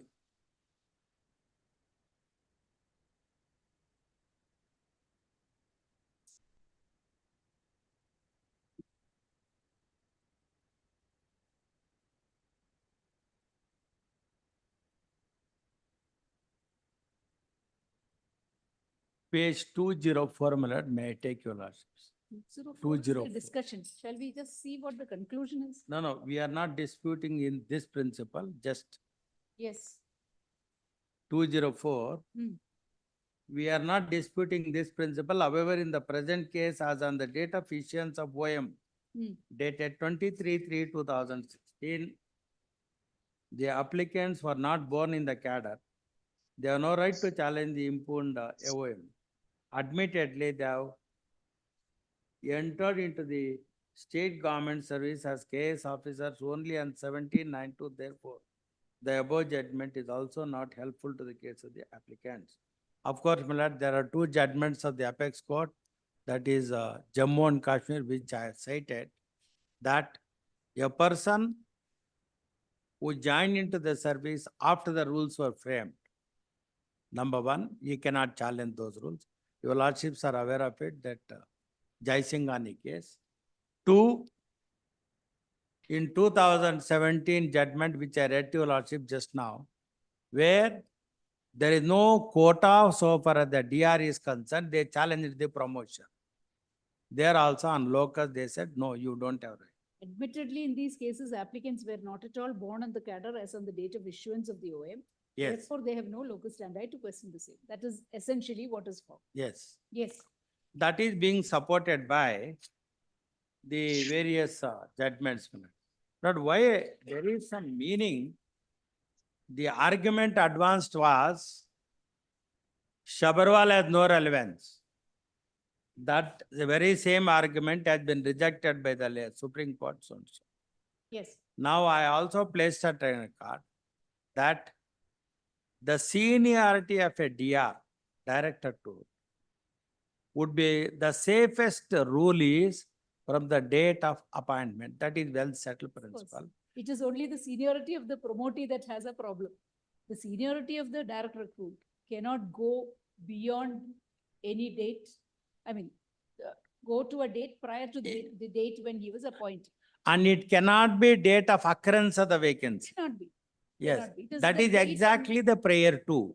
The That- date on which he has been born on the service would be the earliest. date. Yes, ma'am. It is with regard to the seniority of the promotee that the issue arises. Whether the promotee is entitled to the date on which he was promoted or the date on which the vacancy arises in his quota. This is But my question. unfortunately, in fact, this is what, my lord, there are 2-3 preliminary issues which I would appeal to your lordship. Promotees, though they have been arrayed as the parties, their promotions on ad hoc and regular promotions is never challenged before this. It is only a gradation list, provisional gradation list. Provisional gradation list, I need not have to make a submission. It need not be challenged thereafter. Now, every year, the civil list is being prepared. That is working list. Of course, working list, they should have amended, and during the pendency of this petition, this court directed, consider the case of the writ petitioner and the respondent. Both groups have been given one more promotion. That is not challenged. That is not challenged. Now, my lord, what exactly the relief? If the prayer is, give me I have published the final list based on the vacancies of 2014, though you are appointed on 17/9/2017, and the rule came into effect in 16, and you joined in 17, there is a total delay of nearly 6 years in approaching the court. 3 years from the date of confirmation, because the petition has been filed in 2019. In fact, I have placed it on record, 75(1) SCC minute. In case of a seniority or a promotion, the maximum 6 months and 1 year. Of course, 2022, 12 SCC 579, para 24. The apex court said the maximum 3 to 4 years. Now, my lord, if provisional list is being challenged before the court, clubbed with the OM of 23/3/2016. 23/3/2016 is not altering the quota provided under the C&R. It only provides, as on that date, unfilled vacancies of court, both the groups shall lapse. I can understand if class 4 of the OM is applicable only to one group, it would have been a discriminatory in character. The exception is backlog. Then what the OM says, in future, if a promotee retires, you fill up only promotee. If a DR, you fill up only DR. There is no prejudice caused to the person. This is a administrative mechanism which has been worked out by the government when there is a total non-adherence to the. Yes. I'll just only read 2-3 passages of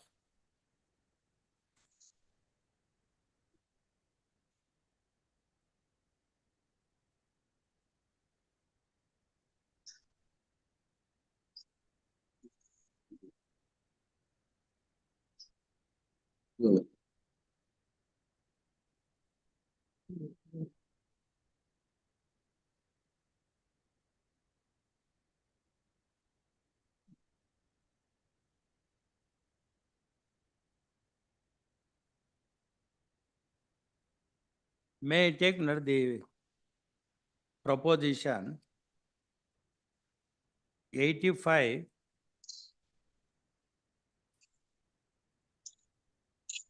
Yes. Page 7, my lord. Yes.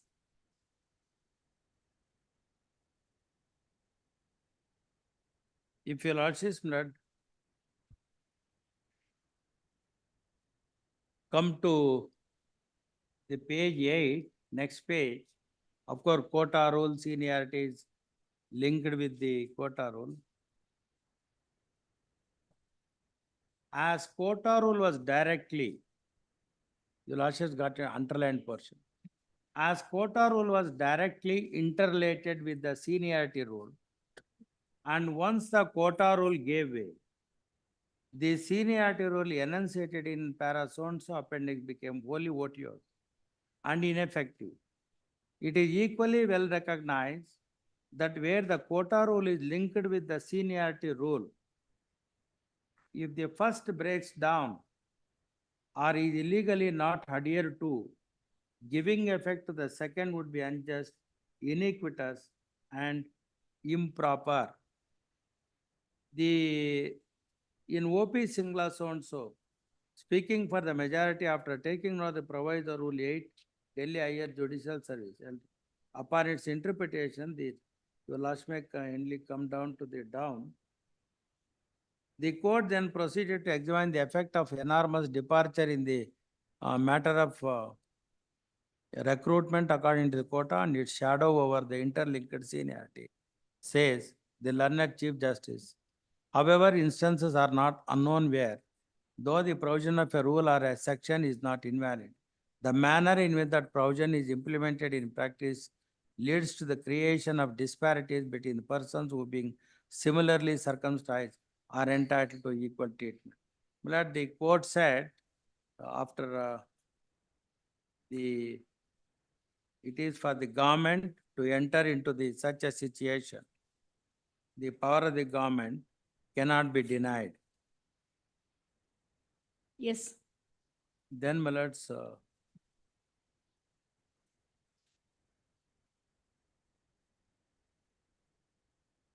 the Chauhan's case, my lord, page 12. Of course, you deal with the quota and the vacancy. Yes. Paragraph paragraph 32, my lord, excess promotion, they said you have to regularize them. Para 40, my lord. This brief and quick survey of decided cases and the submission considered by us in a judicial crucible yield the following conclusions, leaving aside the question of confirmation surveys, which in the Gujarat setup leaves our controversy untouched. The quota system does not necessitate the adoption of the rotational rule in practical application. Many ways of working out quota prescription can be devised of, which rota is certainly one. While laying down the quota when filling of the vacancies in a cadre from more than one source, it is open to the government subject to tests under Article 16 to choose a year or other period of the vacancy by vacancy basis to work out the quota among the sources.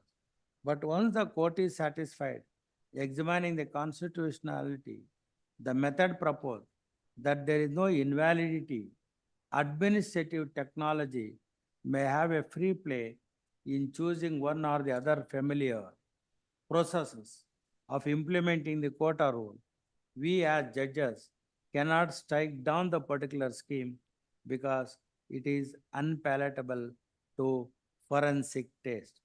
Seniority normally is measured by length of continuous association. The actual is easily accepted as illegal. This does not preclude a different prescription, constitutionality test being satisfied.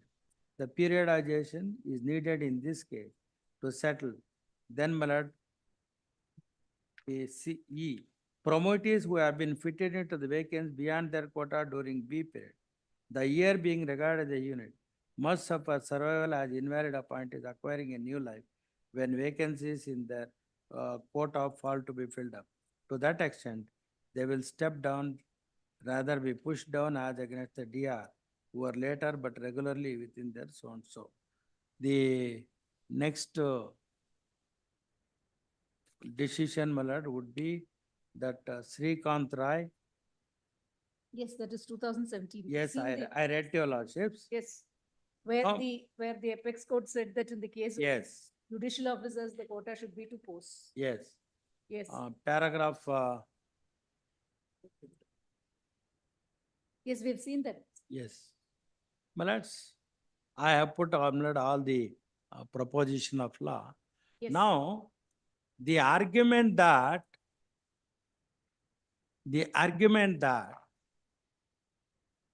This circular OM alters the quota rule is only, my lord, an hypothetical argument. Yes.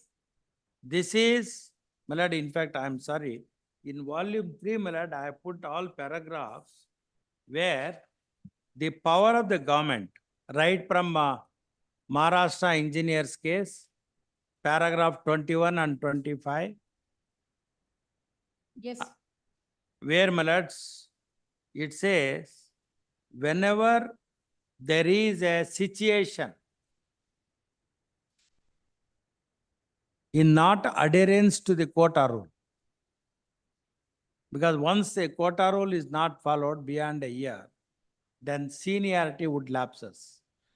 The mechanism, The Maharashtra Engineers decision does not say a year. It says for several years. pardon, my lord. The Maharashtra Direct Recruit Engineers case, it says the breakdown can be assumed only if the if one quota is not filled up for several years. Paragraph 27. Your lordships are right, my lord. Of course, several years. Here also, my lord, dear, I am not arguing for if the it is purpose for of one- this case. Yes. I am only, Yes. my lord, arguing the power of the government to provide a mechanism to alter the executive guidelines for the purpose of implementation of the quota. In fact, in volume 3, my lord, I put all paragraphs. Yes. There are nearly 10 judgments where it says courts are not expertise in that field. How the vacancies quota rule has to be operated, what is the mechanism when there is a violation, and how these vacancies are to be distributed between the two people. It is a matter of executive policy, and it cannot be it cannot be intervened by means of a judicial review method. And the next 2-3 judgments which I put, once there is an executive order, that is 76 and 87, one more executive order has been issued. If it is not inconsistent with the other executive order, the same has to be read supplemental to the earlier two government order, unless there is an implied repeal or express repeal. The Yes. judgment of my Lord Justice E.S. Venkatrama is placed on record. So therefore, my respectful submission to Lordship is that 23/3/2016 is not an alteration of a guidelines. It is only an additional guidelines in continuation of 5776, keeping in view the amendments of 95 and Shabarwal judgment. And while implementing the quota rule, the apex court said the compliance of the roster in terms of the Shabarwal is also mandatory. Yes. That's the position. Yes. Is that all?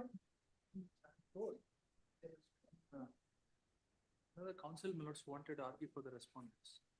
So I just wanted them to finish so that I can formulate my. No, we are hoping that today we'll be able to finish. Please. But I just wanted to put it this way. You agree that the 23/3/2016 OM Please, members. does not refer to the 1995 amendment. 95 amendment is there. Nobody has a case otherwise. Please, members. There is a 95 amendment. Please. The 95 amendment takes away the word vacancy from the respective, from the relevant portion of the Please, members. That amendment of 94. 95. 95. 95 amendment. Please. Is it not 95? 95. April 1995. Please, members. So therefore, if the post is taken away, you're, apart from saying that it is because of Sabarwal, nothing is evident from your OM. But your OM now says it has to be as against, you refer to the earlier two notifications. Please, members. And say that now the quota has to be applied as regards KS junior scale, quota is now to be applied as Please. against posts. It does not specifically refer to the 90. Therefore, what we have to look into is as on the date of passing of the order, Please, whether the rules prevented that. please, that, If as a matter of fact, please.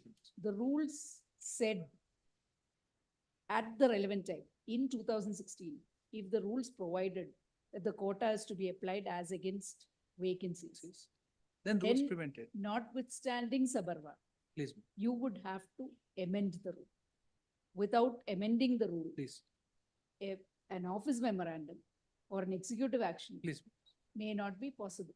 please. Appears to That, be the, that please, is Manoj, that was the main argument also. exactly. And that was how, and not the initial, all the other decisions please, Manoj. apparently on quota, seniority, how it is to be applied, the overlying effect of the general rules as against special rules, everything has been Please, considered in the judgment. One judgment which has been left out please, Manoj. is a 2010 judgment. And I just, please make it available. Please make it available to the senior counsel also. Maya And, Matthews case. Please make it, can we send it to the, can we send to Kalburgi? Which judgment, madam? Brother, it is Which- 2010. Yes, 2000, 2010? 2010, 3 SCR 16 or 2000. Reported in 4 SCC. SCC, sir, 2010, volume 4, SCC, Ah. 498. 498. Yes, yes. Maya Matthew versus State of Kerala and others. I was rather interested. Noted, in noted. the judgment. Please, Maya Matthews. Please see who has Please, please. written that judgment. Ravindran and Dattu. No, this was the judgment I was referring to. What this judgment says is, Please, in the Kerala rules, there is a specific provision which says that quota is to be applied as against, in the general rules. please, Manoj. There is a note which says that quota is to be applied as against posts. Please, Wherever a quota or percentage is fixed, it has to be applied as against posts, Posts. not against vacancies. please, That says notwithstanding anything contained in the special rules. The note says notwithstanding anything contained in any special rule, where a quota or percentage is prescribed, it must be applied to the post, not vacancies. please. There was a later special rule, a later amendment to the special. Justice R.V. Ravindran and Justice Dattu, Please, considering that, held that if there is a further amendment, please, the amendment to the special rule will prevail, Yes. notwithstanding anything stated in the general rule. please, And if this is in 2010, please. long after Sabarwal, Let's, in so, they said that if there is a later special rule which Special- says that the quota is to be applied as against vacancies, vacancies, then then vacancies it must be. vacancies it must be. But my lords, in our, Only saying that this please, judgment. Manoj, has I will not just, been- Lords, I have to overcome from what I've understood with regard to the further submission, my lords, that was made by P.S. Rajgopal sir. It was on Bhatnagar's case and my lords, this Maya Matthew. My lords, what I was informed was that 2 other councils, my lords, so that the private respondents, if they finish, No, this Ah. will not make any difference to what we are considering. please, Because the question is then whether there is a further prescription that it must be against vacancy. please, If in 2000, in 1995, the vacancy has been given a go by, please, my lords, then the question would be whether you could pass an OM please, saying that it must be against posts. please. That is what we are now called upon to. No, it's in fact- Everything else goes. In fact, what the entire the main plank of their argument was that the rules provided for the rules as they were worded when it was interpreted by Badami and Gonal Bhimappa, Correct. provided for vacancies, and Supreme Court said it's vacancy based. Technically, that's what Supreme Court said. Correct. So the rules, as on the date of this official memorandum, were the same rules. Was vacancies. Was vacancy, and the interpretation will apply. So therefore, it could not have been done by virtue of an official memorandum. Our case was that insofar as there was no, by virtue of the subsequent amendment, it is post-based. Though I continued, my lords, the vacancy-based till 2006, that was again by virtue of 16. That was again by virtue of my own government orders. It's not because of the operation of any rule. So only by virtue, I can, my lords, we can we can shift from vacancy base to a post base. I should be prohibited by a rule because by virtue of an executive order, I cannot tinker with a rule. Correct. But If the all that stood in the way was a government order, government order. then So by a government order. government it can order, be- I have done this. Now, the effect of that, insofar as the rights, the other argument that is being advanced with regard to the lapsing of vacancies, that is one other thing. Now, my lords, we had the pleadings are on record, my lords, with regard to how we justified it before the tribunal. It was on the basis of R.K. Sabarwal's case. Now, in view of certain observations in Bhatnagar, in fact, I wanted to distinguish that. We wanted to make some submission. All I just, since Sir said he would take the day, and then there are other councils who wanted to complete. If they complete their submission, my lords, I will just, I just wanted to make my submission, file my written submissions and close it if they want to file any reply to that. My lord, I just wanted to intervene one. This 76, 87, 2016, the scope of these government orders only deals with criteria of determining, my lord, the seniority. It never touches the quota rule. This is the point. Absolutely. So therefore, suppose, my lords, if the petitioner council argument is to be accepted, it should be vacancy based. Then there is no vacancy at all. It is only when a vacancy in a post of a particular quota, the circular says it should go to the respective quotas. There is no question of crossing the No, two. second argument, I mean, second prayer in the application was a consequential prayer. It's only if the first prayer is accepted that the second prayer would come into play. If the first Correct. prayer is not accepted, 2016 OM is not touched, then what they've done is correct. There is no illegality in what they've done. Therefore, the first aspect of it would be whether the 2016 OM is unjustified or not, whether it acts against any statutory prescription or any provision in the rule. If it does not act as against any provision in the rule, then the further questions would. Suppose not there is a lapsing of certain quota of both groups as on a particular date. If clause 4 of the GO of 2016 says only to particular source, Correct, correct. then it will be totally discriminatory. No, if there is power in the government to issue such an OM, then the lapsing by itself will not be a cause of action. Correct. The lapsing This is what of exactly. vacancies by itself would not be a cause of action. Because There- that happens before they were born on the service. Yes, yes. But this is the only question to be answered. It is on that point that anybody has anything further to state, we can.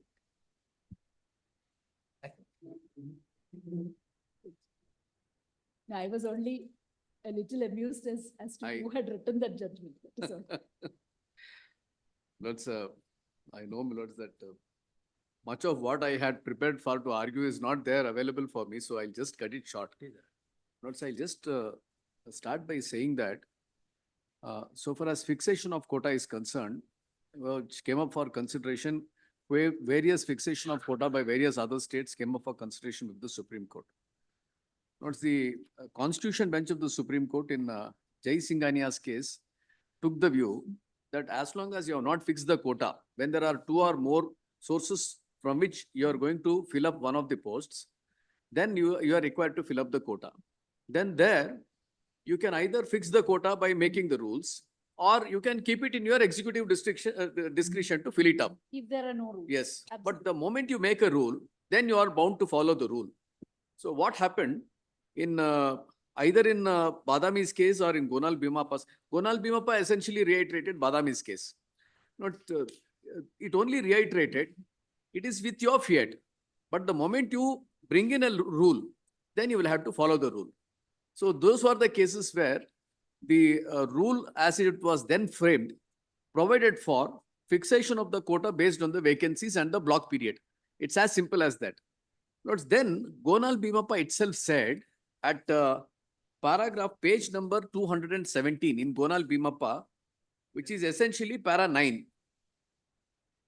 first aspect, Yes, two principles that are established in Gonal Bima Parmenots. yes.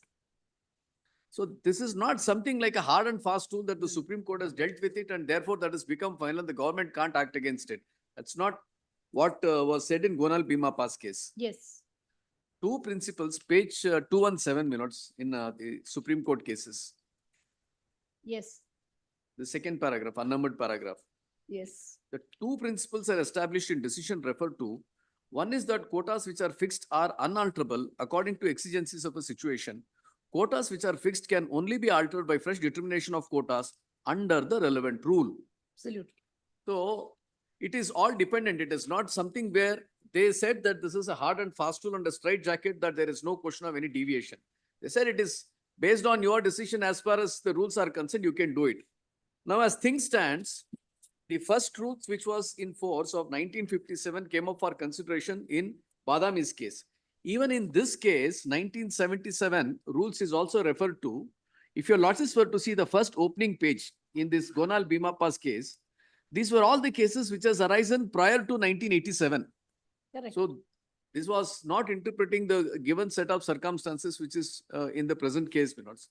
Now, the rules which has now been amended, which is the rules of 1995. Notes 1995 rules, user of the word vacancy. Now, user of the word, earlier official memorandums which were issued pursuant to the 1957 and 1970 is concerned, when they want to implement a scheme under the rules, they had made certain guidelines by means of official memorandums on the basis of which the quotas were being calculated. Notice I guardedly use the word calculated. Correct. Now, because of there being a lack of official memorandum and the rules which was in force did not have a guidelines for the purpose of computation or the calculation of the posts which is to be bifurcated into direct recruits as well as the promotional quota, they have come up with this official memorandum. Now, the only question, my lords, is 95 rules, since it's very specifically says that it is with reference to the total cadre strength, because the word vacancy is conspicuously absent, government clarifies by means of the impugned notification or the official memorandum that this is how the computation is going to be made. Notice there is nothing which is brought about before the court to say that this is in contravention of any of the existing statutory rule. And rather, we are in a position to demonstrate that this is in tandem with what the statutory rule requires it to be done. And this is what is reiterated in 2018 rules also. Ultimately, the court said that fiat of the government, because there is not as a matter of principle that the vacancy-based quota system is required to be implemented, was never the dictum of the court. The dictum of the court was only that wherever you frame the rules to fix the quota-based system based on the vacancy, you have to adhere to it. Nothing more was said. Of course, beyond that, what happened? The administrative exigencies, they would have posted the direct recruits where there was no vacancy in direct recruits and vice versa. Yes. Those adjustments were spelt about saying that their seniority will have to be counted only from the date on which the vacancy arises in the respective quota. But here, after the calculation is made, this calculation having been made in the year 2016, the recomputation in accordance with the 1995 rules clearly indicated the number of vacancies as available to be filled up by promotion. And we are the people who have been promoted, in accordance with the calculation which is arrived at. So there is no illegality which is incurred as such. Of course, the grounds on which the KAT has dealt with it is a different aspect, because 1995 rules was not before the KAT. The KAT went only on the basis as to whether a person who was stillborn in the cadre can come back and claim seniority. Probably, my lords, in the teeth of what has been spelled out in Gonal Bima Pa itself, it says that, of course, it is referring to the earlier judgment which says that if a person is promoted to a post which was not within the quota during that block period, ultimately what is done away with is two things.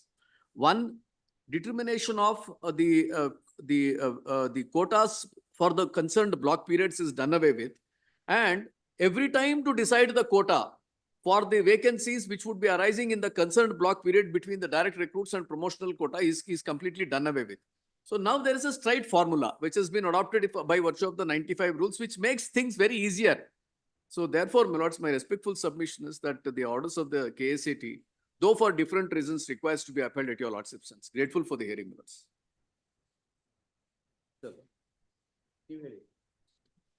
Bhatnagar. Nagar, my lords, and this thing. But in fact, my lords wanted to have a synopsis from our side.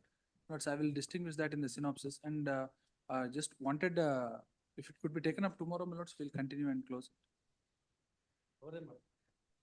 Not tomorrow. Can we have this on 13th then? 13th. We are listing it on 13th finally. Please, finally. And They're almost. I have to, at they the- have all argued. I have to give my response. Your- response, because your- on that yes, day, yes. reply. Because I have responded only on the question of posts and vacancies. Rest My of the things I have to. Conclusion and their reply. My lords. 13th then? We are anyway sitting on the 13th. Yes, madam. Yes. Great. Yes, we'll conclude on the 13th. Because the, Yes, madam. particularly regarding 1994 rules and all, they are blaming me for having suppressed. All of them had filed their replay statement. Nobody is blaming anybody. No, no, for no, having it- suppressed. Let Mr. us- Bhagwat let us repeatedly make this said clear. it There- was. There is no blame here. I'll submit, my lords. All learned senior counsels appear before the tribunal. Of course. If 94 rules had any bearing, they could have pleaded. It was neither the pleading of the state nor of the private respondents. Absolutely. It is There coming up for the first time. No question of any suppression. Sir. It came up. We know how it How it came came. up. Serendipity. my Absolutely. lords. Yes, grateful. Everybody else was there as well. Nobody argued this 1995 amendment. There's no question of any blame. Yes. Great. Conclude on the next. Next statement. Sir. That depends on by what time they allow me to reply. No, my lords, I'll be very short. It's a very short. Yes.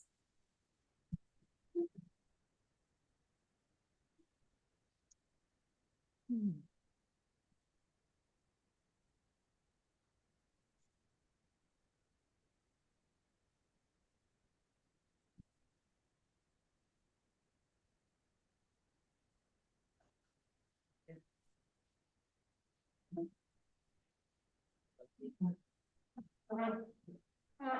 That's it.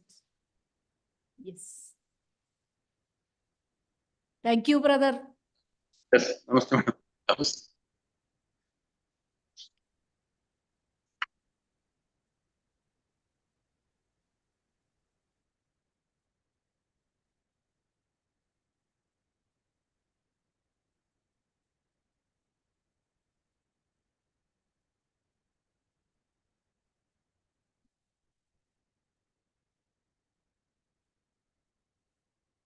See you later. That's